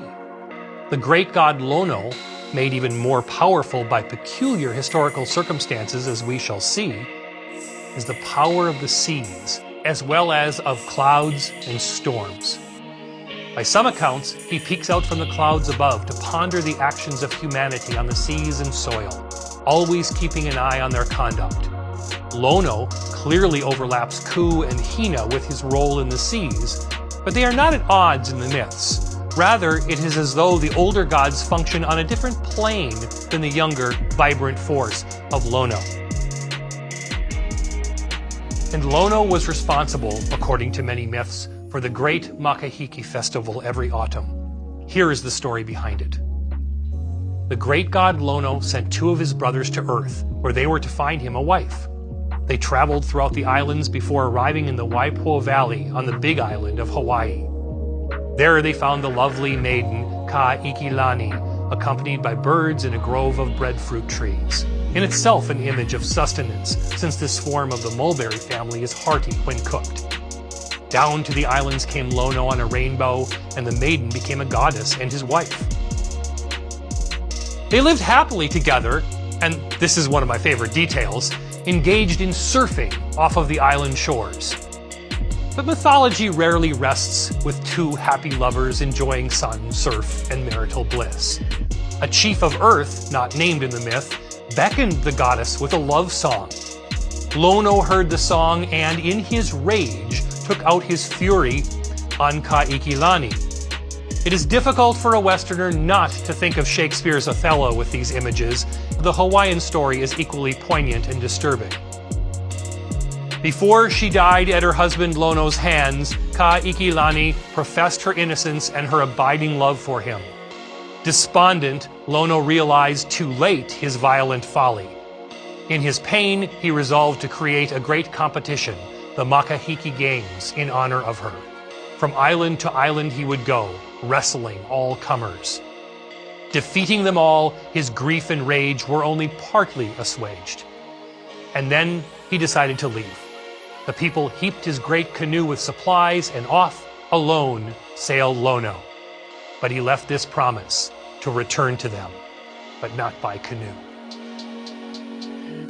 Rather, he would bring them, the image is ambiguous, an island full of trees, teeming with coconuts and swarming with pigs, chickens, and other abundance. In one manner or another, Lono would be back.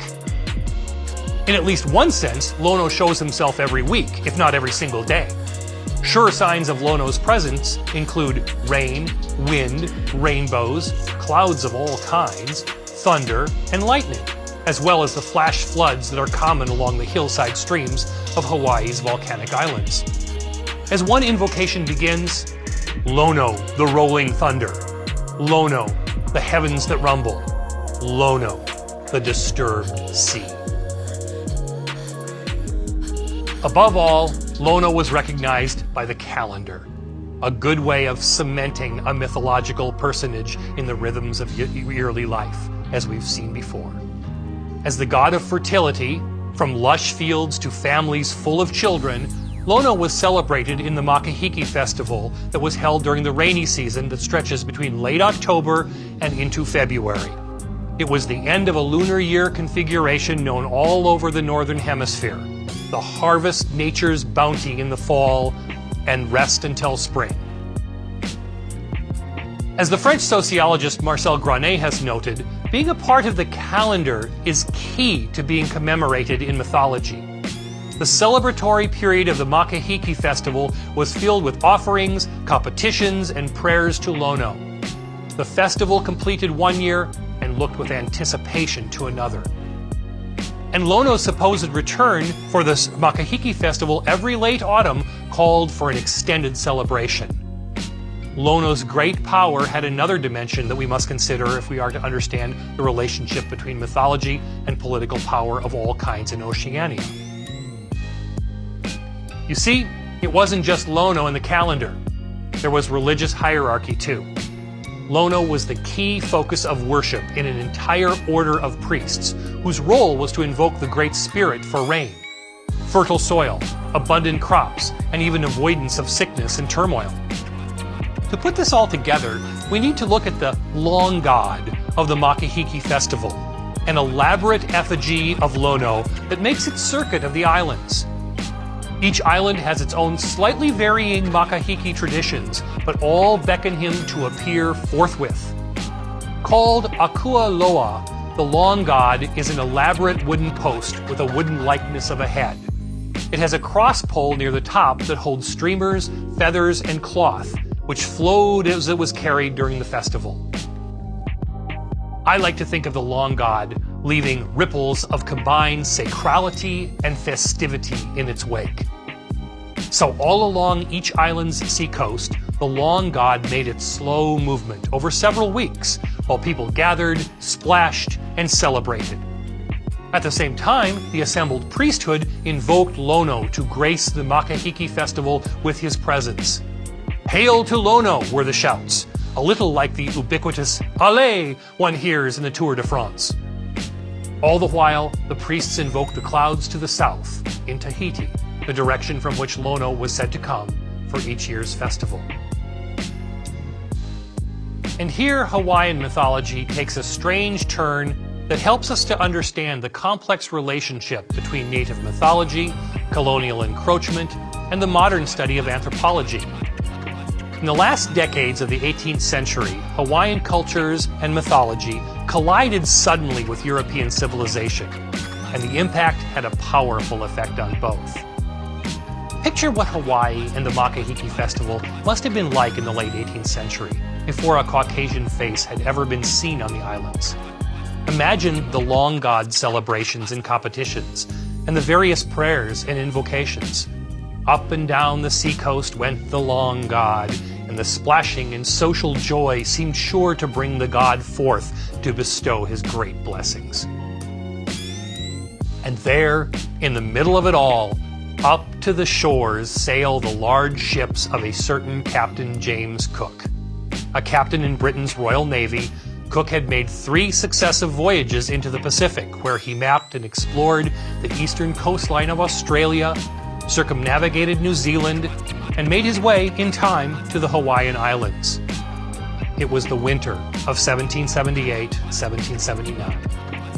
Yes, Captain Cook sailed right into the waiting arms of the Makahiki festival, and, at least according to one line of thinking, the celebrating Hawaiians saw him as the very embodiment of Lono come to shore, this time with a naval uniform and a jaunty hat.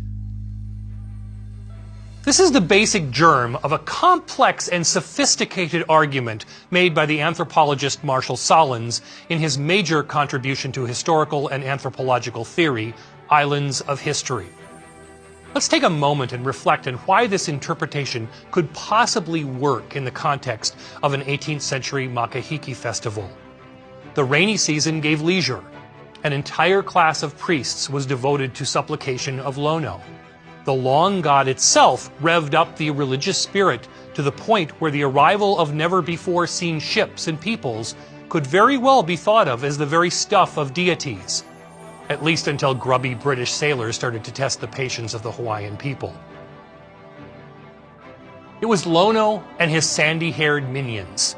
The timing was perfect, even if the details seemed improbable. You see, it wasn't long before another highly regarded scholar fiercely criticized Sahlins. Gananath Obiesekere, an academic anthropologist, assailed Sahlins for getting it all wrong, and in the worst possible way, as a comfortable white latter-day colonist. From Obiesekere's point of view, the Hawaiians could not have been so benighted as to think that the very mortal Captain Cook was a god, and to suggest such a thing smacks of colonialism itself. Sahlins' rebuke, in a full-length book, was so thorough and intense that the entire debate has become the stuff of anthropological, mythology.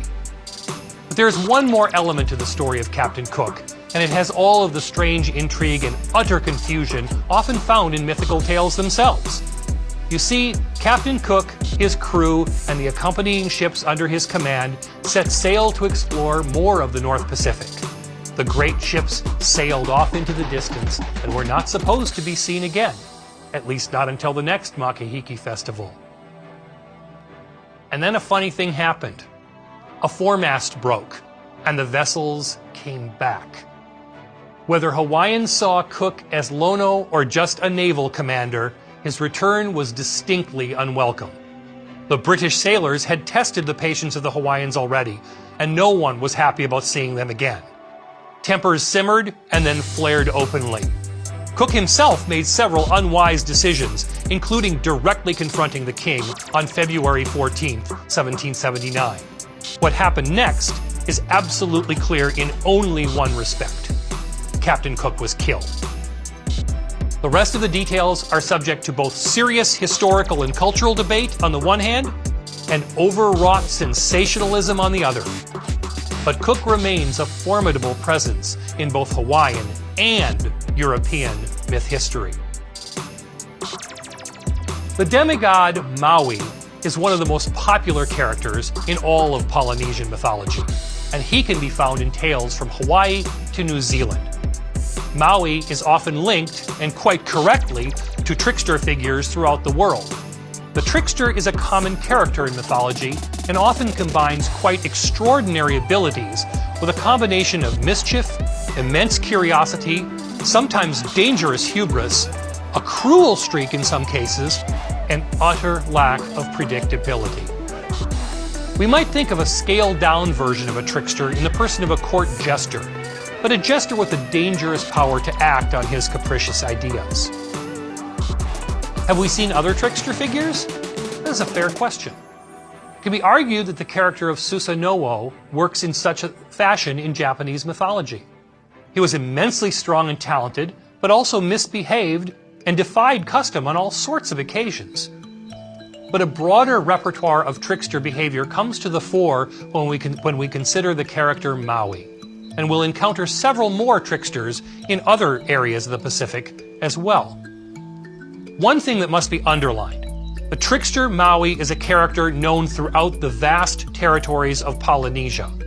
Only in the loosest sense should we equate this legendary Maui with his namesake Hawaiian island. Tricksters in world mythology often have odd or problematic births and tense relations with parents and siblings. The same is true of the Maui tales, although they differ to some extent from island to island. Many of the tales tell that he was aborted and left for dead, only to track down his mother, who rejected him repeatedly. While Maui's mother came to accept him in time, his brothers never did. The role of any kind of a father is also hazy, but he does appear in at least one tale, as we will see. Let's start with Maui's role in helping humans obtain fire, though. Maui knew that humans needed fire, and only the mud hens had it. One day the hens were roasting bananas when Maui tracked them down at Waianae on the leeward side of Oahu.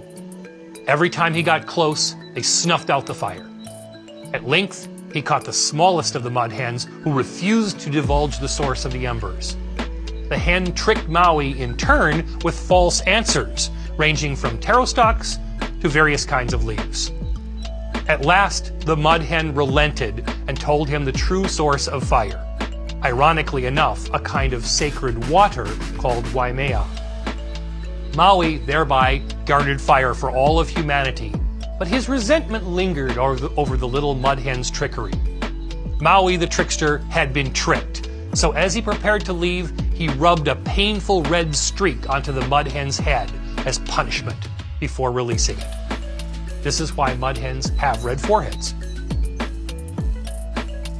Maui's next challenge was that the sun raced so quickly through the sky that the days were not long enough to finish planting, cultivating, and other tasks.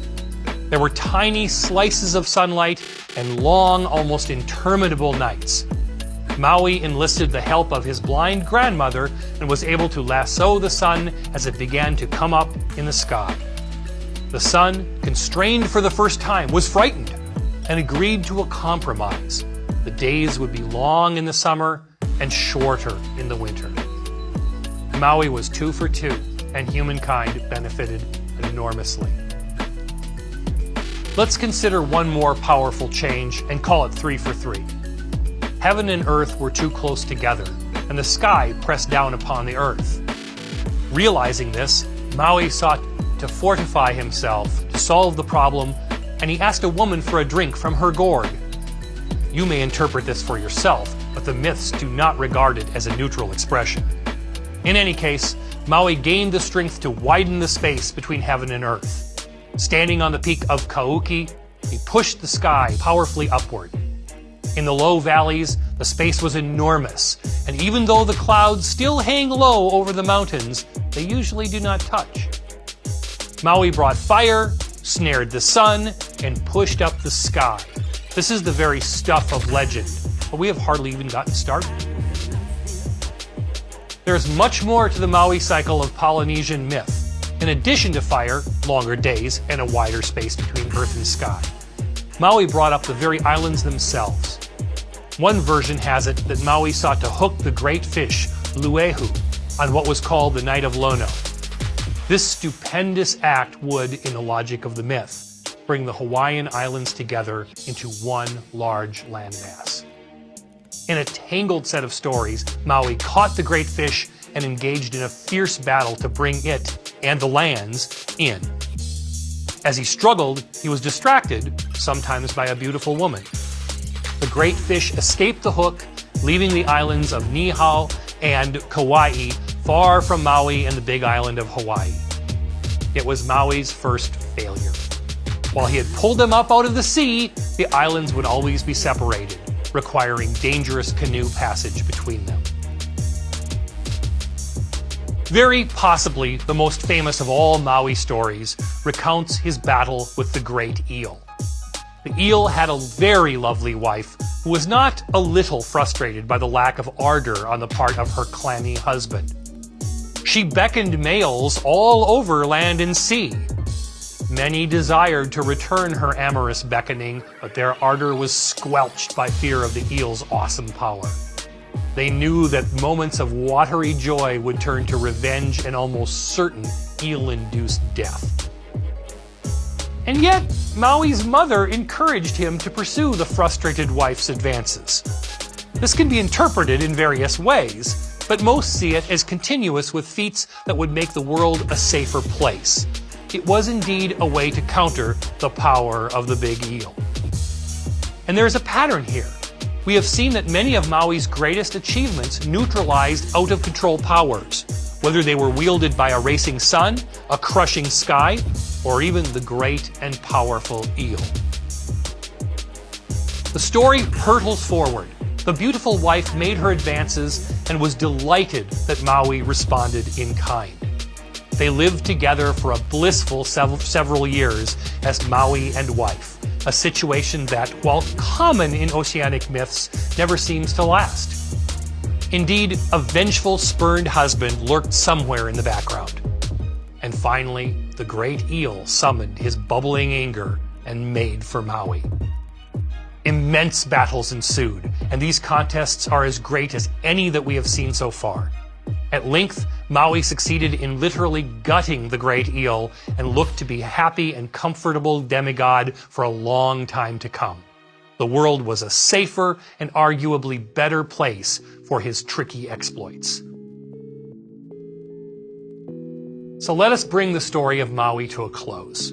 Fresh off of victory over the dreaded eel, he embarked upon his greatest challenge of all. The New Zealand version of this tale describes it as Maui's last battle. It also contains brief reference to Maui's father, who appears in very few of the other Maui tales anywhere in Polynesia. It goes like this. Maui was troubled that people died, and that death was forever. But in order to bring forth a kind of immortality, he would have to deal with death's cause, the ancestral presence of an old goddess named Hina Nui Tepo. Hina Nui Tepo's ability to cause people's deaths is attributed to the New Zealand myths to her relationship to the moon, which dies, at least in a manner of speaking, every day. Maui felt that death should be short. Let man die and live again, just as the moon dies and lives again. This was the core of Maui's argument and the basis of his last stand. Apparently, the old ancestress had heard this kind of argument before, and her answer, in effect, was, "Over my dead body." So now, Maui knew what he had to do. Kill the old ancestress so that people would live forever. Maui knew that she was fearsome, with teeth like volcanic glass and hair in tangles of seaweed. Yet off he went into her lair. His companions on the Enterprise were birds of various kinds, and all flew along with Maui as he moved ever closer to Hina Nui Tepo's fortress. Before proceeding further, Maui spoke to the assembled birds with great seriousness, explaining that he would enter Hina Nui Tepo's body and destroy her from the inside. He said, "I must make my way into the old crone, and this will look quite silly. Whatever you do, by all means, avoid laughing. If she hears shouts of laughter, she will surely rip me to pieces with those fearsome volcanic glass teeth. When you see me emerging from her mouth, I will have finished my destruction. Then you may laugh and sing." The birds were terrified and promised their cooperation and goodwill. Entering through the old ancestress's vagina, Maui began his strange form of inner journey. The entry was indeed humorous, even ludicrous, and the birds were surprised by how funny it all looked. As Maui made his way in, they held back their levity, but finally a little bird could no longer contain it and chirped a loud note of cheer. Up woke the woman. She noticed that something was amiss and clamped down hard, biting Maui to bits with her razor-sharp teeth. Within moments, Maui was dead. So too were any hopes that human beings would live forever. Henceforth, people would age, die, and return to the soil, and birds have been twittering uncontrollably ever since. The Maui cycle is bewildering at times, and has details that seem to come from out of the blue. The story of his fatal encounter with the old ancestress is a good example. In some versions, Maui knows that he must kill her to secure immortality. In others, it is as though he argues with her before finally deciding to kill her. This is the nature of myth, of course. It is told in all sorts of ways, by all sorts of people, and the details may vary confusingly from telling to telling. And yet, we can see some powerful patterns in the Maui cycle of myths. For one, Maui is a trickster in a very particular sense. He seems to use his skills and even occasional trickery in order to secure lasting benefits for humanity. There is very little of what we will see in some later trickster myths that have much more comical flavor, for example, when one animal outwits another. In spite of how his stories vary from one part of Polynesia to another, Maui's focus always seems to be on human life and the ways that it will be led. Maui comes off as a force for good, at least from the perspective of humanity, and shares with culture heroes the world over a desire to make the world a safe and productive place. It's not hard to understand why such a character would be beloved across the Pacific.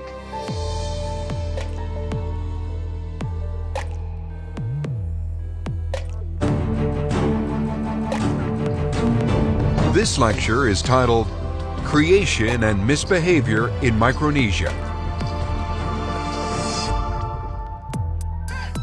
From the tiny island of Nauru, in what has been called the Gilbert Group of Islands, comes an origin tale that is at least as interesting as China's Pangu and the Cosmic Egg. There are not many such stories in Micronesia, just as there are few origin myths to be found in the Asia-Pacific region as a whole. Yet whatever its own origins, this myth is profoundly satisfying. According to the legend, there was only an ancient sea at the beginning of time, as well as a cosmic spider that floated in the vast spaces above. One day, the spider found a mussel and sought to get inside of it. No luck. There were no openings at all. Using magic and force, the spider determined that it was hollow, and at last pried open its valve and made his way in. It was dark, and the spider couldn't see anything. Yet inside the mussel was an entire world. In this world, the sun and moon had not yet come into being. In time, the spider came upon a snail and nurtured it in hopes that it could help his cause. He eventually prevailed upon the snail to lift the beams of the world a little, which the snail was able to do. Much like the Polynesian trickster Maui, the snail was able to raise the sky. In the newly created space, the spider set the moon, and a bit of light shone into the mussel world. In that more powerful light, the spider saw a large worm and asked if it could help lift the roof even higher. The worm toiled, and the sweat from its labors created a vast sea beneath him. But it was a success. The worm had lifted the sky high into the heavens. Exhausted, the power worm collapsed and died. Sacrifice in the creation. The spider placed the sun high in the new heavens, and the lower shell became the earth, and thus our world was established. Micronesia, like Polynesia to its east and Melanesia to the south, is a challenging territory to describe, yet its myths have a delightful and distinctive character. Comprising over 2,000 islands and coral atolls, Micronesia is an idea as much as it is a place. Vast stretches of water separate the islands, and the entire territory covers almost 3,000 square kilometers, about 1,000 square miles. The largest island in Micronesia is Guam, but the region also includes the Mariana Islands, Caroline Islands, and Marshall Islands, as well as many hundreds of smaller island clusters. Few territories in Micronesia have been capable even of nurturing populations in the thousands, much less the tens of thousands or more. The fact that it consisted of a large number of very small social groups, a few on each inhabited island, meant that its mythological and cultural traditions would take shapes different from those in much larger territories, such as China, Korea, and Japan, as well as many of the other Pacific Island societies. With very few islands even approaching the size of the smaller Hawaiian Islands, and all scattered over an enormous territory, we might expect that there would be almost no continuity in Micronesian mythological imagery and themes. Remarkably, however, although there is indeed a great deal of variation in Micronesian myths, we do find many common patterns and characters in these stories, features that set them apart from the myths of larger neighboring territories such as Melanesia, Indonesia, and Polynesia. It is only in the last 150 years that Micronesia has seen the influence of larger boats and ships, so the common features of Micronesia's myths can only have come over the centuries from travel and trade among the islands by canoe or small sailing vessels. And the common features are striking. For example, one finds different versions of the story of the cosmic spider and the mussel world across Micronesia, and it appears in different forms in Polynesia and Indonesia as well. Variations of the story include butterflies, powerful birds, and magical rocks. Further, the idea that a basic primal sky was crafted, and that it was physically raised and widened, and in some cases had to be supported, has echoes all over East Asia and the Pacific Islands. Just where those notions originated and exactly how they spread, however, is unknown. As we delve further into Micronesian mythology and beyond, we will be aided by a fascinating figure in early anthropology, Roland Burridge Dixon. His 1916 book, Oceanic Mythology, was one of the first that I pulled off my father's bookshelves when I began my lifelong fascination with the island world of the Pacific Ocean many years ago. From a very young age onward, I had traveled to and read tales from the other side of the Pacific, those of the Northwest Coast Indians and their myths about ravens, bears, salmon, and caribou. I wanted to know more, and I looked further west to New Guinea, Indonesia, and Australia. At first, Dixon's book frustrated my fourth grade efforts to hear the stories, because he mixed anthropological analysis of the tales into their telling. As I grew older and began to study anthropology myself, I came to appreciate Dixon's clear perspective on the challenge of fully appreciating myths through the filter of the early colonists and others who are often our only sources for their stories. Living at a time when travel to Pacific Islands was possible, but before anthropology had become established as an academic discipline, Dixon was able to learn from the accounts of missionaries who had been in those islands for decades. Moreover, as one of the first Americans with a doctorate in anthropology, Ronald Burridge Dixon bridged the worlds between missionaries, travelers, and the rapidly developing field of anthropology. For all of these reasons, I will refer periodically to Dixon's Oceanic Mythology as we continue to explore the stories of Oceania. To its useful framework, I will add details from a wide variety of anthropological works and some of my own experiences, both reading about and traveling in these Pacific territories.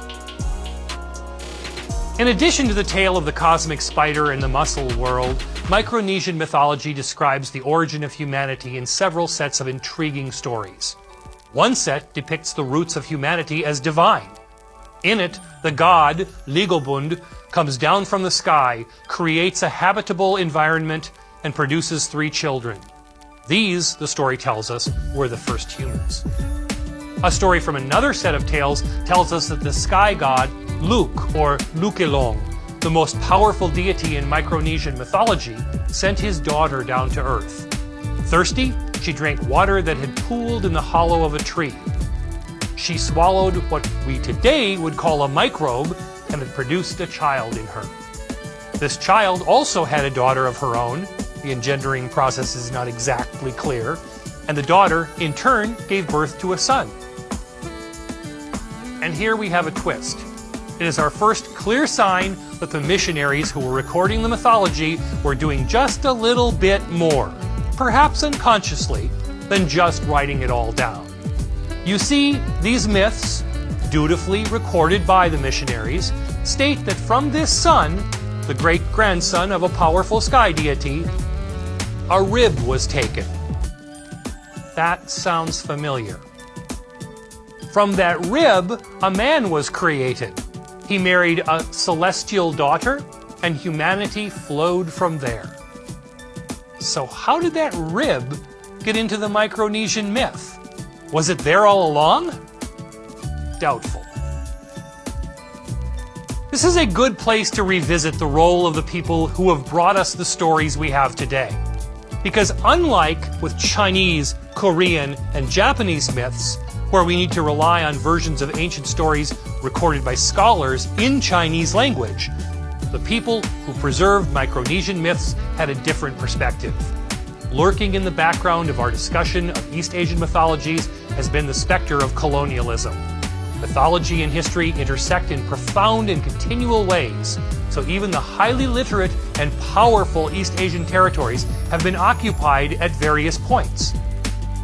And from the volcanic islands of Hawaii down to the rocky inclines of New Zealand and over to the scattered islands of Micronesia, Westerners have been so much a part of the history of oceanic mythology that we must consider their role with some seriousness. Their influence extends to every single island group that we will consider. At the very least, we must understand that every word we hear about the ancient tales of the Polynesians, Micronesians, Melanesians, and Indonesians, not to mention Australians, was written down in Western languages. The recorders were missionaries, anthropologists, and occasionally traders and colonial officials. Unlike China, Korea, and Japan, none of these societies had written languages, and the mythology was made up of a constantly regenerating oral tradition.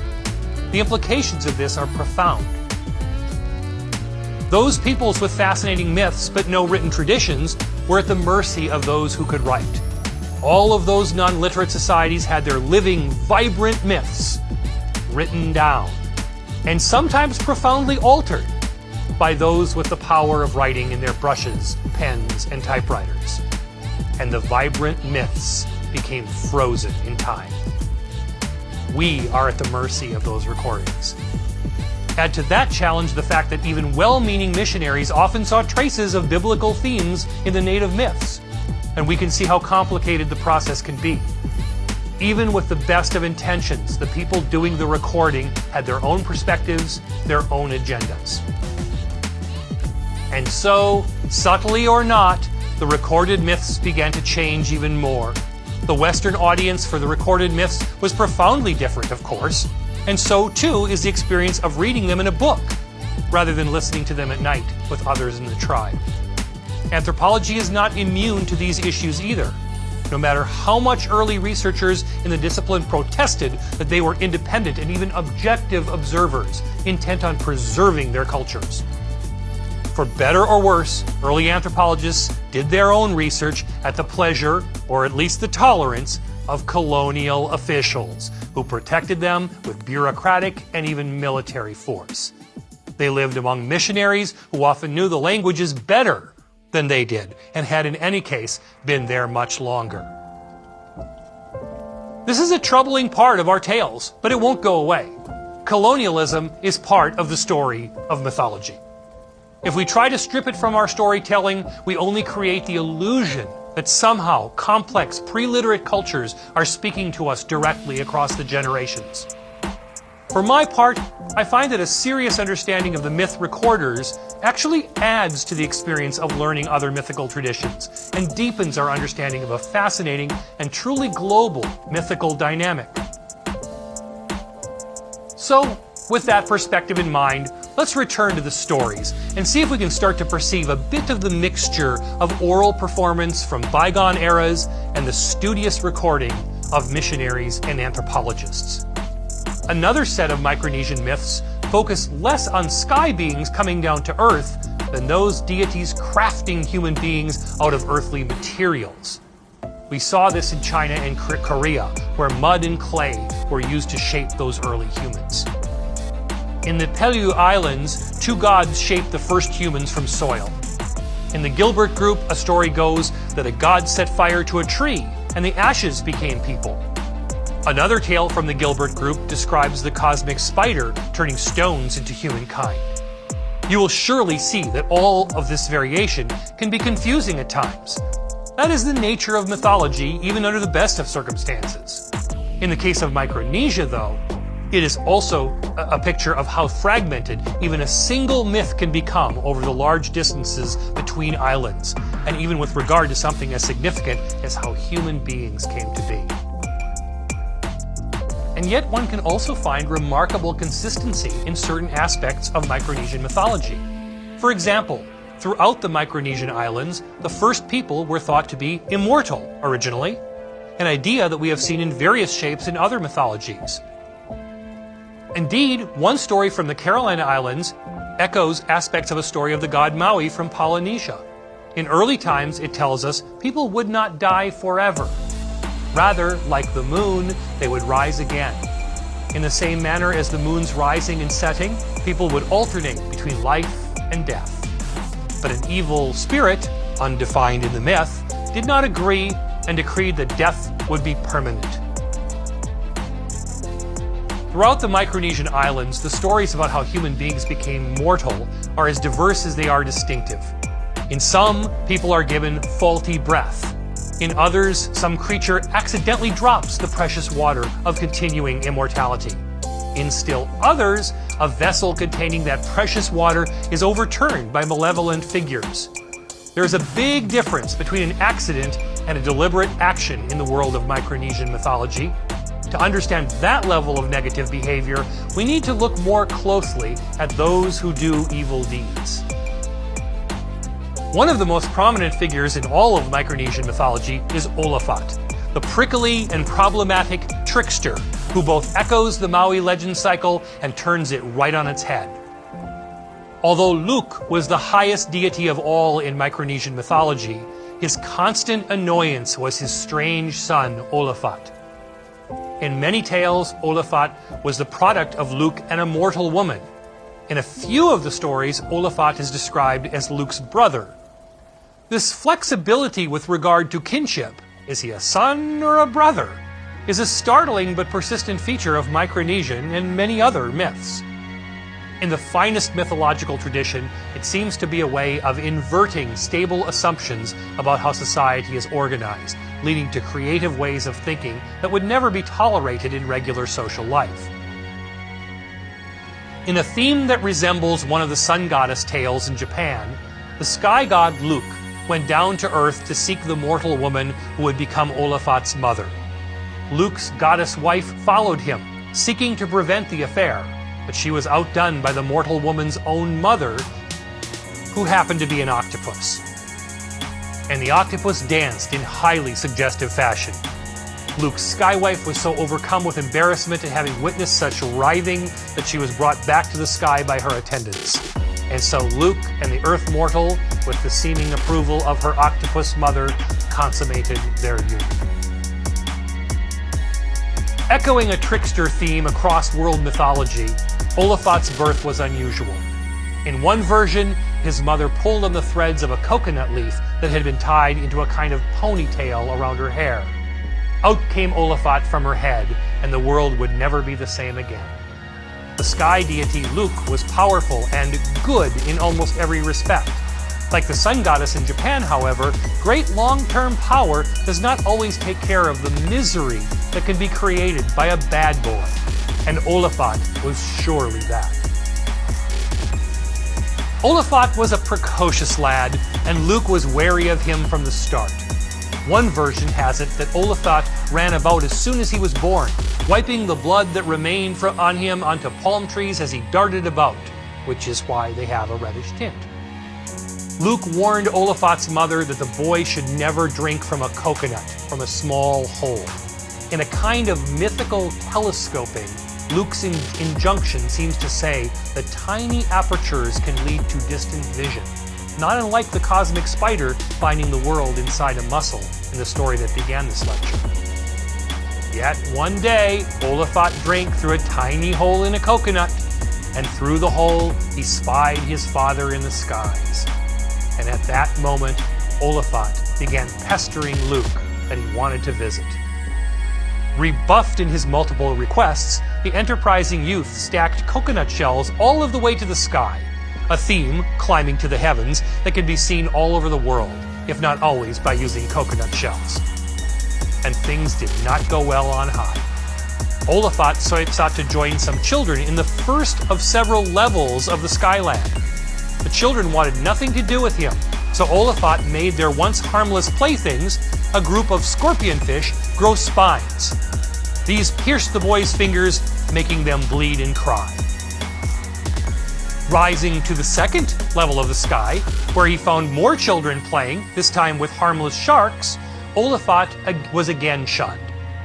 Channeling his spite, he gave the sharks great teeth, with which they severely bit the little children. From that moment, sharks would always have teeth.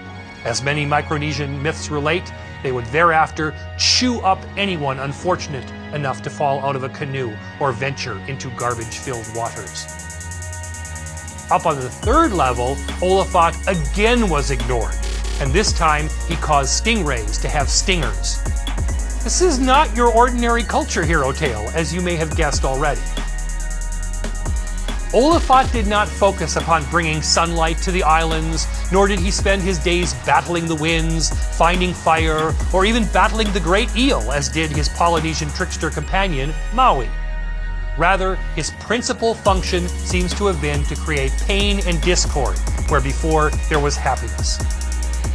At the fourth level of the heavens, Olafat found construction work underway, ordered by Luke, his father, on a spirit house, an elaborate dwelling for men that is associated in many parts of the world with initiation rituals, ancestral rites, and gender-specific meals and banter.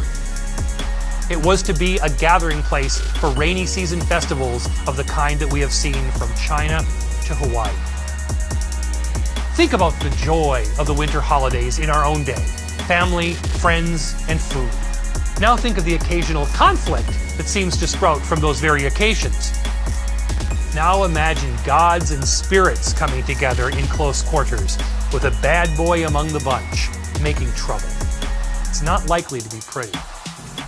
Well, that is how it shaped up when Luke was building the Great House. One quarrel led to another, and the deities, fed up by Olafat's hijinks, including those in the sky levels below, determined to do away with Olafat once and for all. So they put him into a large fish basket and sank him deep into the sea. That'll take care of him, the myths seem to say. And then they went back to their great house. When the basket came back up, it was filled with fish. Olafat was sitting, laughing in an adjacent canoe. "Who are you?" asked two workers who were supposed to empty the basket. "I am Olafat. Here, I will help you load the fish." Olafat proceeded to toss the men all of the very biggest fish, one by one. What they could not know was that he had secretly removed all of the meat from those fish, even though they appeared to be big and ready for cooking. When the catch was brought to the sky deity Luke learned that their attempt to kill Olafat had not succeeded. And then he asked, "Has Olafat kept any fish for himself?" The workman answered that he had just taken the very smallest fish and given the rest for a feast in honor of the deities, perhaps as a goodwill gesture. So a happy Luke ordered the fish to be prepared, and the sky dignitaries all assembled. You will note that this myth assumes the fiction that no one noticed that the meat had been taken out during the unloading, processing, and cooking for the feast. We will follow in our own suspension of disbelief. So the story goes that when Olafat returned to the heavens, he was still shunned by the other gods. No one wanted anything to do with him. Protesting his exclusion, he sat apart and refused any of the prepared fish. Instead, he began to eat the supposedly small fish that he had kept for himself. And eat he did, endlessly. When the sky dignitaries looked at their own dishes, they now saw that there was just empty fish skins. Looking angrily and jealously at Olafat, they had to content themselves with fruit. The assembled gods thought to kill Olafat with the help of the thunder god, but Olafat countered them adeptly. On and on the conflict went. At one point, Luke uprooted a great tree, forcibly planted Olafat into the hole, and reset the tree on top of him, sure that it would crush him once and for all. But Olafat eventually emerged from the ground as a pesky ant, prompting one of the celebrants in the great house to say, "Olafat is surely dead, for the ants are bringing up pieces of him now." At that, Olafat himself triumphantly reappeared. Exasperated, Luke blurted, "Why won't you just die?" And in the end, Luke realized that for all his sky power, he could not erase the bad boy or even expel him from on high. In the end, he concluded that since Olafat would not die, he would have to make him the deity of everyone who is evil and deceitful. And that is Olafat, a different kind of trickster. Susanoo, the bad boy, younger brother of the sun goddess in Japan, certainly caused consternation in the heavens, but he was both a creator of further deities as well as a destroyer. Most myths about Maui, the Polynesian trickster, focus on his desire to do good things for mankind, from slowing down the sun and securing fire to trying to pull up the islands and form them into one great landmass. Oliphaut is different. Certainly he shares with the other tricksters an unusual, even miraculous birth and precocious childhood. And yet it is anger and spite that seems to drive most of his actions in these Micronesian myths. Living in what almost seems to be a constant state of exile, at least one of being alternately ignored and disliked, Oliphaut delights in showing his father that he cannot be stopped. Moreover, he also puts great energy into creating new problems for the world, from stingray pain to shark bites. As we take a break from tricksters for a while, let's think of him as a distinctive blend of what I like to call exilic response, the kind of payback driven by ostracism, exile, or just plain being ignored that drives much more of human behavior than most of us like to admit.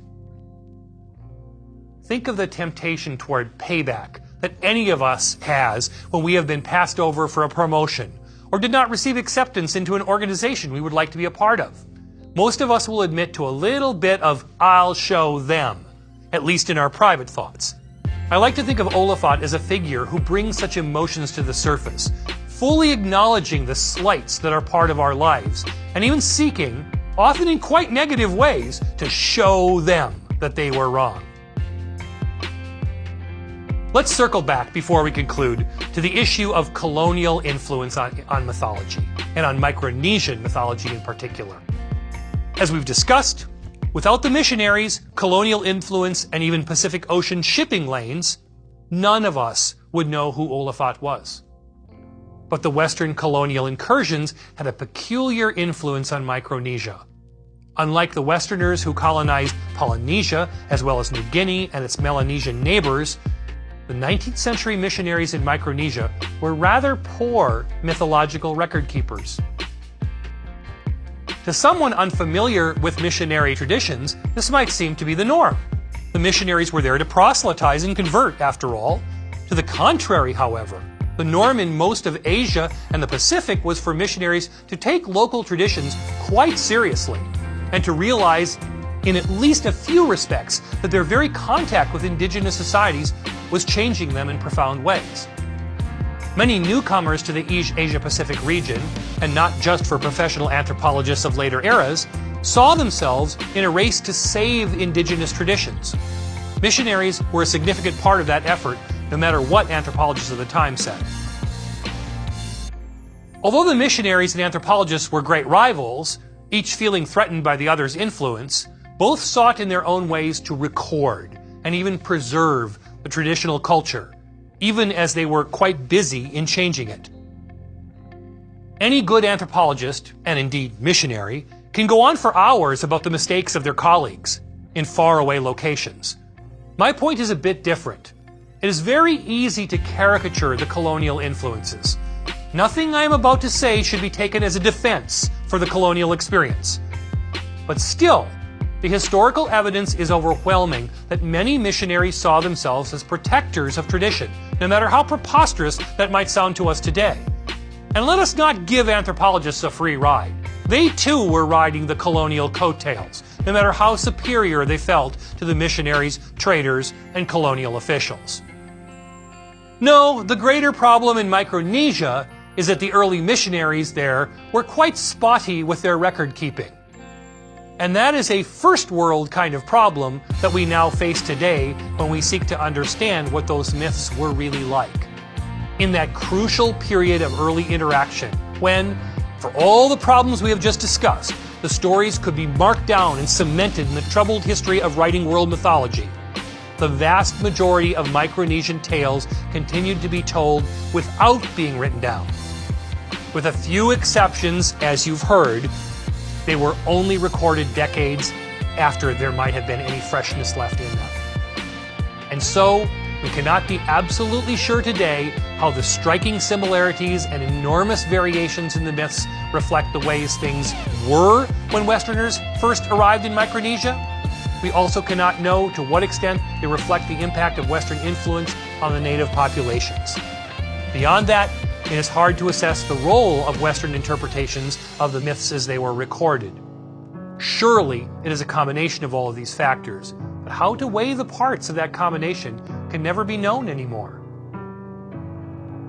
Still, anthropologists have learned enough about the mind-boggling navigational skills of canoe travelers in these islands to know that the waters between even fairly distant islands were often less of a challenge to negotiate than mountain passes in much larger and more rugged islands in the Pacific. To some degree, then, stories were shared, and to some degree they were adapted to local sensibilities.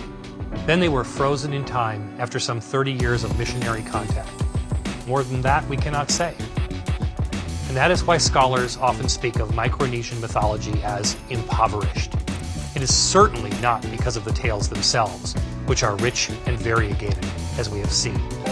It is rather because we are almost exclusively indebted for our knowledge to the literate Western destroyers of traditional culture.